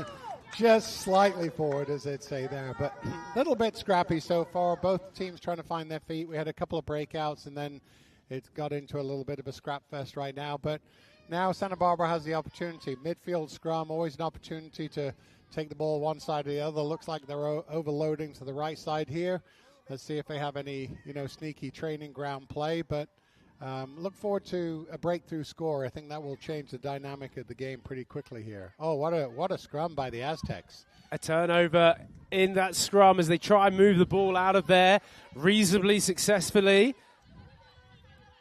Number 11, that's Farah for San Diego State, and the ball just goes out. So some good bits and then some mistakes as well, as a clear show of the hand, recognising an error, but a turnover for Santa Barbara. Been really impressed by some of this women's rugby today. Of course, on the same day as the Rugby World Cup final, where England beat Canada, women's rugby is on the rise, Jeremy. Well, it is on the rise. It's always nice when it's on the rise when you've recorded the game from England because you're at a tournament and you want to watch it later without knowing the result. But Get with the times. Sometimes that does not work out. But no, absolutely. Women's rugby. I mean, we've talked a few times, yourself, myself, and Corbs on, the Eagles women, with their level of competitiveness. Obviously, bronze medal winners in sevens, the impact that Alona Marr has made, on the global game, not just on the American game. And we need to find some more. We need some more Alona Mars, not just in the women's game, but I think on the men's game too. They exist. We've just got to highlight them. But having said that, here comes Santa Barbara again, putting pressure on the Aztecs close to their goal line. Santa Barbara on the ball as they try and make their way to this near-hand side. It's sort of holding on there. That's the tackler, Alexa Hart for SDSU. As now Santa Barbara still hold on to this ball. Have they got themselves over the line? Number 23, waiting for the referee to make the decision. That is the try. Eva Lewis Katz gets over. Forgive me. I think it was actually Giselle Perez's Chica. Apologize if I messed up that name, but regardless, it's 5 points on the board for Santa Barbara. I'm trying to recall if they scored in their early match against Claremont. But anyway, it's a score on the board. We've got the conversion to come. We're almost at 2.5 minutes of this match in the first half. And Santa Barbara will be pleased to get the dotted down and take the lead. And a fantastic conversion as well from Perachika. Again, as we say, apologies for her family watching on may have got slightly mispronounced, but nonetheless, a full 7 points for Santa Barbara's number 23, and the first try in this game here in the women's leg. Yeah, but this is where you need Corbacero because his name's so hard to pronounce, so at least he would know it's, Perez Chica, and he probably wouldn't, muff it like we have. But anyway, the bottom line, she scored. Great conversion, as you said. It's a 7-point game. And the sun is actually starting to shine through for us, Will. Yeah, and you can feel that little bit of extra heat as well, which in the game of sevens is actually probably not what you need. It's been pretty ideal temperature and weather as a knock-on from the Aztecs. And now an attacking platform for Santa Barbara. Midfield scrum, the best attacking platform for any attack. They can go either way. But, Jeremy, they've stacked on this near-hand side with all three attackers. Yeah, they're stacked. I mean, I'd love to see 15 go blind, but their scrum is under such pressure. I mean, we had a tight head earlier in the match, and there was almost another one there. So they're really not getting the platform to have the flexibility to decide if they're going, to the open side or the blind side. But they've retained possession. Oh, a little bit of a loose carry there. Oh, the referee deemed it backwards, so they still have possession. And they're looking to put another one in, right before half. We're under a minute to go. Nice carry and offload there. That was beautifully done. Really nice strong carry by that was number 12. Sarah Deshmuk, really showing some skills. And now they're on the front foot and probably salivating a little bit. Here we go then. Santa Barbara still maintaining the ball, still moving towards the line. Aztecs just putting in that last-ditch defense. About 10 meters out as they move the ball to this far side. Can they get any momentum coming through the middle? That's Jessica Navarro. Oh, unfortunate. Sorry, Will. Unfortunate. A little bit of a loose knock on there. Apologize for stepping on your toes. But anyway, the reality is it was a knock on. Someone's coming off. Looks like she might have a bit of a head knock. So we'll take a second, and number 8 will be coming on, for the Aztecs in order to take over. I believe that's Megan Harris. So hopefully this young lady is okay. Jill Ayers is taking care of her, and she'll be looked after in the medical tent. Yeah, absolutely right. Making sure there's No risk factor in this game, a physical game. Albeit, unfortunately, there are some injuries. So, substitutes. Now, Aztecs cleared the ball from their lines. Maybe not the worst tactic, as they do make themselves a 20-metre game, but that is the end of the first half. So, Jeremy, we have just a one-score game here. You see Santa Barbara 7, the Aztecs red team 0. Bit cagey? Yeah, cagey. I have to say it really got into more of a groove about 2 or 3 minutes in. I think the first few minutes they were trying to find their shape. But once they found it, there was a little better execution. But cagey is probably the right word. You know, I hope that, as you said, I hope that young lady, she's getting tested in the medical tent right now. You know, going back to your outstanding career, Mr. Hooley, what were the most serious injuries that you experienced? Oh, dear. There's a few parts of the body that are maybe not quite what they used to be.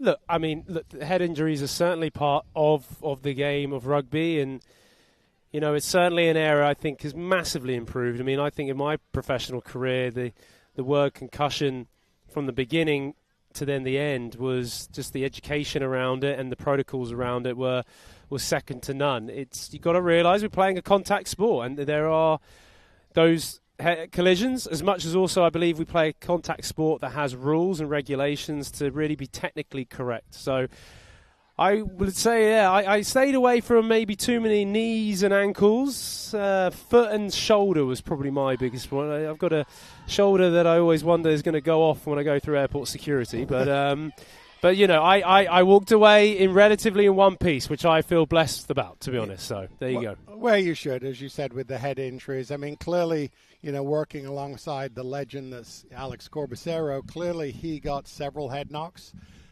So, you know, some ongoing treatment is probably appropriate for him, but we'll have a chat with him when he comes back onto the mic about that. Well, if only Corbs had probably better knees, he really could have had another handful of years to his illustrious career that he already had anyway. But nonetheless, it's a physical sport, and these ladies out here at the moment are showing just that here in the West Coast Sevens, as the San Diego State University SDSU Aztecs red team actually playing in that blue, ironically enough, and playing against UCSB, who have the lead, 7 points to nothing.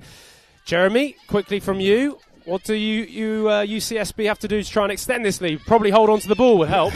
Well, again, they talk about the commentator's curse, right? Yeah, they've just got to hold on to the ball. I mean, they clearly have a couple of really good rugby-playing athletes, but both sides are very loose in possession.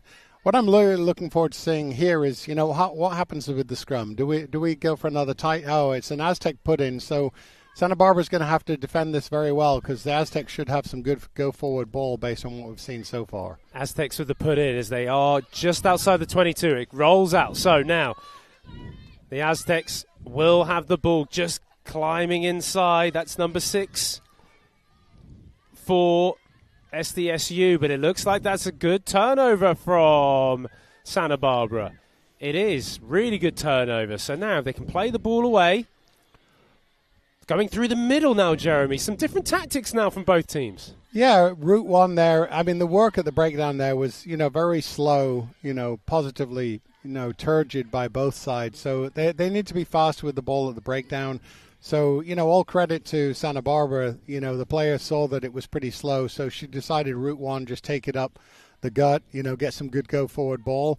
Unfortunately, it's a turnover that's resulted now in another attacking scrum for the Aztecs. And even though it's only a one-score game, the Aztecs really need to put one in here just to be able to build some confidence. Agree with you on that, as now the Aztecs pull it away, getting away from the scrum. Little loop round play comes into the hands of that number 13.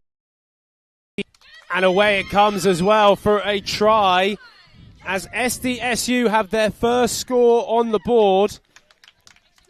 Yeah. It's the number 13. So here we go. Maybe conversions have come to level it up, but the Aztecs have the first score of this second half. Yeah, really nice play. She bounced off a tackle, kept her feet well, was tackled actually, she was going down. Almost borderline, you know, neck tackle, but the referee didn't give it. So score in the corner. The kick is no good, but it was a pretty impressive try. We've got 4.5 minutes left, and now it's a 2-point game, so I'm sure that the Aztecs are buoyed by that success. So the kick is no good. Santa Barbara will continue to have the lead. As SDSU are slowly coming back into this game. You've got to think maybe, Jeremy, that this match could be really on moments. We talked about it, me and Corbs, how in sevens the moments are so big. They literally mean the difference between a drop ball can be 7 points to the opposition. You feel in this game it's going to come down to the wire. Yeah, I mean, it's a one-score game right now. It feels like a one-score game, and you couldn't pick the winner. Right now, you really couldn't. I think Santa Barbara shows they might have a slight edge, and there's a good example of that as we say that. Their number 10 just slices through. So Jessica Navarro, she's a junior, I believe, out of she's out of Modesto, California, and she just saw a hole in the middle, backed herself, and the score. So now we've got a 12-5 kick to come, and this is a big conversion to go up by 2 scores. You're right. Just having those extra points is vital. Navarro getting over. Communications, economics, and accounting. Again, I am always incredibly impressed by the level of intelligence on the field. That is just going to go slightly wide, so the score is going to remain 12 points to 5. UC Santa Barbara. But again, it's now Santa Barbara who take back the lead. It's interesting that you just said, Will. I think that's one thing we forget when we're just watching collegiate rugby here at the West Coast Sevens. I mean, these, men and women, they're student athletes. So it's not like they're training every day. They're not in a daily training environment for rugby. They're working, in this case, in that lady's case, on, 3 different subjects towards her degree while trying to play as high a level of rugby as she can. And while we're talking, the Aztecs with a big breakout on the edge. Does she have enough pace? It doesn't look like she's dug. There's a good cover tackle there by Santa Barbara. The Aztecs retain possession, and they should be able to strike here if they move the ball effectively. Aztecs get themselves pretty much just inside or just outside the UCSB 22. Slow things down as now they go back to that blind side. As that's some great tackling, you've got to say. Santa Barbara putting in some big hits and just slowly pushing back the offense. But now Aztecs go forward an extra couple of meters. A couple of meters could make a real difference. And in the end, it turns over. Fantastic turnover from UCSB. And straight away, turn it into attack. And as I thought, I was trying to be fluid in what we thought was fluid play, then comes back for a knock-on. Yeah, I mean, it was really fluid, again, on both sides. But unfortunately, the knock-on, slows everything down. We've seen some really good phases by both teams here. Santa Barbara's definitely under the pump here. The Aztecs are really pressuring them, but they're just not quite crisp enough in their execution to get it across and, once again get, dot it down and maybe even tie the match. And there we have a nice breakout. Really, we have an opportunity out here out wide for San Diego State. They're still retaining possession. Once again, going route 1 through the middle. Solid breakdown. Now they've just got to they've got a 3-on-2 if they move it through the hands. We have a carry, maybe a pass would be a better option, but they're still applying the pressure to Santa Barbara, who are defending vigorously. Right on cue. Brilliant tackle from Santa Barbara's number 14. And now, do the Aztecs have something within them just to break the line? Maybe, nearly. The number 20 there for San Diego State. As they move it to that far side. Loopy pass over the top, and it's not collected. And in the end, that defense just holds out. Credit to UCSB. Yeah, great defense by UCSB. The San Diego State Aztecs have got to be kicking themselves. They've had possession for the last couple of minutes, multiple phases, just an inability to be decisive enough on attack to slice through. And we're down into about 8 seconds left in the match. So if Santa Barbara can retain this scrum, they can even probably put the ball into touch and win the match. So we'll see what they're going to do with their number 10 as she goes blind. But no, she decides to carry. Maybe she spoke to the ref and realized time wasn't up. But now Santa Barbara has an opportunity, and now they knock it on right in front of that post. And there comes the end of a game, which has certainly, yes, had its errors, but also had its entertainment. And it is UCSB who get the win, 12 points to 5 against SDSU. Here in the women's side of the draw, we are approaching, well, now 1:40 p.m. here on the West Coast. And it looks as though we're going to go back to the high school level, the high school side of the draw, which is always exciting. Great to see these youngsters, both at collegiate level and high school level, here in the West Coast Sevens. Jeremy, that was a tough, gritty game. Credit, though, to UCSB. Yeah, credit to both sides. UCSB gets the win. Competitive, execution might have been a bit lacking, but again, good credit to both girls' teams. And as you said, now we've got a high school match coming up. It looks as though, I think we were wrong on the previous one. It looks as though we have the Falcons here playing against Cathedral Catholic number 1, if I'm looking at the schedule correctly. Actually, I'm pretty sure that that's right. So the Falcons will be in the sort of red and black, maroon and black, and then we've got Cathedral Catholic in their traditional USC colored hoops. As we scan the desk for the various roster lists, there's about 1,000 of them in front of us. And we're doing our best with the names that we have. And for those family members out there, we know this is a very proud day for everyone involved, I'm sure, watching on. Thank you for joining in. Apologies if there are maybe some pronunciations that are not spot on. We are doing our best here. As, of course, these players on the field are doing their best. There's been some brilliant high-level sevens rugby across the board in the men's, the women's, and also the high school. And maybe this is a good opportunity, Jeremy. I know a big shout-out must go to the Casanovas Rugby Club. And I mentioned and I saw the likes of Ryan Marius involved. It's a rugby club based here in the LA County area that is based on wanting to bring through American talent. And I think that's the key thing we're seeing here today, American talent. I know Casanovas, I know also Warren Speaker's also behind that, who's behind West Coast Sevens today.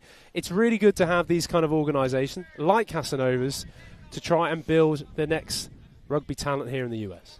Oh, absolutely. Great credit to all of those organizations. We talked about ERA earlier on today. These groups that are doing it and the work and effort that's put in and the commitment and time, energy, and money to help coach up these young men is incredible. And we do need to build the pool of rugby talent. It's great that we have foreigners in this game, but we've also got to focus on surrounding them with, American rugby athletes who really learn the game. Great kickoff, great take there by Cathedral, and they immediately get a penalty, I think, for sealing off, I believe, at the breakdown. So they'll have an ability to set up a strike play. So here we go. Cathedral Catholic in their stripes. And the Falcons in that black and red strip. So Cathedral Catholic, this is the number 1 team. They have got the set piece. Can they strike? This set piece, which in sevens is so key to make use of as an attacking team. But first of all, to get the ball back, they do. As the ball comes low, good pick up there and a fantastic pass across, as just trying to use the width. Here on this near side, it's a lovely show and go in the end by that number 15, Rita, who gets over. And that's the first try on the board. I was just going to say, Will, when they were setting up that scrum and I saw him in midfield, he's been the most impressive rugby athlete for Cathedral today. As soon as the ball gets in hands, there's trouble being created somewhere. And once again, he just, very decisive. He's a great-looking athlete. And I think, based on what I've seen, colleges will be salivating if they're on his list to attend. Absolutely agree with that. Of course, some good college programs here today, the likes of Cal, the likes of USD, and of course, Claremont. No doubt you might have a little look, if you could. Oh, we're always looking. The challenge at Claremont is, we're not a varsity sport, and you have to have unbelievable scores, academic scores to get in. But if he fits the profile, we will absolutely look at him. We'd be stupid not to, right? Indeed, to quality, talented players. Now the Falcons have the ball. They swing it to this near side, getting caught in the middle. Fantastic defence. I've got to say, the level of physicality shown in this high school game throughout the day has been brilliant. As I wonder whether the Falcons can get themselves a turnover. No, referee told the tackler to roll away. They play quick, play to the edge. As now they try and bust their way through. Still, the ball is in play. Fluid, as it always is in Rugby Sevens. Long passed out to the try scorer. Now back inside. Just wonder whether they're getting a little bit lost. Can Cathedral Catholic just reorganise? They come back to this near-hand side. Great handling. Off to the number 1, Tim Hawkins, of course, son of infamous Matt Hawkins, the USA Eagle 7 star, former star. Jeremy, it's looking pretty strong at the moment, and now got themselves back together. Yeah, really strong, really good continuity. Guys who know what they're doing. What I was saying in the last couple of sequences, actually, is some really impressive rugby by number 10 from Cathedral, Dylan Trower.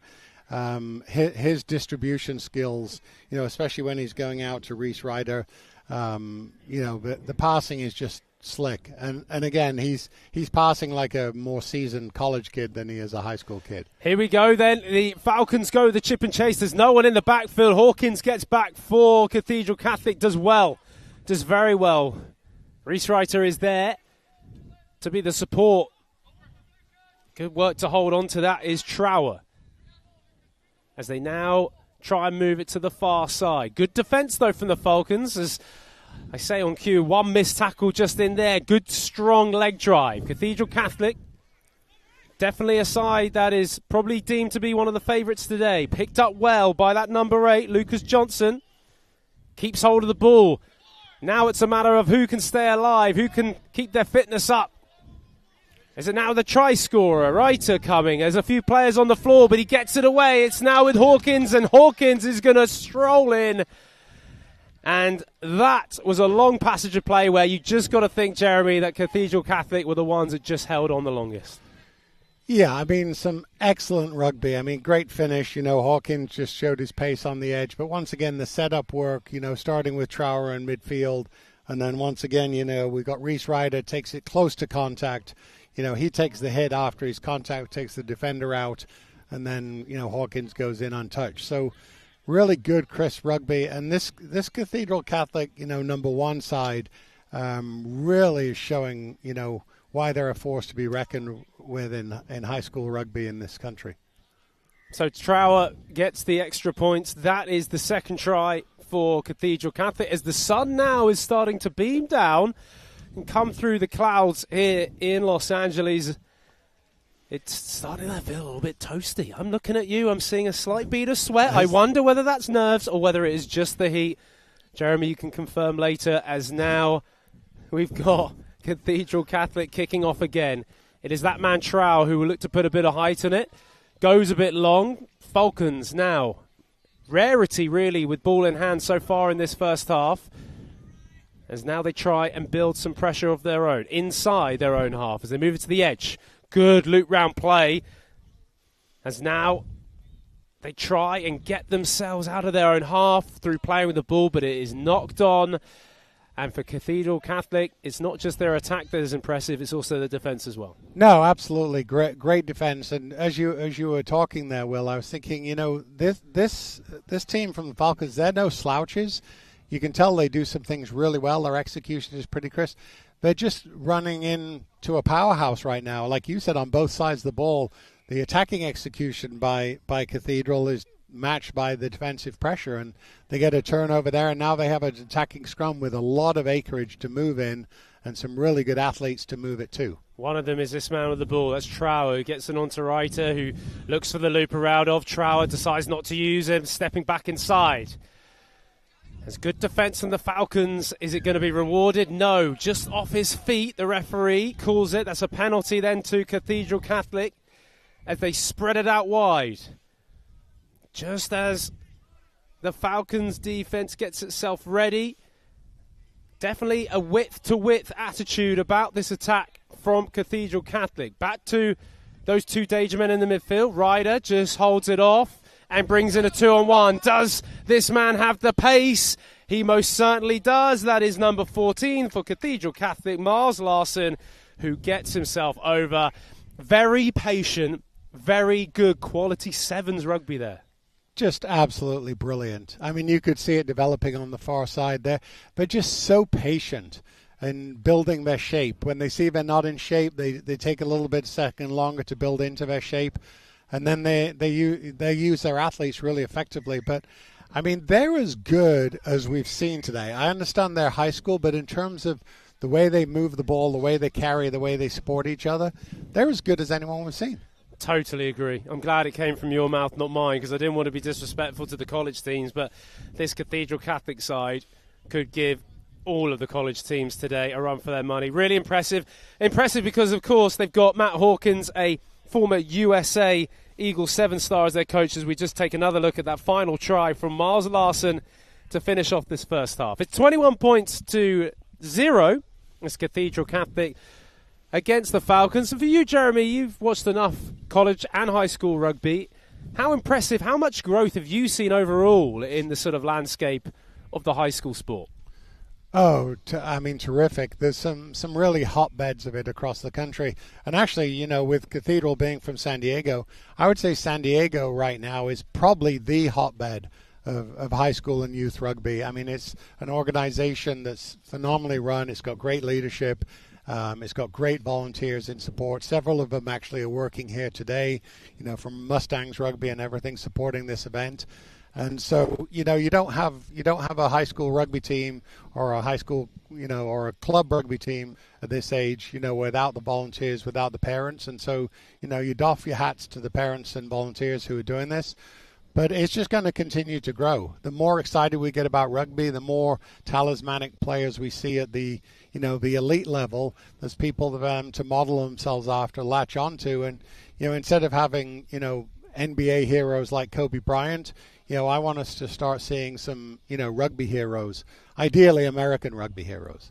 Of course, and you mentioned actually earlier about how, I think when you were speaking with Alex Corbusier about the 2031 Rugby World Cup, and there's a good chance that actually these high school players might be very much part of it. Could even be part on the 7 side of things at a home Olympic Games in 2028, of course in LA, which is really exciting. And the thing which excites me is as a homegrown talent you're looking at on this field, to have a homegrown big world stage like an Olympic Games, like a Rugby World Cup to aim for, that is going to improve the sport because you've got a carrot that's going to dangle in front of you and go after.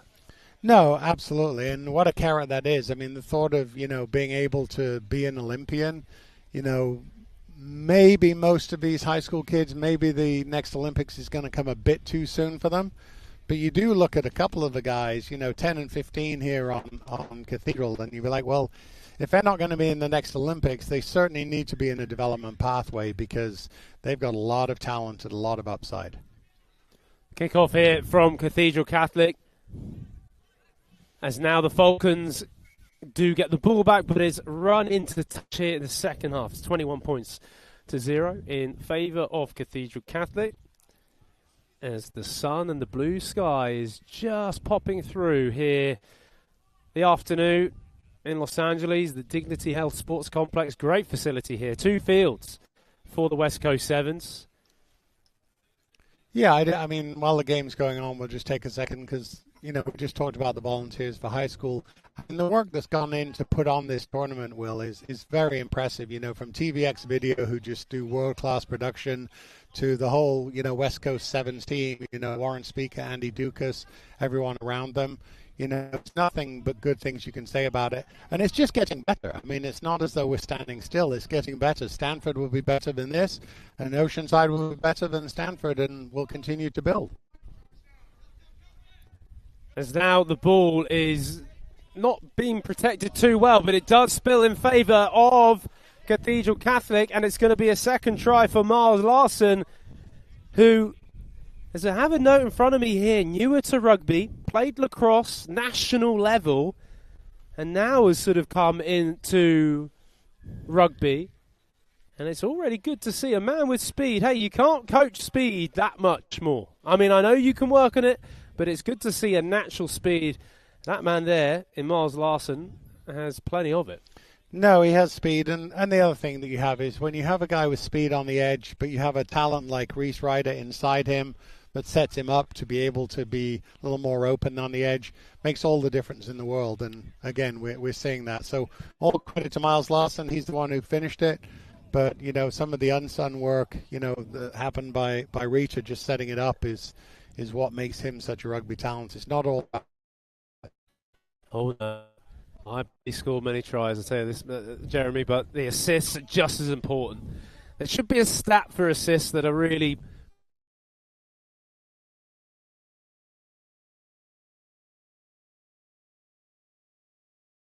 Sevens, there's plenty of assists going on. Falcons get the ball back. The ball didn't go 10 metres, so attack from the midfield. Always, as I've said, the best place to attack here in Sevens, and that is straight up power from Falcons. Oh, and it's dropped over the line. Oh, my goodness. He did everything right until it went wrong. Unbelievable. What a run and what a disappointing end. As we await, I hope, a replay of what was, such an unfortunate event for poor Falcons.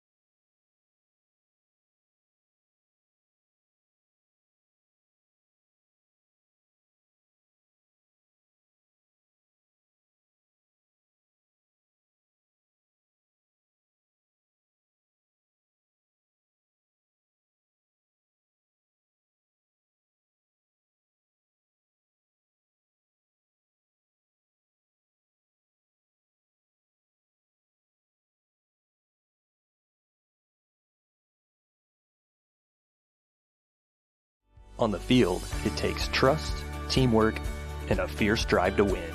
That's the spirit of rugby, and it's the foundation of Falcon West Insurance. We've built our company culture and our unique Career Building Academy program on those very principles. We provide thousands of families and businesses with the best carriers and coverage. When you need an insurance partner you can trust, remember Falcon West, because when you're fiercely independent with a team backing you, you're free to succeed.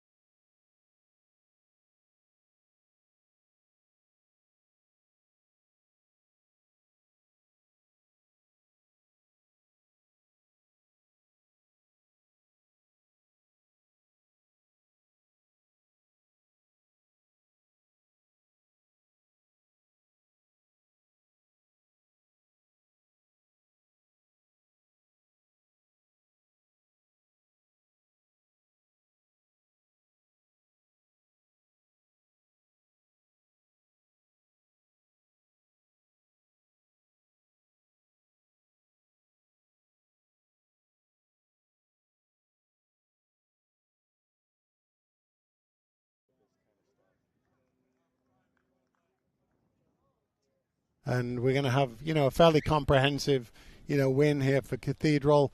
But, I do want to give credit to the Falcons. We've talked about this in some other matches. There's no giving up. They're not giving up. They're playing hard. They're just being beaten by a better team right now, 33, to nothing. So, again, as we've said in other matches, Will, it'd be nice for the Falcons just to be able to, get their hands on the ball, get a score, and just leave the pitch with that as their last memory. Need to collect the ball off this restart. Just about gets onto the side of the Falcons as they try and pull away. They're going to have to do it from just outside their own 22 as they move it to this near-hand side. Into some electric footwork now. That's number 9 for the Falcons. Alex Vong. Moving up towards the Cathedral Catholic halfway line. Out to the far side. trying to bust through the middle. The space is on the edge, though. They can get 1 or 2 more passes away. Referee allows the play to go on. Definitely a tackler thought he had him all wrapped up, but no. As it gets a little bit scrappy, just waiting to see if the referee is going to blow his whistle. Yes, he does, as the linesman is going to come in. I think there might be an infringement. Yeah, it looks like there's an infringement. The AR coming in, he's going to be calling something. It looks like we might be having a card here. A little bit too little too late for Falcons. But what I will say, even though very one-sided on the scoreboard, I like a lot of the things the Falcons do. If they weren't playing as good a side as this Cathedral side, they would cause a lot of other teams problems. So nothing to hang their heads about. They're just getting beaten by a better team. And maybe this is now their moment to get a try. Oh, what a tackle from Trower, the number 10 for Cathedral Catholic, preventing the Falcons getting over. They're not going to give it up easy, as now they still get inside the Cathedral Catholic 22. Falcons, if they can just find that little bit of extra energy. Is it going to be on that far side? It's number 23 for the Falcons. He's done it. And he's done it in the corner and brought it in near the post. Well done, the Falcons. They will get the last laugh of this first half. Yeah, last laugh of the match, actually, Will. That's the end of the match. But, your point is well taken. 33-5 with the kick to come. Good performance by the Falcons for sure. Nothing to be ashamed of. But Cathedral, very, very impressive. You can tell that they're well coached. You can tell they've got good rugby athletes, and you can tell that they're enjoying the match. And enjoyment, as you know, is key. So there's the final whistle. We end up with a 33-5 result. And, congratulations to all the high school teams that are playing here today.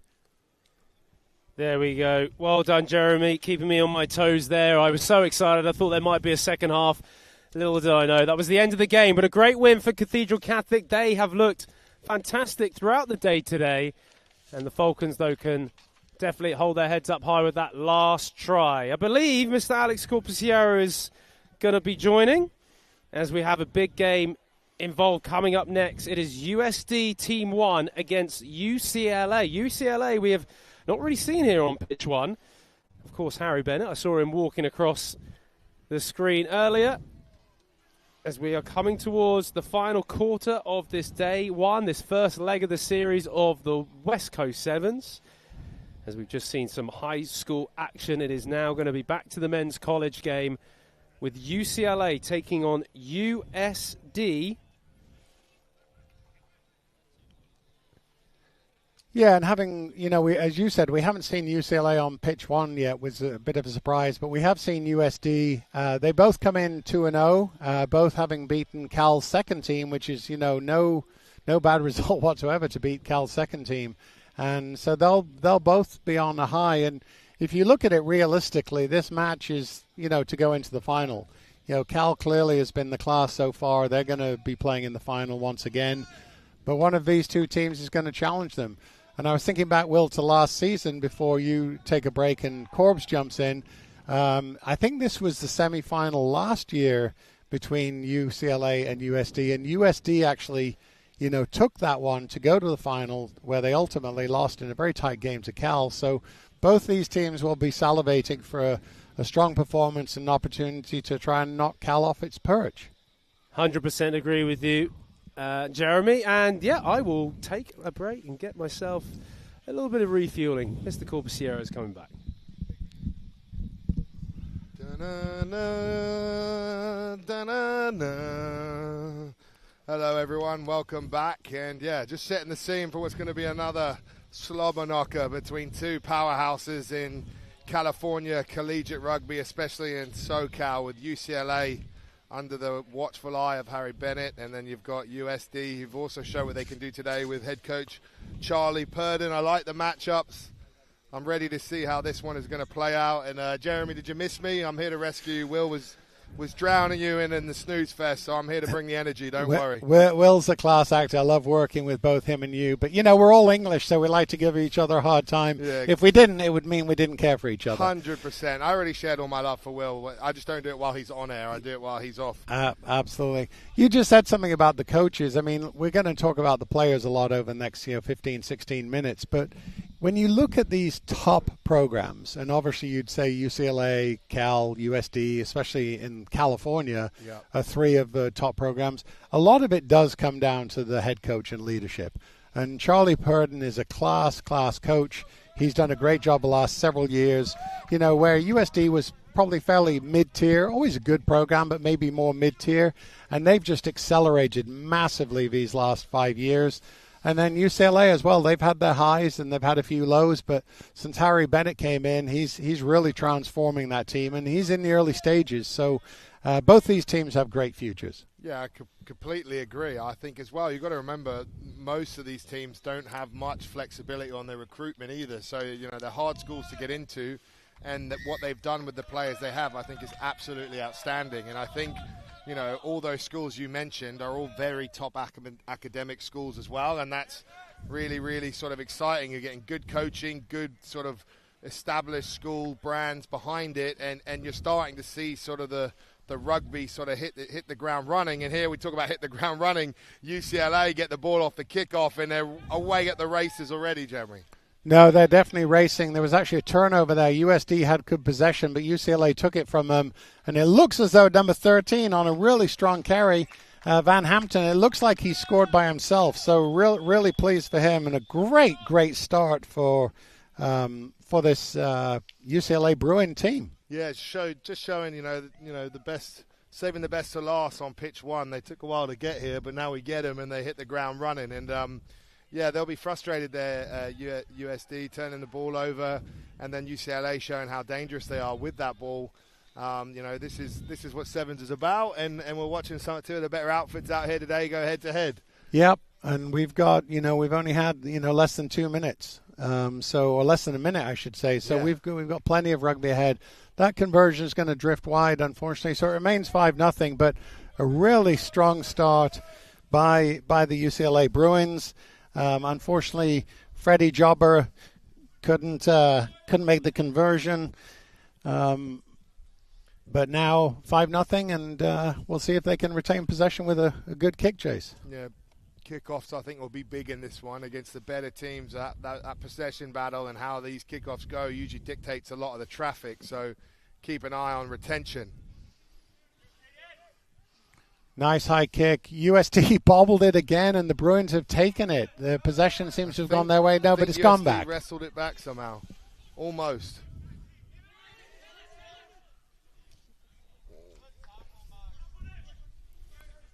Really good physicality there, Corbs, at the tackle point by the Bruins. USD trying to break out. They've knocked it on, and they're going to capitalize. Ball bounced into the Bruins' hands, and he goes in untouched.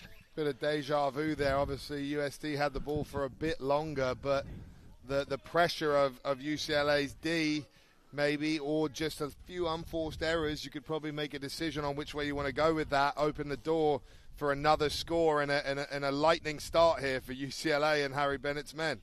Yeah, lightning start, and I do think it's a combination. I think USD's made a couple of mistakes, but I also think that the pressure of the Bruins is causing some of those mistakes. So, you know, Charlie's going to be relaying some messages into his USD players and say, just calm down, enjoy the moment. It's only a 2-score game. We've still got 11 minutes left in this total match. It's not a lost game, but we need to retain possession. Yeah, I think they've had no possession, no territory, no shots really yet. They need to catch this kickoff and actually hold on to the pill and start testing UCLA's defense, really. But it all starts here at the kickoff, and it's a decent little hang time right on the 10. And UCLA get this one back too, and that is really the story of the game so far. Yeah, absolutely. They've taken 2, and it looks as though they're going to convert that into another try here. We've got the number 9 going out wide for Max Griffiths, I think it is. And once again, we have a quick score for the Bruins. We're only halfway through this first half, Corbs, and we've got 3 tries on the board. Yeah, it's starting to, go bang, bang, bang, and that's where things can start to get ugly for you in this sport, unless USD can stop the bleed and actually, find a way to hold onto the pill and get back into this game. This could be a long day at the office. So right now, that sort of rinse, wash, cycle, repeat that UCLA are putting them in, USD got to find a way to keep the ball, get out of this kickoff, and get back onto program. Yeah, absolutely. And unfortunately, the kick drifts wide again. By Jobber, but it's still 17-0. UCLA looks very dangerous, but you just said it, Corbs. The reality is, USD has got to control these kicks. If they can't control the kicks, then the game is shot. Yeah. Sometimes rugby's a simple game. Hold on to the ball. It's hard to lose the game when you've been holding on to the ball, especially in sevens. Yeah, I mean, if you look at the last few minutes and play it back in your head, I mean, I think USD's had the ball once, and the Bruins have had all the possession. Now, this should be a clean take by USD, and they have an opportunity to build something. Definitely. Yeah, so that was Chase Basson. He's a senior, very familiar with him. Nice player, good young man. Took the ball well. USD trying to clear their lines a little bit. UCLA setting up the defensive shape to try and keep them in their half.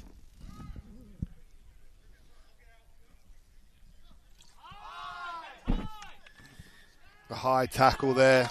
You can probably hear on our mics the sideline of USD, very animated there. They tap and they go again, but that's an unforced error, and that's a coach killer right now. You've already seen a couple unforced errors that have led to tries, and you're finally trying to build some momentum. You get a penalty, and you're thinking, all right, this is our chance to get into their half finally, and it is yet to come. I think possession would be 100%, territory would be 100% in the side of USD right now, and they have not broken that halfway mark at all with the ball in hand. No, they haven't. And if you look there, they got a penalty for a high tackle, which was the right call. And it's almost like they switched off. They took the tap and a pass, and it was a bit of a lazy pass and a little bit of a lazy attempted tackle. And when you're down 3 scores, you can't have that. You've got to stay switched on mentally and physically for every play during the match.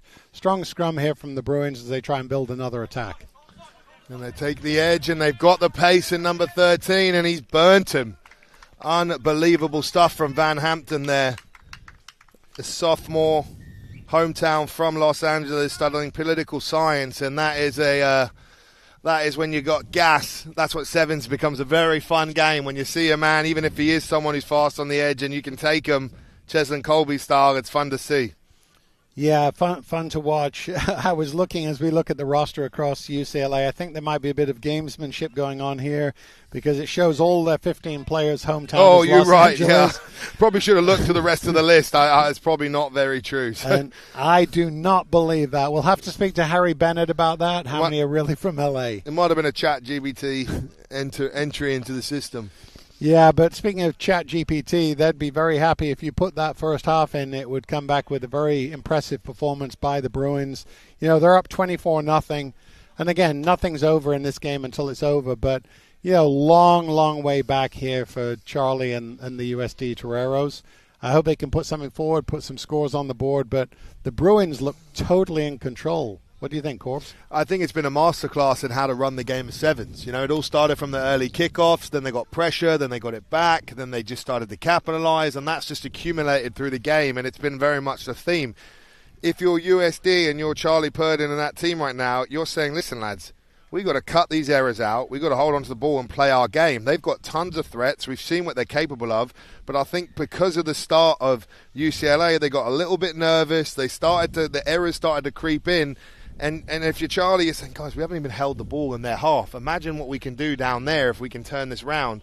And I think that's really the hope you're going to have, is you're going to have to wait for that opportunity and then go and actually execute it when you get it, and you can't breach anymore. So they're going to have to pitch a perfect game in this second half to find a way back. Yeah, absolutely. Perfect assessment of what they need to do. And it really starts from this kickoff. They really need to try and, get their own ball back, win it in the air, get some possession, control the pace of the game a little bit, because the pace has been 100% controlled by the Bruins, who are just coming back on the pitch right now. And I can tell you they've got a spring in their step just because of what they did in the first 7 minutes. No, and it's been a fast start, and they haven't taken their foot off the gas, and now finally USD are going to get a chance to kick off and keep an eye on how this one goes, because if UCLA handle this well and get back to business, it might be a bit of a demoralising blow, but this could also open the door for some wind in the sails of USD if they start to get some momentum. Well, let's see from this kickoff if they get momentum. Unfortunately, though, it hasn't gone the requisite 10 metres, so it'll come back to midfield. Once again, the Bruins have possession with a free kick in midfield, an opportunity to put more on the board. Sometimes someone's a gift that keeps on giving, and that seems to be what USD are doing out there today. They keep giving them ins and taking away their momentum, and at some point you've got to stop and get back on program, or this one is not going to have enough time to fight your way back into. Yeah, absolutely. Again, UCLA, now they seem as though they're being very patient. They're looking to create space. Some nice carries. Oh, beautiful carry there. That number one there that's Austin Diaz, a sophomore. Great carry out, great out to the edge. Offloads it out to his teammate. That's Pierce McMahon, who puts it down again. And, I hate to say it, Corbs, but I'm going to call this match already for the Bruins. I think that's a fair one, mate. I think that could be all she wrote. That little dummy there from the number one in Diaz was absolute mustard, and then you got the pace on the edge to finish. Really well worked try, McMahon there with the finish. And if you're UCLA, this is almost becoming a bit of a training run, and I think if you're USD, this is becoming a bit of a nightmare. And I think Charlie Purdon will be happy just to get to the final whistle of this one and get his boys in regroup, unless we see some sort of miracle comeback. But at the moment, I haven't seen anything that would sort of make me think that's about to turn around the corner, and I think USD are going to have to get back to the drawing board here and think, lads, we've got to cut these errors out, we've got to go defence back, and we've got to really get back into the game, because UCLA are setting this one alight with their debut outing on pitch one. Yeah, absolutely. And one thing I will say, just knowing this from being involved in the league, Charlie's dealing with a very new team from the last one he's had the last few years. I spoke to Kevin Eaton the other week, and they were very competitive in the 15s national championship, lost in a very tight one to Thomas More, but they graduated or lost 14, I believe it was, of their 23 that went to the finals, and several of those were on their sevens team last year, and you can see they're trying to develop new talent. Yeah, it's always hard in a rebuild phase to hit the ground running, where UCLA have been pretty seasoned. But here we go. Basson with a nice carry. Now USD starting to show something. Is it too little too late, or do they have a history-making comeback in them? We shall see in the next few moments. That's big defense there from UCLA as well. Yeah, I don't see a history-making comeback, but I do like the way they're retaining possession. I like the decisiveness of their runs. Putting a score on the board would really help. But what a phenomenal cover tackle there that was by UCLA. That I believe was their number 4. Caden Hartley with a great tackle. Putting the USD Torero player into touch, and now UCLA can slow it down. It's their possession of the line out, and everything is going in their favor. Yeah, lovely. Gets his feet close, gets head on the right side, finishes that wrap, which is the key. So when you can take both legs out, then you have the ability to roll him into touch there. Well, roll him into touch he did. And again, a little bit of gamesmanship. The hooker or scrum half here walking very slowly back, but the referee's allowing it. So they just need to retain possession from this line out and try and clear their lines. Oh, that's an unforced error from UCLA there, and it's a gift for USD, and can they strike? Basson with the break, and he's doing it. Oh, just taken down, but the offload gets away, but it looks spilled. Referee says play on, and UCLA have it now as they're in the center of the field. Yeah, I mean, once again, look at the change in possession there. Chase Basson was going in almost as though he was about to score. Good cover tackle, ball goes to ground, UCLA breakout, and UCLA's number 4 again. We just talked about him, Caden Hartley's, jogging in, little bit of a swan dive just to probably rub it in a little bit. And now all of a sudden, the 34-0 with the kick to come. And, I'm not usually right, Corbs, when I prognosticate, but in this case, maybe I was right. I think you were right, mate. And honestly, it's been a tough one if you're a USD fan, but I think if you're UCLA, they just really play to their strengths. So I think... they've kept USD under pressure, they've forced errors, they've pounced, but I also think they have the speed advantage in this game, and I think that's really meant that USD has struggled a little bit. Maybe it's fatigue and having played some tougher games where they had to go to the well against Cal 2s earlier, but I just think that the sharper team seems to be UCLA right now, and some of that is just man on man. They've got a little bit more speed to them. Yeah, they have speed, and if you watch the replay right there, they have footwork. But just a couple little, jump steps got them away from their line and got him, scored untouched. So, they're doing everything well, but, we've still got a minute and a half. So while we've got a minute and a half, question for you. So does UCLA have enough to potentially threaten Cal in what's assumably going to be the final? I think definitely. I think if you look at the speed of UCLA from what I've seen so far, and even though they're not the biggest team, their tackling has been actually outstanding, and their kickoffs have been effective. And for me, it's going to come down to, possession, moments, and who executes better between those two. Yeah, I agree with you. I mean, you definitely say Cal are the favorites, but the Bruins seem to do everything well. This has been a great example of them playing well. Obviously we didn't see any other games, but this one makes me think that they could be the huckleberry to those Cal Bears. And we love a little shootout in the final in 7, so let's wait and see what we get. But my instinct is that's going to be quite a competitive game. Yeah, I would think so. And again, credit to USD. We've talked about this other match. Will Briggs goes in. Really nice score. They built a couple of phases, and that's just what they haven't been able to do for the last 13 minutes. They just haven't built any phases, and UCLA has, and UCLA's created turnovers. But again, what I love with that USD team, and this is Charlie Purdon's personality, don't ever give up. Don't ever give up. I agree. And the good thing about 7s is you get to go again usually. Even though you've lost 1 or 2, there's always another game. And so I think it's more about adjusting, learning, and growing from the experience. And no one likes to feel defeated this convincingly, so it's usually a good motivator to get back to the drawing board and figure out how can we improve and get better at this, lad.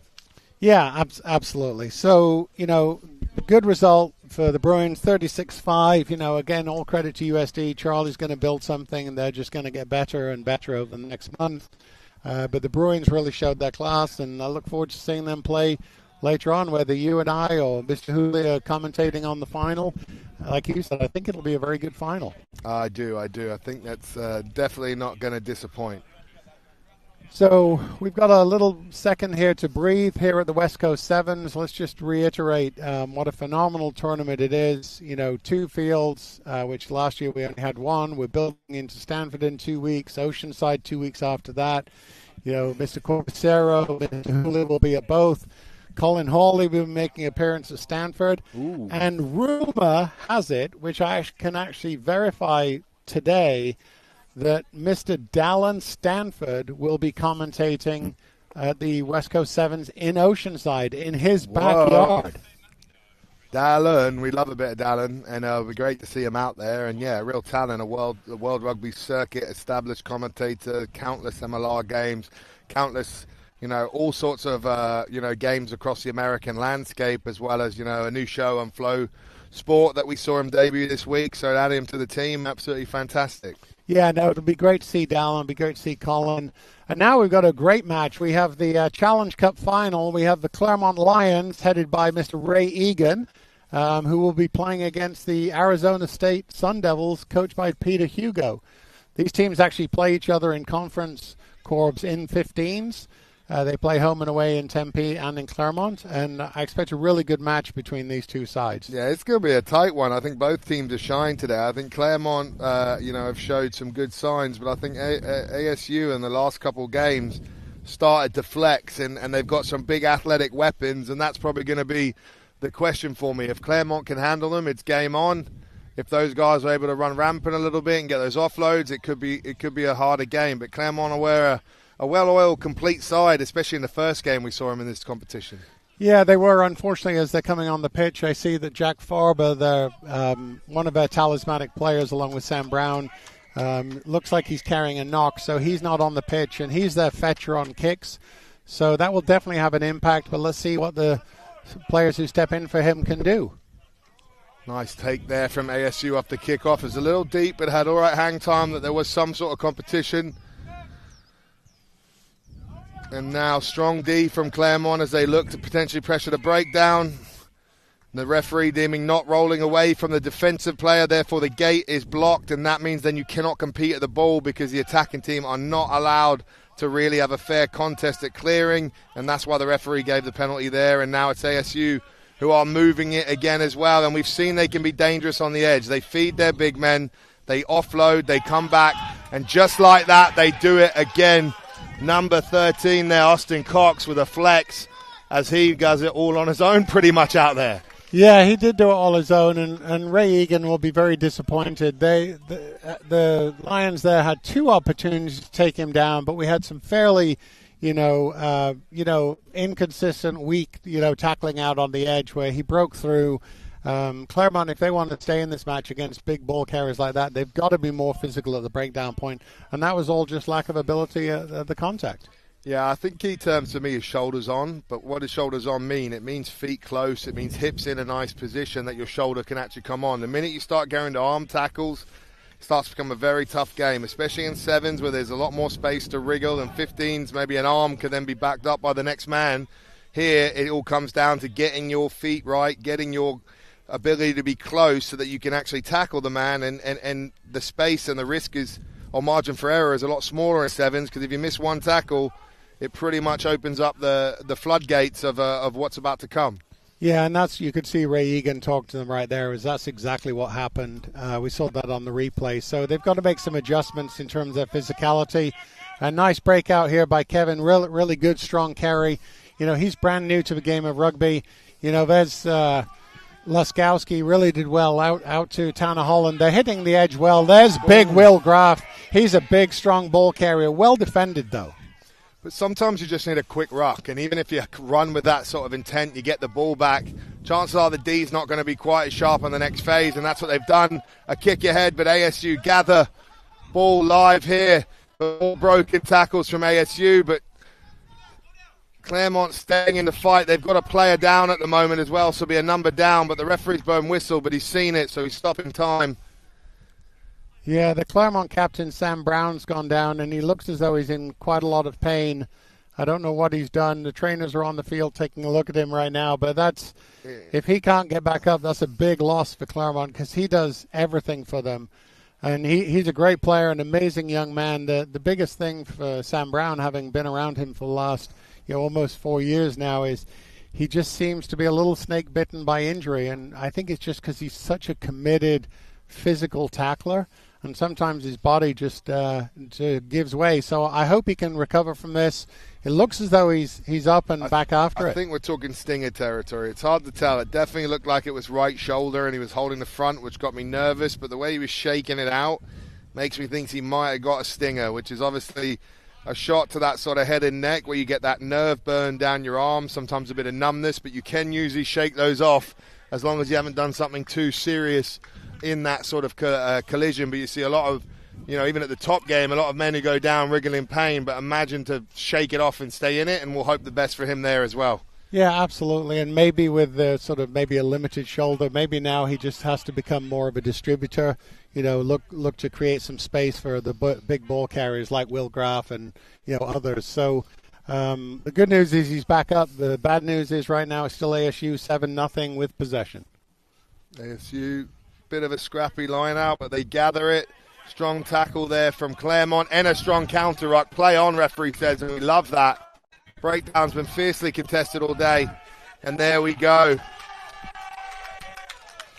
Well, you are right. It is a stinger, and what a great comeback by Claremont. Really, really started with the counter ruck from big number 5, Will Graff, and then Sam Brown saw the opportunity to strike, and strike he did, and with the kick to come, we could be in a tied game with about 2:40 left in this first half. Yeah, just exactly what Claremont needed. You didn't want to let ASU get another one. You've just pulled it back. You got a kick, though, to tie the game, but it should be a formality, although I do love a commentator's curse. As my buddy Paul Santinelli was telling me, I'm cursing everyone by saying they should make it in front of the stick, so I'll probably be quiet until it's done in future. But me being quiet is also quite a challenge, so we will see. But, yeah, that was the counter-ruck that got this machine rolling. And that's what I think, Claremont have to do a bit more. Force turnovers, and then you get ASU, who like to use line speed, who like to use pressure, unstructured D, and that's when your sort of all-court game is going to come to fruition more. Absolutely. And, I probably wish, on a personal level, I probably wish Sam would have just put the ball down instead of a little swan dive, especially with his shoulder injury. I was saying shoulder must be good if you're diving and then celebrating like that. So onwards and march. Once again, we've got some good pressure, and there's actually a turnover there coming back to the Lions. So they've got an opportunity just a few meters out from ASU's goal line. Opportunity to move the ball if they can to the edge here. Actually, they're coming back to the weak side. Back to Will Graff. Will be looking to do a strong carry. He's stopped short. They're a meter short now. The ball's coming out of the halfback to Fred Zeng. Gives it out. We're moving it back to Sam Brown, out to Tanner Holland. He's got to look to hit the edge there. And he actually, what a step. And he just, he tried to be a little bit too far. He could have hit the edge there, Corbs. Oh, I thought he was in there. Then obviously, the easy option looked to shift it wide because that's where the space was. But that ability to dummy that first one, but then snake with the second dummy, deserved to try. But he just got caught, knocked the ball on, and it's small margins and sevens. But I do love a little bit of a zigzag or a snake in, out. That's a hard man to defend when they can do that double cut here, as you'll see in a second. Out, in and then out, and leaves them for dead. But the number 5 for ASU has been outstanding today. Tyler Larson makes a big tackle there, and that was a try-saving moment from ASU as they now look to play under pressure a little on their own goal line. Yeah, I mean, I get what you say about the in and out. What I will tell you, just having been coaching around Ray Egan for a long time, he will be furious that the ball wasn't just shifted out to the left edge.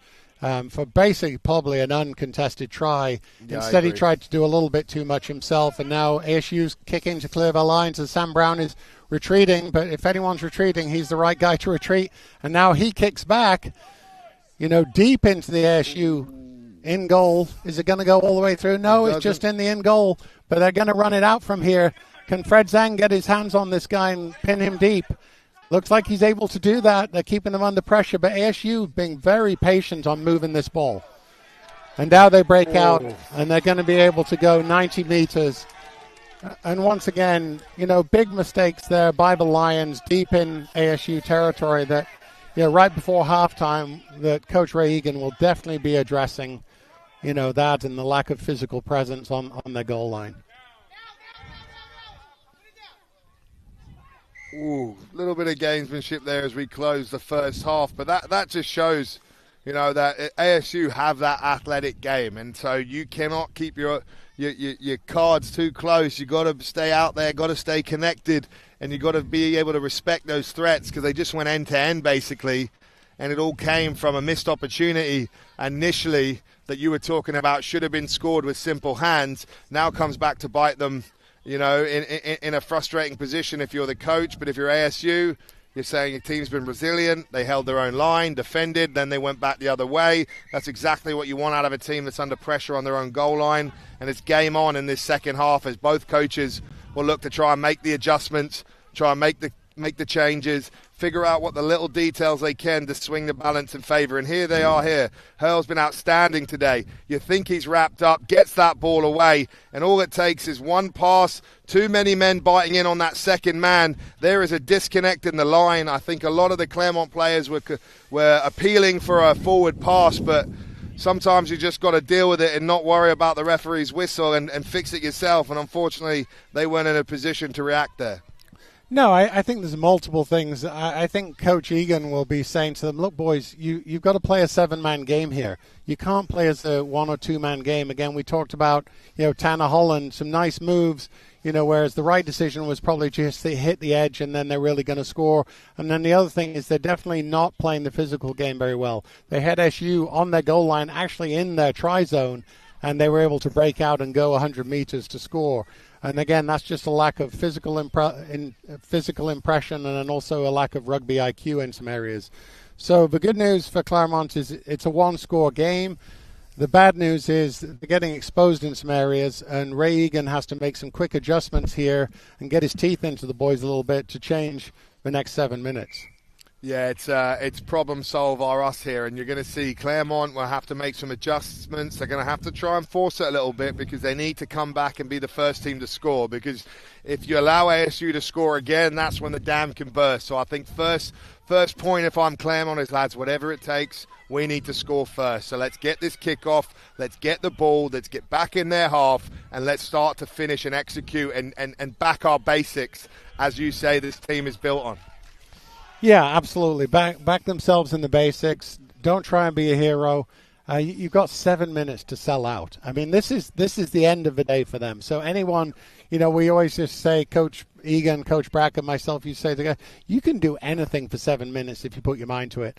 So if these boys are tired, ASU are tired, let's just see who's got the energy reserves and the execution for 7 minutes to try and take this, challenge trophy. Yeah, I always think you can look at David Goggins, mate. That guy does things purely by the mental will to push through, and that's what I try and tell my players. 7 minutes, 1 minute, whatever the ball in play is, just keep going until it's done, because I promise you the mind is stronger than the body ever will be.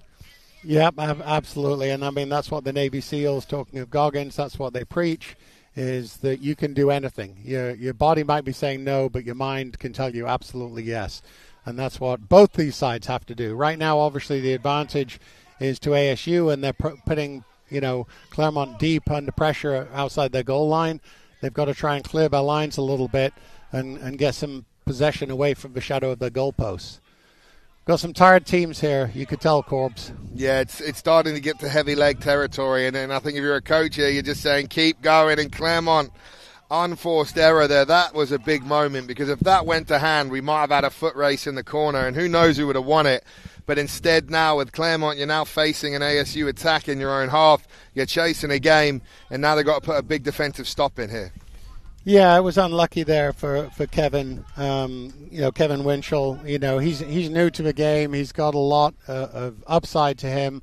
But it was just a loose pass to Sam Brown. He hit Sam Brown's hands, and that's a score. And that's probably, it's a long score, but he's going in untouched. Instead, now it's a turnover the other way. You're under pressure just outside your own 22. And that's the swing moments and sevens that can come to get you, especially with only a short period of time. Now an early push, they get a free kick sort of tap.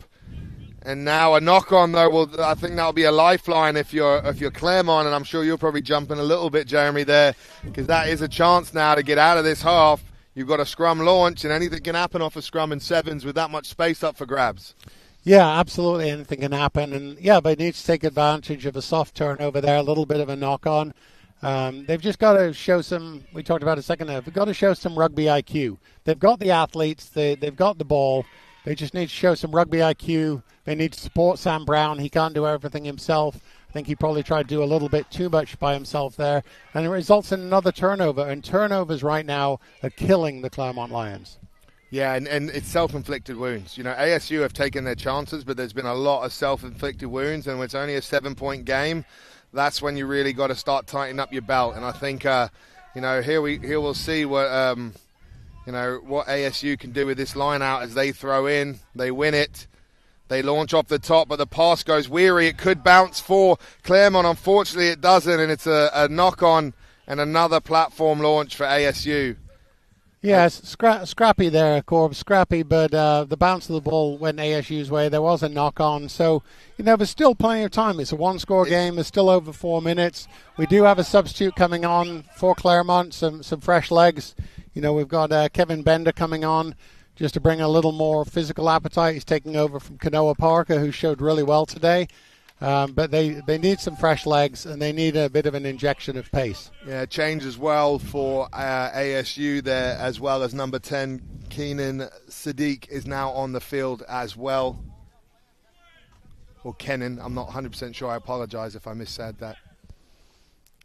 Yeah, it looks like Keenan Sadiq. And they've retained possession. They've got him held up, but no, it's not going their way. So ASU still has the ball, looking to go. And once again, just soft defense around the fringes there, leads to a fairly easy score.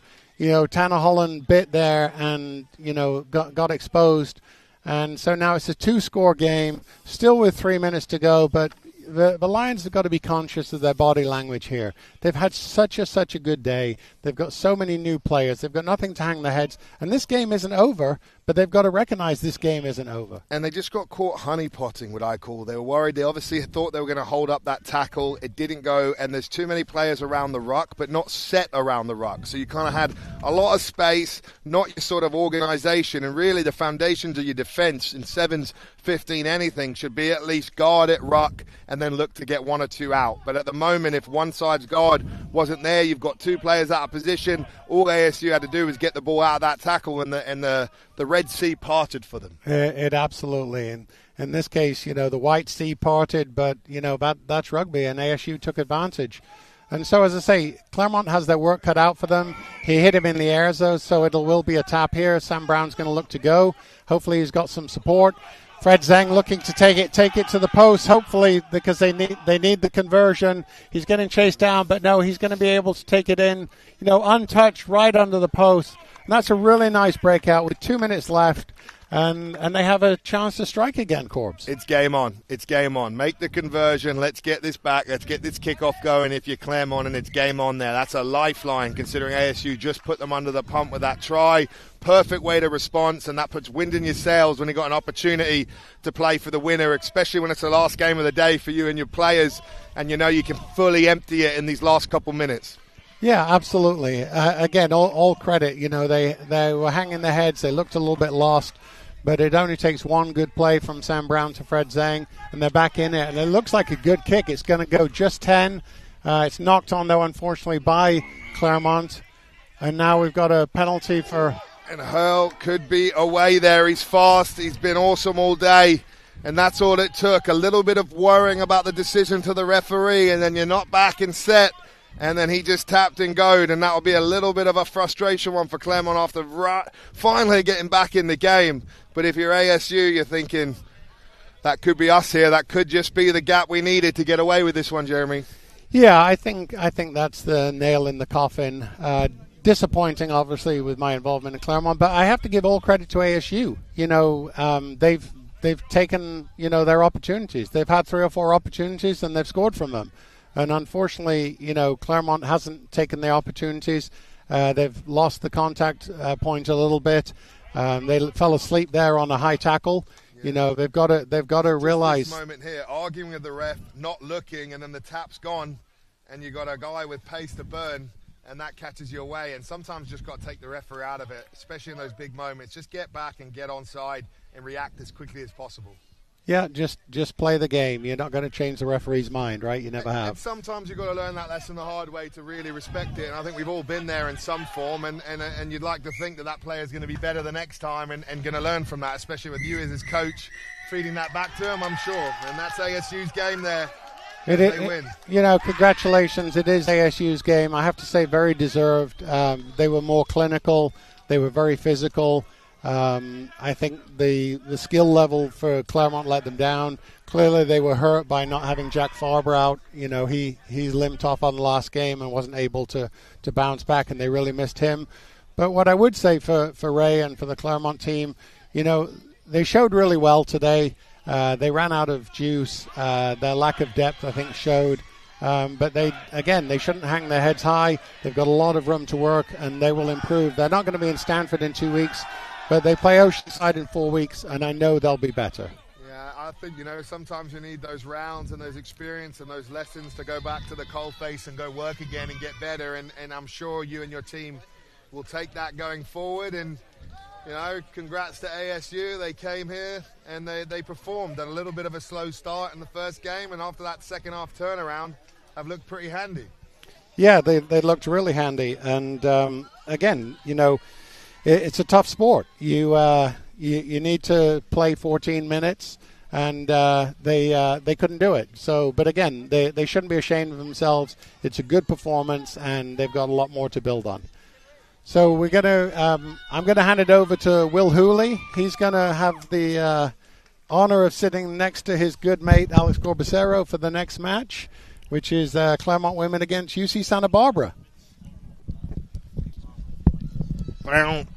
Down, He's back. He's back. I'm going to be doing the official entrance themes for everyone, and you can't copyright infringe me when I'm doing it myself with my mouth. Jeremy Ognall going over to, I guess, just speak to his Clermont crew as they just lost out in that game. That was a good game. That was a physical game.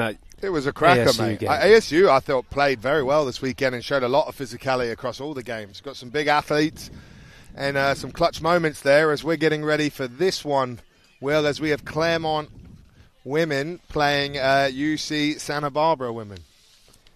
We do indeed, Corbs, as we just adjust our pages in front of us to get the rosters. The wind is still plaguing me, so give me a second, everyone, to sift through, but I'll leave you in the arms of Will Hooley as I try and find that UC Santa Barbara women's team list so I can do it justice here with the names.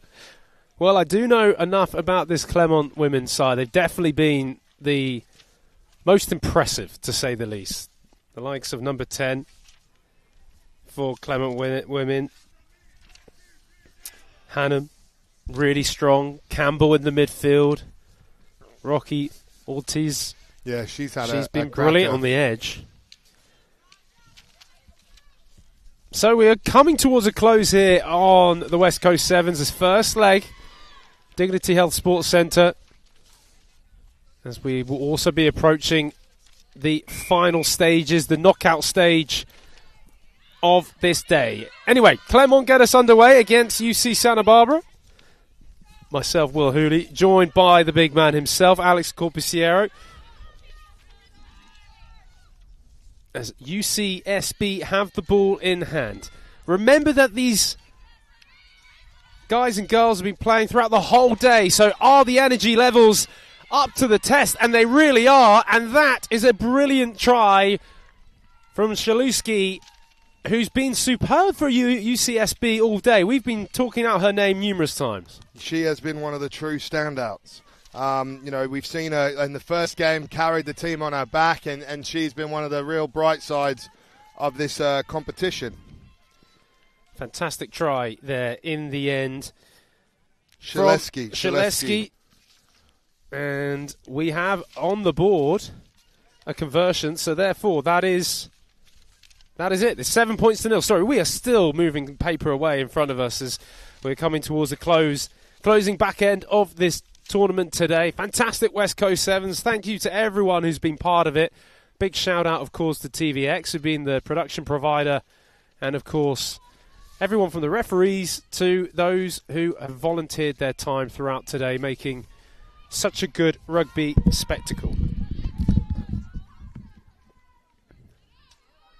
As Corbs just goes to retrieve some paper that's blown away. It's now in the hands of Hannum, where Clermont are back on the attack. Letting in that early first try. They're looking to try and make amends. Hannum on that far side.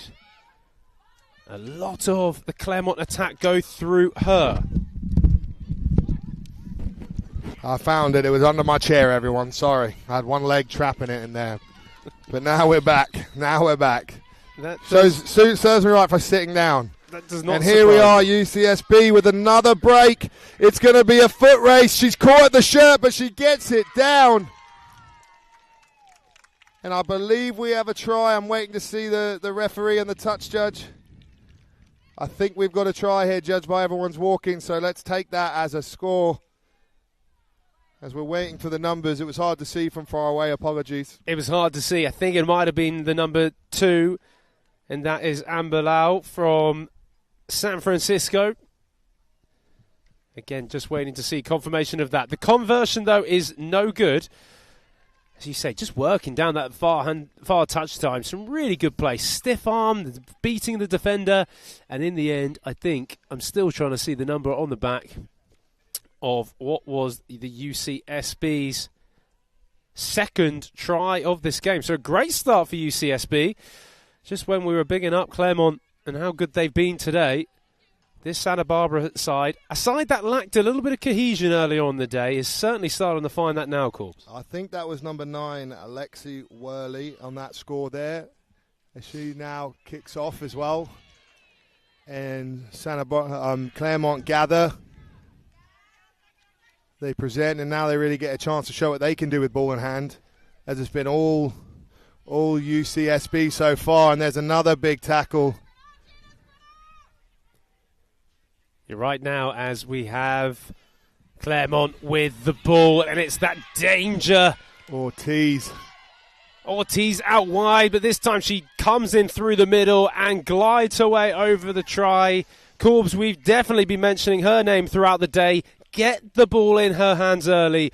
Rocky Ortiz goes over. Yeah, she's been incredible all game, all day really, and she's just one of those players that can break a game. She's got pace, she looks very fit, very strong, very durable. Reminds me a bit of a Nicole Heverland-like player out there on the field, and that just shows how dangerous Claremont can be when they actually have possession. I think, it's been all UCSB, putting pressure on their own half, holding the ball. Finally, we see Claremont actually stretching them. I think Claremont look a little bit faster, a little bit more mobile, where you'd say UCSB look a bit more physical. So if you're Claremont, you're thinking, hold on to the ball, stretch them, and let's use our pace and our finishers when we get those sort of space or one-on-one options. Don't keep running into some of the big, sort of tacklers in the middle who've been dropping the hammer on them so far this game. Totally agree with you. As Claremont get the conversion, which brings it to 7 points to 12. UCSB still have the lead here in this West Coast Sevens, as the kickoff is just knocked on at the front there from that number 14. Coyne, who has also had a strong day today, the number 14 for UCSB, but we've always said it, Corbs, it's the handling. Small moments become big moments, because now this is a chance for Claremont to mount an attack from a set piece. Yeah, and it's sometimes, the little basics there that, you could sometimes take for granted, but sometimes chesting it, even just turning slightly to your side, gives you that ability to ride the chest a little bit, especially if you're kicking and you're looking into the sun. And small margins, and that is a yellow card there for UCSB, and it's kind of going from bad to worse. They're still in the lead, but the momentum has shifted. But Selesky with another strong tackle, but the offload away to Ortiz, and she knows where the try line is, so UCSB are going to have to be careful. They recycle it back. UCSB are condensed there. You're going to need a big tackle and a stop, but that is an offload out the back. That is silky, as you're going to see. No look from the number 7 of Claremont, Lindsay Manugian. I'm going to guess that's how I say it. I apologize if I disservice it, but that was absolutely outstanding bit of code, and we got to watch it again here. I just wonder, Corbs, whether this was deliberate or did it actually come off the hand of a UCSB player that then put it into the hands of the Claremont attacker. Nonetheless, it worked. See. Here we go. Comes around the corner. That's perfect. Don't take it away. Don't take it away, Will Hooley. Will Hooley's trying to rob the bank there. You've got to give all the credit. Oh, that is absolute money. Cha-ching that in the bank. We want to save that highlight. That's how you advertise a game of rugby. How dare I? Just from my angle, I did not see it quite as clean as it was. Congratulations. Claremont back on the board, and Corbs, we have a game on our hands here, Will. 12-all game. Hannum's going to get us underway, but not going 10 metres. It rolls, so that will be also the end of the first half. So, Corbs, there you go. 12-all. We've seen a lot in that. What have you made of it so far? I think it was, almost a half of two halves as such. You had UCSB start well, keeping sort of possession and pressure down in Claremont's half. And then you also, here's our move of the day as well. Oh, it's stunning. That's just naughty. Wow. I wish I pulled that off in rugby, but I actually didn't ever. So absolutely outstanding work there. But for me, back to program, I thought UCSB had a good game plan early. Their kickoffs, pressure, forcing turnovers, they looked pretty handy down there and were getting points. Once the game opened up a bit, once it started to give Claremont possession in their own half, that's where they started to look a little bit breachable, and that's where the ill discipline started to cost them. And you got to credit Claremont for staying composed in that game and finding their way back in and taking their shots. Definitely agree with you. It's 12 apiece here in the women's side of things, coming towards the end, as I've already mentioned, on the West Coast Sevens first leg. A reminder, there is 2 more legs. October 11th at Stanford University, and then the 25th and the 26th of October at Oceanside, California. where it would all be wrapped up in the end. So as the teams take just a minute or two just to collect themselves and hear those last messages, we will be back on the field in just a second. Well, it's been a long day. It's been a great day, Corbs. And actually, as the sun starts to beam down now, it's the energy levels. It's the real sort of last few minutes of a game that could be the real difference. And you just wonder, with a 12-piece all game, it could come down literally to the last play. It really will. Well, I think this one, it's been a close half, and I think who scores next is going to start getting in that driver's seat. I've said it at half-time, but momentum is massive in sports, and it's going to be who imposes their game plan. Will you see UCSB get back to how they started the game, or will you see this game open up a little bit more, which seems to be favouring Claremont? Can't wait for it. There we go. Another 7 minutes of action. 7 minutes and a half for Rugby Sevens, and it's Claremont 12, UCSB 12. As we have just the second half to remain. Some outstanding individuals on display, although collectively these teams have only grown throughout the day as well. Talked about it in terms of just having that time together. It's very early in the rugby calendar, within the collegiate rugby calendar.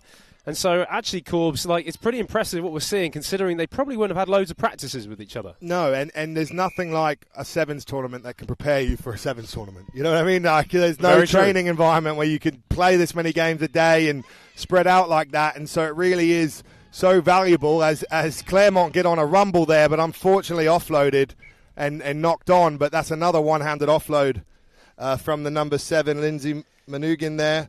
Manoogian, I should say, and she's looking to play, but that's an unforced error. But we've got a game on our hands here, and I think you got to appreciate that it's going to come down to small margins. It is indeed, as UCSB have this attacking scrum just inside the Claremont half. All attackers have moved across to that far right-hand side. A reminder, there is still someone in the bin, so they're actually only playing with 6, UCSB. But doing pretty well with it, moving to the outside edge, and it's just not gone to hand. And Corbs, is those little moments that it could add up. So close there. UCSB finally back to a full 7 now as their sin bin player returns, and they could have used it in that last phase. They found space on the edge. One more player might have even been more advantageous, but it just didn't go to hand, and that's what you got to train yourself for. Like I said, a long 7-6, it's hard to train a sevens environment, but to go back to back to back in games and still have that accuracy and execution at the end of the day when you've emptied a lot of it is sort of what these players are going to get this development from getting this first hit out. Here we go then with Claremont, who get the line out in and keep the ball as they move it down that 15-metre channel on the far side. There's plenty of space if they can get it to this near side. As the ball comes back, that's Hannum. She puts boot to ball, or ball to boot, I should say.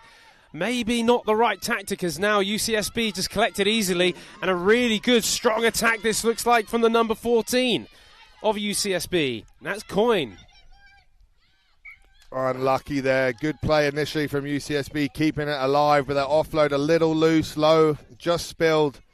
And it probably takes a bit of a breather for the Claremont fans, who are a little nervous there as UCSB seem to be getting on a rumble. But we're still tied at 12 all. We've got just over 5 minutes of play, and it is all to play for. And this is the time where coaches are going to be imploring their players to empty the tank. Give it everything. Worry about it tomorrow, how it's going to hurt. This is going to come down to a one-score game. I can feel it as Claremont get the ball into the scrum. It's a little dart down this near side. That's Vivaros, who's had a really strong tournament today. Ashley Vivaros, the biology student, 3rd year, as that's an interesting pass, nearly intercepted, but kept well.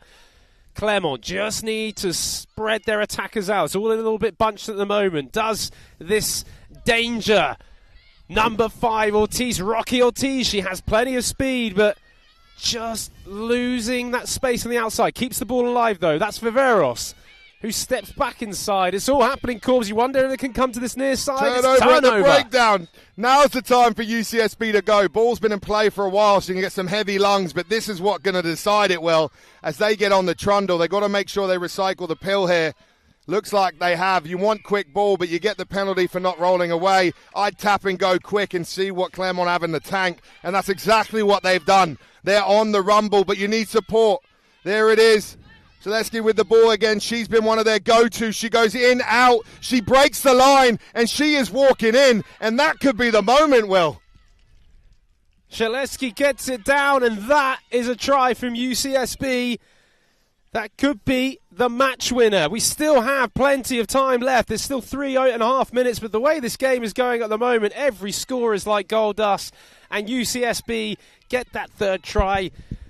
Oh, I think everyone needs a little bit of a breather. Yeah, I'm out of breath here just standing up trying to follow this action. It's been end-to-end. It's been back and forth, and that's what we want in footy when we're watching it. And this is game on now, and how do Claremont respond? They will be, they responded well earlier in the game when they went down. Then they brought it back level, and now they're down again. Can they harness that again, or will momentum start to shift to UCSB? UCSB then take the lead. The conversion was no good, as I see it on the replay from what we've just seen. So, 17 points. Will that potentially be 2 points that goes missing that could be so vital? Nonetheless, UCSB have this restart with Claremont trailing by 5 points. There is still just under 3 minutes remaining in this match. Can Claremont catch the ball from the restart? They do. They keep hold of it. As now it's a matter of trying to keep a patience in their attack. Claremont, move it to the edge.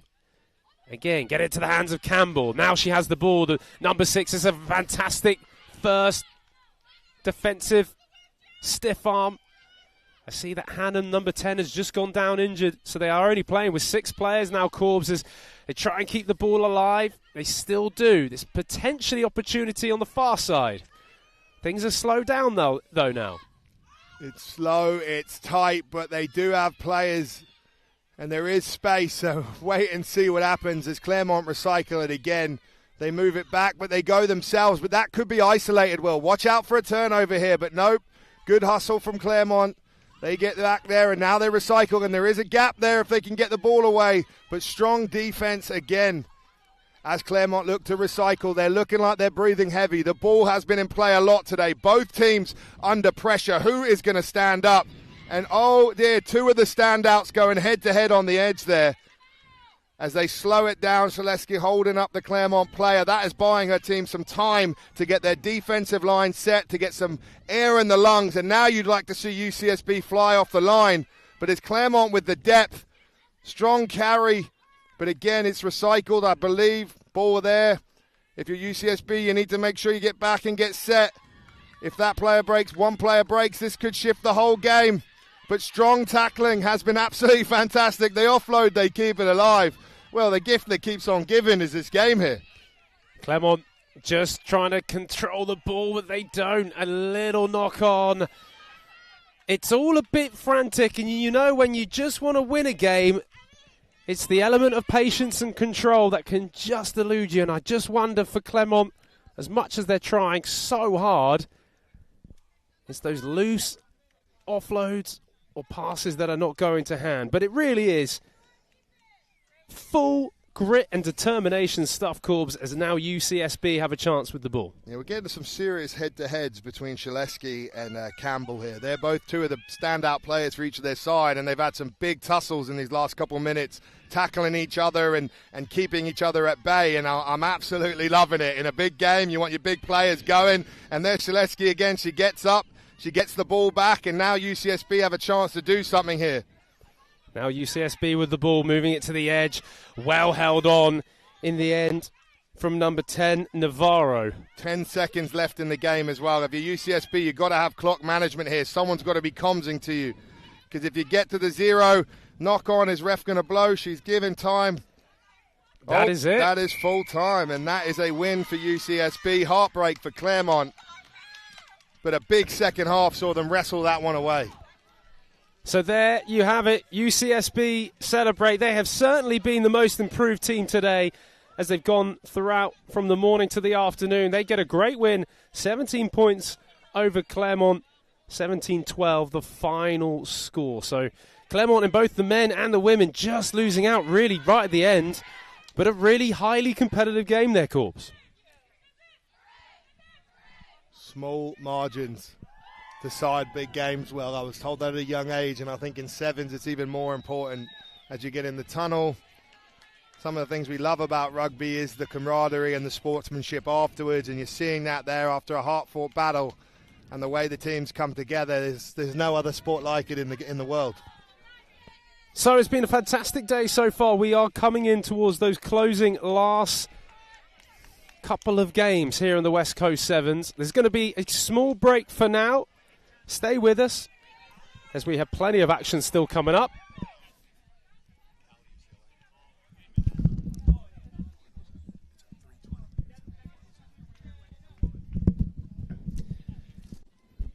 Just getting a quick note there that the final will be on the pitch one. The final on pitch one will be UCLA versus Cal at 3:20 p.m. Pacific time. So there you go. As we take a short break, do stay with us. We'll bring you some replay reaction of what's been a fantastic day here at Dignity Health, and also a little bit of preview as to what's to come. Two great rugby programs going up against each other. Don't want to miss it. Stay with us. We'll be back in a few.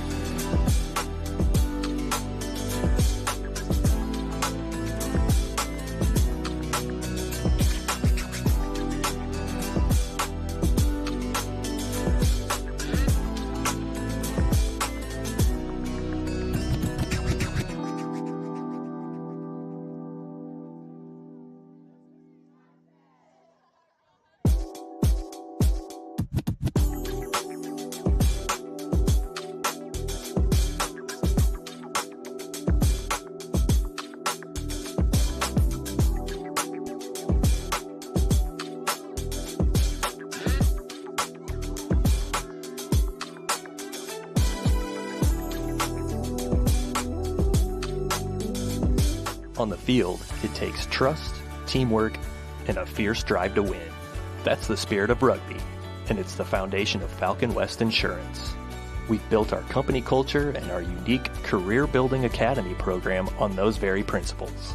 We provide thousands of families and businesses with the best carriers and coverage.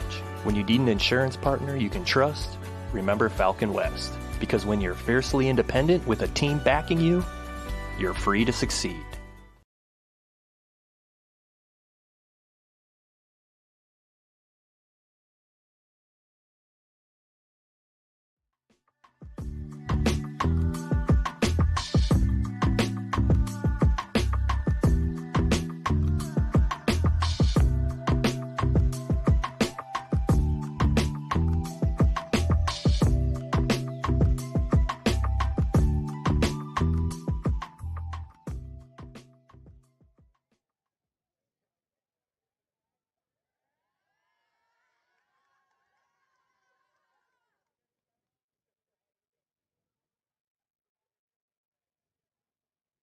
do us proud. We hope that some of you are out there joining them in the future. Congratulations, and here you go.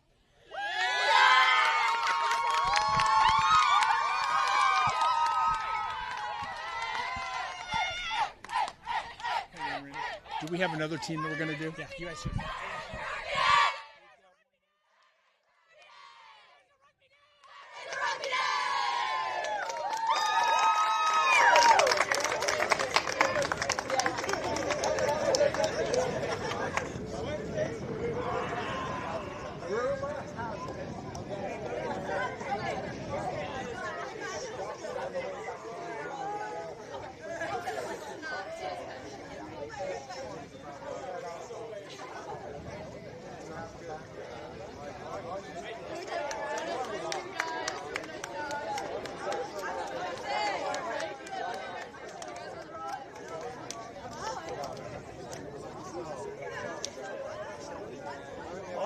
I'm driving his car back, so yeah, that's it. I'm the one who's brought my car back. You're the one who can.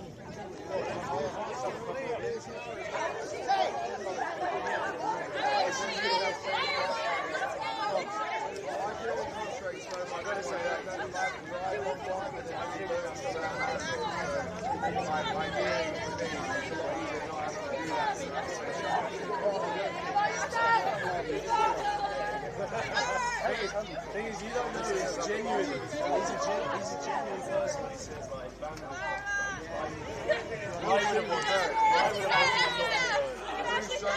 One, two, three, boxes!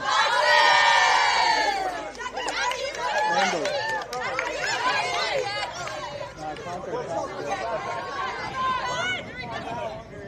Do it again. 1, 2, 3, boxes!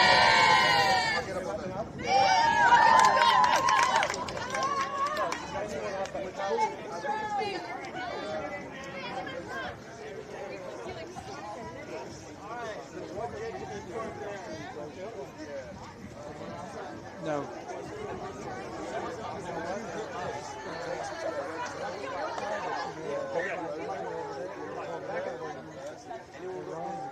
I'm live now. Are we on?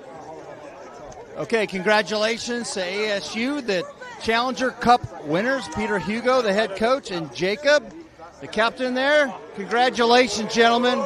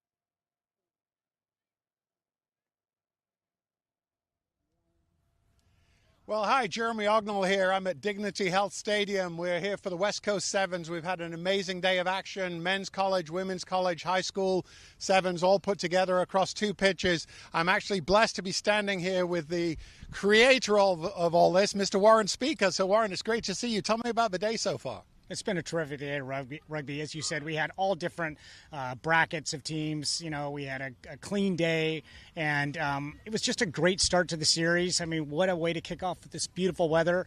What's going to be terrific rugby for the next month?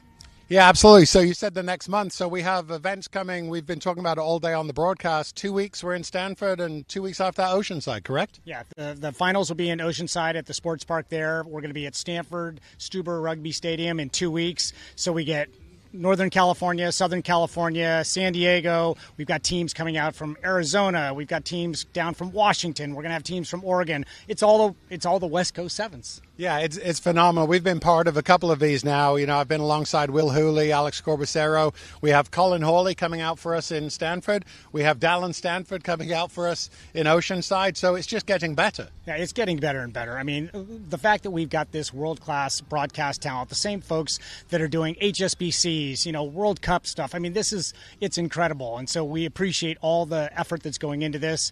And as this gets better and better, it gears towards a national championship for CRAA and for the United States of America and college, and we just got to make this happen. Well, I have to say, I've been dealing with you a lot on this last year. It's been an absolute pleasure. What I do want to make sure is that we pass on all our thanks to TVX Video, who put the production on, and also thanks to you, to Andy, to your wife, to all the volunteers who've just made an amazing day. And as I say, I think it's just going to build and build and build for Stanford and beyond. So we look forward to the next few steps. Thanks for all your help. Thank you, everybody, for watching. We really appreciate it, and let's go have the finals. Well, we're going to have the finals. We have UCLA coming up against the Cal Golden Bears, and I'm honored now to turn it back over to my colleagues, Mr. Will Hooley and Mr. Alex Corbacero. There we go. Jeremy Ognall, the multi-talented Jeremy Ognall with the interview. And, of course, Warren Speaker as well, the fantastic work that he's been doing. Everyone involved. Jeremy, spot on with that interview. Corbs, it's been a great day. We've seen a lot of rugby across men's, women's and high school. We really have. And sorry, but how good did Jeremy look on camera after being here in the booth with us all day? Absolutely outstanding. But, yeah, we've had a cracking day, Will. And, we've seen quality rugby, competitive games, camaraderie, sportsmanship. We've seen it all across the day, and we still have a doozy in store in this final. You've got 2 powerhouses of West Coast rugby. Cal Berkeley, the Bears, probably the most established program in the history of the United States. And then you have UCLA, another prestigious university, and really a team with Harry Bennett in this tournament that came to play. And are they the dark horse to unseat your defending champions? Well, there you go. The defending champions you mentioned there, Corbs and Cal, they've had a lot of success. Of course, Jack Clark being their head coach and Tom Billups as well. A lot of success in their history, a lot of success in this tournament. They won it last year. UCLA were just pipped to get into the final by USD. What has happened this year? Well, they've turned the ties. It's UCLA that find themselves the Bruins in this final. Harry Bennett, of course, the director of rugby, has done a tremendous job for UCLA. And Corbs, from what you've seen, is it a clash of styles, or actually do these guys match up very well? I think they match up pretty well. These are 2 programs that like to play expansive rugby, and we've seen that so far today. You'd probably say Cal have the edge in a little bit of the size and the physicality of some of their athletes, but then UCLA's skill level, their clinicalness has really been pretty impressive today. So this one's probably going to come down to the wire unless a few bouncers favour someone and they happen to take their shots. Well, there's plenty of talent there leading their sides out. Keep an eye out, of course, in that Cal team. Rand Santos, a USA Eagle, already still finishing off his college years. Solomon Williams as well. But there's plenty of also fantastic stars in this UCLA side. Caden Hartley, Joe Lambert, freshman, have looked really impressive. And, of course, plenty of other talent across the field. So here we go then. This is the final game of the West Coast Sevens here in Dignity Health Sports Complex of what is a first of 3 legs. Already mentioned, Jeremy spoke to Warren Speaker about not just here in LA, but Corbs, we're going to head to Stanford and then back down to Oceanside. Yeah, we've got a stacked sort of lineup, but don't look ahead yet, Will, because this one's going to come down to something special. And, you know, these have been the two flag bearers of the tournament so far, and I don't know which one to call. If you're a betting man, which way are you going on this one, Will Hooley? I've got to say, potentially. I like to use the word potentially. It gets me out of trouble. So therefore, if something does happen different, I'm going to say Cal are looking maybe the strongest, but UCLA will give it their all as it's kickoff. It's number 3 for Cal, Edstrom, that has a high-hanging kickoff, and it works back. It goes back to the kicker, number 3 there. Edstrom works it back to this blind side. Here's Solomon Williams. It's a left foot step, and it's acceleration. And Corbs, that's the first try of the game. I mentioned he'd be a danger man. Williams gets over for Cal's first try. Yeah, really clinical stuff from Cal. It's getting off to the races, and it all started from the kickoff, the hang time. That has been one of the themes that Cal have had in every game. Hang time on their kicks, allow them to pressure the opposition, and that gives you a chance of getting it back. And even though UCLA got the ball up, got their lifter up well, just the fact that it was so competitive and Cal could get a hand to it meant they favoured it and they got the ball as they make the attempt at a conversion now. All points will be important. Unfortunately for Williams, he can't add to his try. So Cal with a 5-point lead to begin it. There is that receipt from the kickoff, Corbs. That's what they want to try and repeat. Yeah, and it just gives you a shot, because when that ball comes back off the kickoff, the defence is not set and structured, and so you get a chance to catch them at 6s and 7s, and that's where you can pull something special off like Cal did. But just like that, it goes the other way before referee sees a knock-on. Just a knock-on, so unfortunately for the Bruins, they're not going to get the ball from here. Cal will mount an attack. And when you look at the weapons they got in the wide channels, the athletes they got on this field, Corbs, they're well coached, and also they're well maintained by the likes of someone like Tom Billups. Yeah, I love it. You've got kind of the older generation and the newer generation of this collegiate coaching going head-to-head with Harry Bennett, and then some of the stalwarts at Cal Berkeley with Tom Billups as well. Real OG US Sevens Eagle, and then has been a coach sort of through the whole development of collegiate rugby. It's actually awesome to see. UCLA mentioned a couple of freshmen in the beginning, because there are quite a lot of freshmen this side. This is someone who's got a lot of experience, though, for Cal. It's a great offload from Williams, and now, as it goes, it's big number 2 for Cal, and it's a great second try. A little bit of a push and a shove, but in the end, Brian Bogney gets over for Cal second. Yeah, Bogney with a fantastic finish there, but I think you've got to credit Rand Santos, who's just been absolutely sensational today. I don't think he played in the last game for Cal, but when you see him in those hands and just a little intricate loop play there, he is a big game player, and Cal came to play so far with this sort of blitz start that they've gone to the game. A bit like UCLA had USD, you've now seen Cal winning those kickoffs and just really applying pressure to UCLA. Sevens is about starting early, starting fast, and there's certainly a lot of quality that Cal have shown in this first few minutes. Kick off again. Another high-hanging kick, as this time it's the 11. Sam Raid, it gets the ball. For UCLA, this is their first attacking chance, but Cal come up very fast, keeping UCLA inside their 22. A lot to ask from here. Good little goose step jump from Hampton, the number 13. Penalty there, Corbs, and they're already trying to put some pace on it. Yeah, there was a good tackle from Cal, but then got maybe a little greedy at the breakdown going again, and now they gave UCLA a little pressure release, but we shall see if UCLA can play out their half. We haven't seen it yet, Will. UCLA coached by Harry Bennett. Very well organised, but so far are struggling against this powerful, physical Cal side. And it's that man again, Solomon Williams, who will go over for his second try. And within the first half of the first half, Cal are starting to have a commanding lead. Yeah, it's a deja vu sort of Santos to Williams there is the money combo. And again, breakdown turnover from Santos actually gets him gets Cal into that game there, and those are big moments. UCLA are getting pressured and cooked in their own last third, and even though Cal aren't always getting the ball back off of these kickoffs, UCLA haven't really found a way to get into gear or get momentum and play out of there. And I think a lot of that is the defensive organization of Cal. They don't sort of honeypot, they stay pretty disciplined, and they have a good crack at the breakdown. Another high-hanging kick, but this time not going 10 metres from Cal. So will this be UCLA's first chance? Literally, they've been crying to have a bit of possession as they go to the far side, into the hands of the quick-nipping number 9, Max Griffiths. He's a really exciting player when he gets space. Brought down, though, as the Bruins move it to this near-hand side. Cal, though, smothering the ball and the drop just there, and there's no easy yards that the UCLA will be able to pick up, and unfortunately, with errors like that, that is gifting the ball back. Yeah, tough blow there for UCLA, an unforced error, and finally they had an opportunity to have a crack and attack into Cal's half, and you're thinking that might reset this game back to them being in it, but that little error just gets Cal another shot and takes a little bit of the momentum out of UCLA as they're already chasing this one. They've got to start turning it around and hopefully get some points on the board for the end of this half. So Williams is going to put the ball in, and it looks like a turnover against the head.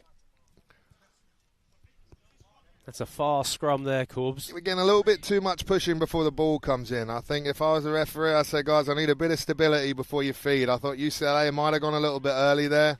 I think sometimes the scrum when it's 3 isn't always the tidiest, but I think probably the cue for me is I think we've got to allow a bit less pushing until the feed actually happens.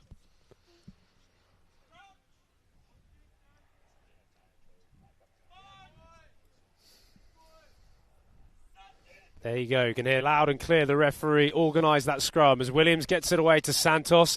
Comes on the loop, though, Williams. That's a lovely little play as it now gets moved to the edge into the powerful wide runner for Cal.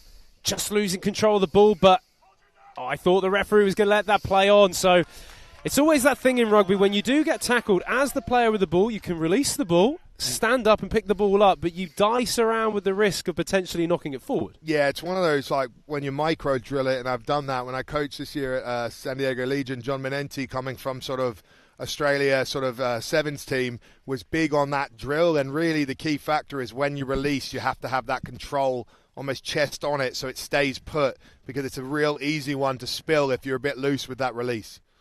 So, the Bruins free kick, early engagement. You even mentioned that, Corbs, earlier about some early movement. Well, finally, the referee blows for it, as now it's UCLA who find a bit of space, and it's this man who has a lot of wheels who just gets tripped up, number 13, Van Hampton, and boy, was that a last-ditch tackle that was needed.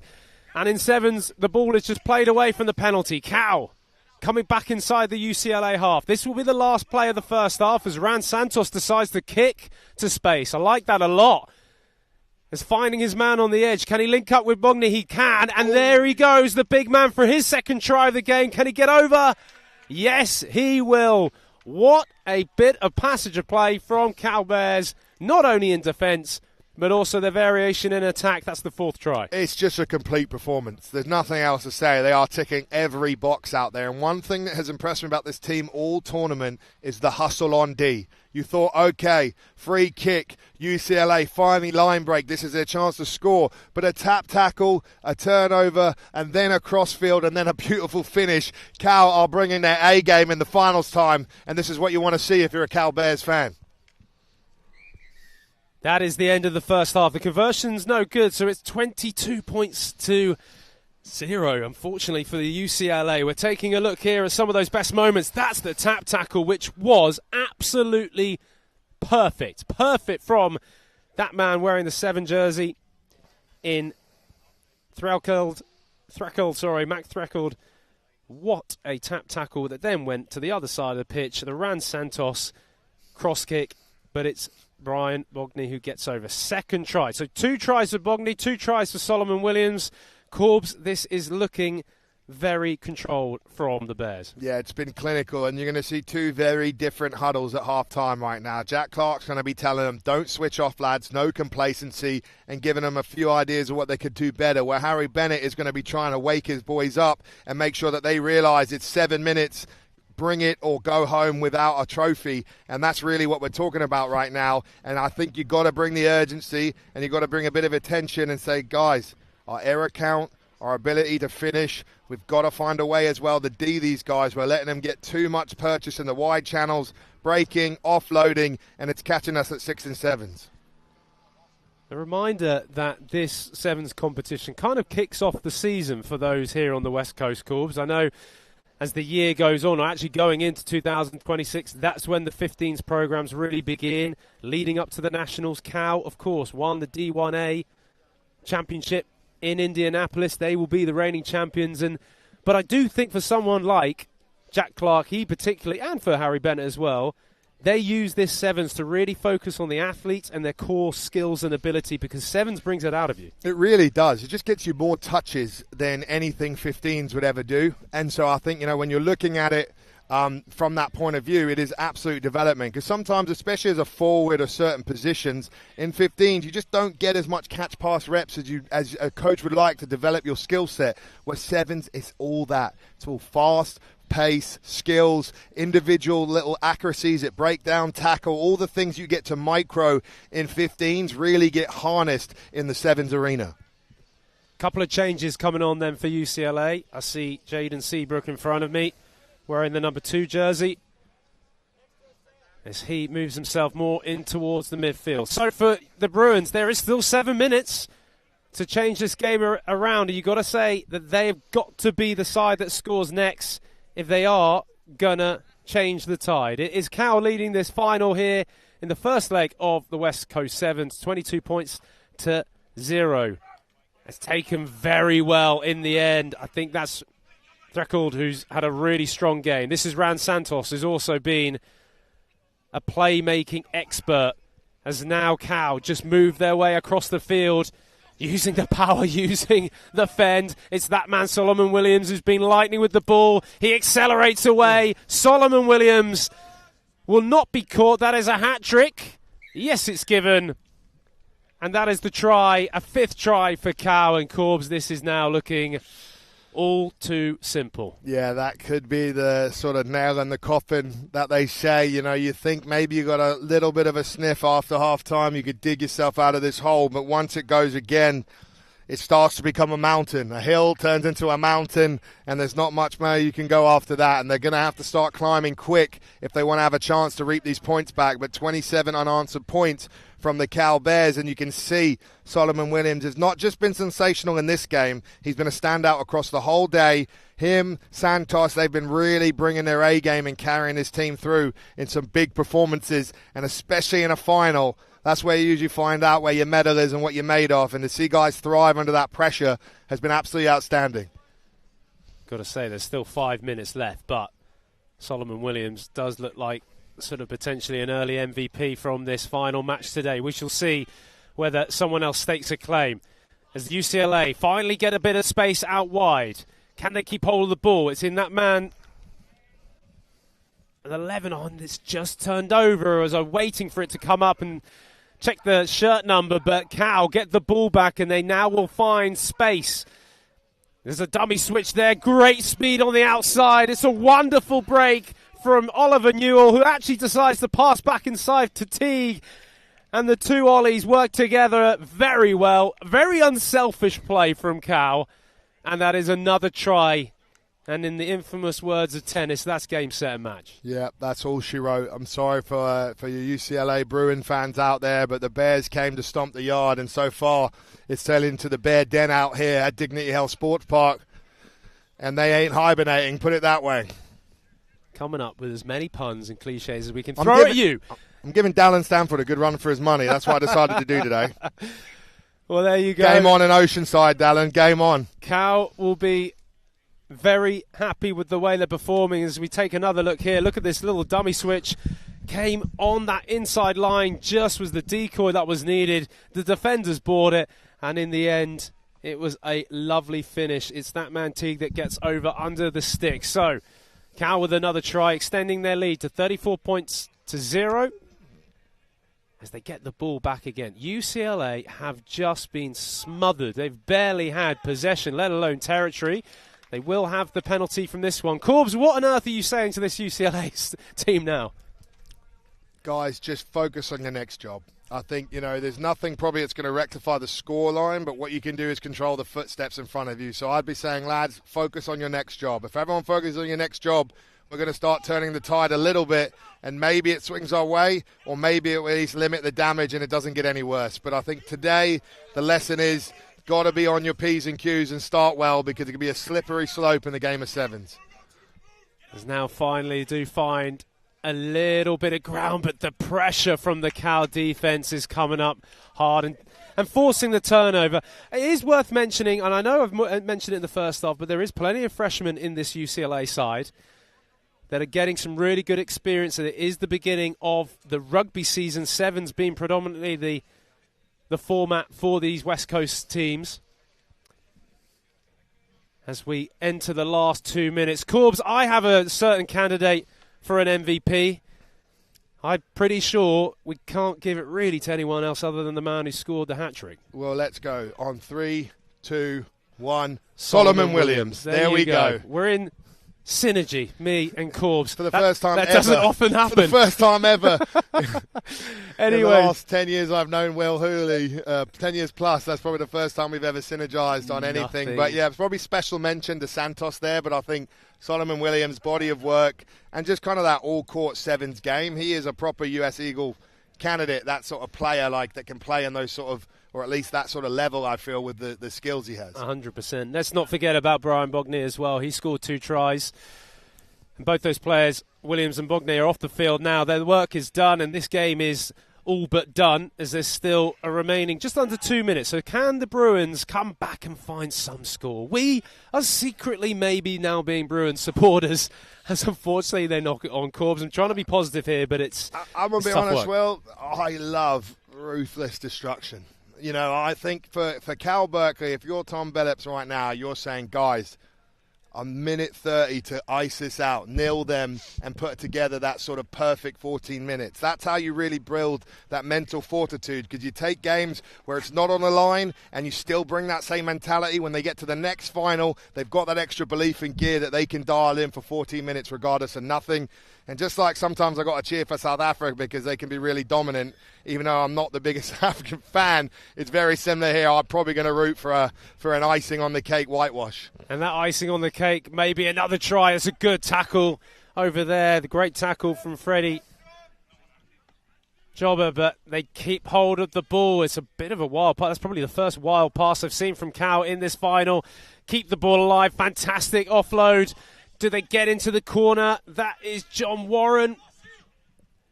Keep hold of the ball, though. Cal, move it to the edge. Big, long, wide passes. They really do fill the field exceptionally. And in the end, the power comes through.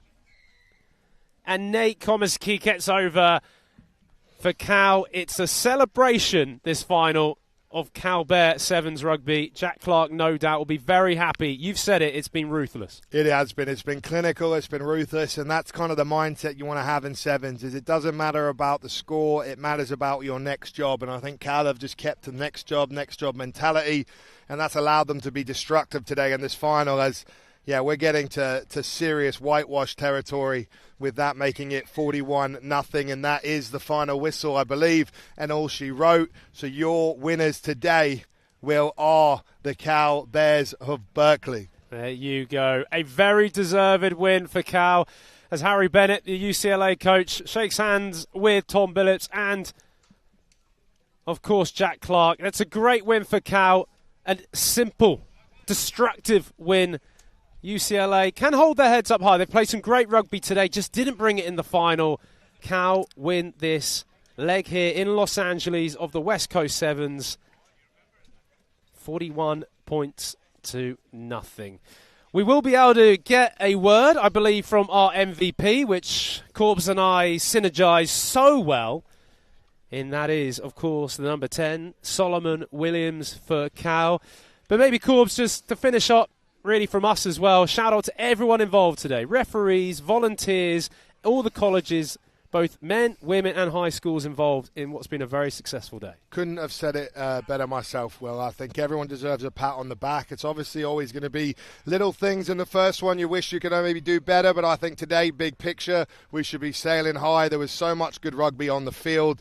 Load of players are only going to get better from this experience. Same with the broadcast, same with the referees. The fans came as well. To the organisers, the people that got here bright and early at the crack of dawn this morning to make sure this show is ready to rumble. You all deserve a massive pat on the back. And then I think just us fans, viewers, were the winner because we saw some proper code and probably quickly get out of there. I thought Cal brought their best game in the final, and that's what you want to see. So it looks like Jeremy Ognall does have Solomon Williams down there. Hopefully Solomon doesn't get too scared with the old man, but go on, Jeremy. Go and speak to the MVP. Well, thanks, Will. Thanks, Corbs. I'm standing here with the man of the tournament, selected by our commentators, Will and Corbs. Solomon Williams, congratulations, man of the tournament. How does it feel? Thank you very much. Feels great, but it just feels good to get a win with those group of boys. Just the talent, the level of depth that we have on this team, it's exciting, and to play with a group like that, it's something special. So I have to play back. Were you the man of the tournament last fall as well in Chula Vista? I believe you were, correct? I believe so. One of the tournaments. So you're collecting quite the hardware, and then you had an amazing summer of rugby with the All-Americans in South Africa. Tell us a little bit about that. Yeah, it was being in South Africa, representing the U.S., wearing the jersey. It's always a special feeling.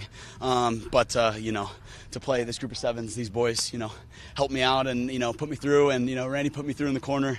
Couldn't have done it without them. So great. Yeah, well, you've got a great team around you, and I love how humble you are about it. You always are humble. You're an amazing young man. We look forward to great things. Tell us about what you're expecting in Stanford in 2 weeks, and Oceanside 2 weeks after that.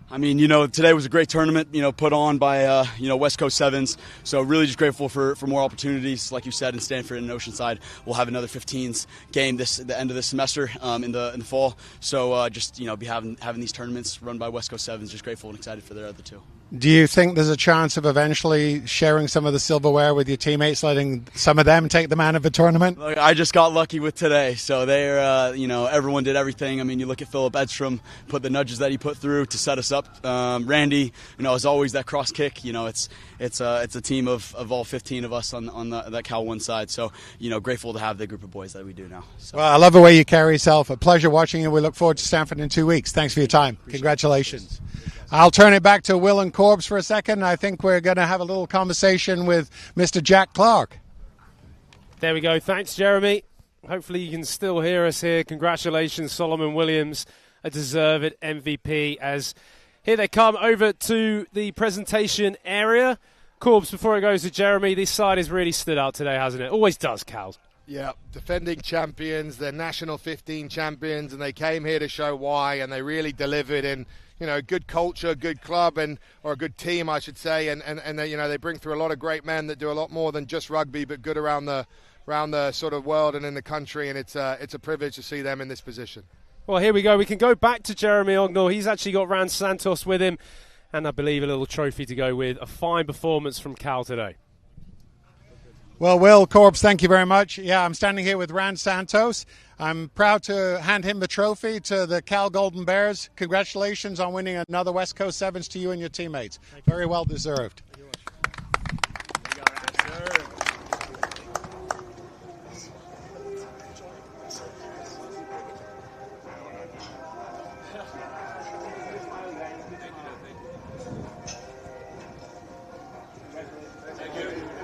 And if we could, we're going to take a quick second. We're going to invite Mr. Jack Clark to come in for a second. We'd like to have a quick word with him.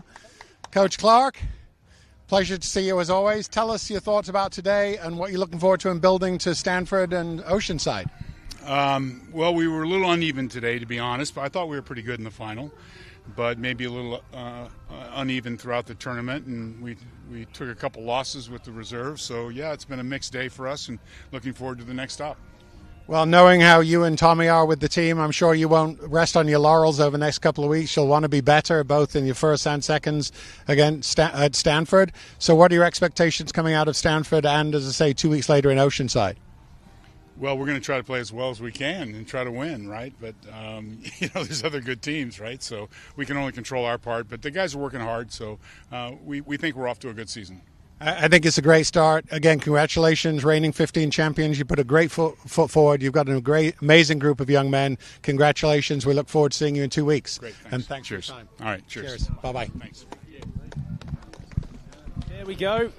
Jeremy Ognall speaking there with the Director of Rugby head coach, Jack Clark. Congratulations to everyone involved. Of course, Cal taking the win. We will see everyone again, Corbs, in 2 weeks' time in Stamford. It's been fantastic fun. Credit to everyone involved. Of course, yourself, Alex Corbusiero, myself, Will Hooley, Jeremy Ognall, and TVX Productions. Corbs, it's been a good one. It's been a good one, mate. Thanks for everyone for tuning in. Congratulations to the Cal Bears and UC Santa Barbara. It was an absolute pleasure to call today, and I look forward to the next one. There we go. Thanks for joining us here. TVX Productions, congratulations to Cal in the men's side of things, and as you've said there as well, UC Santa Barbara taking the women's in this first leg. Join us on the 11th October in Stamford for more West Coast Sevens.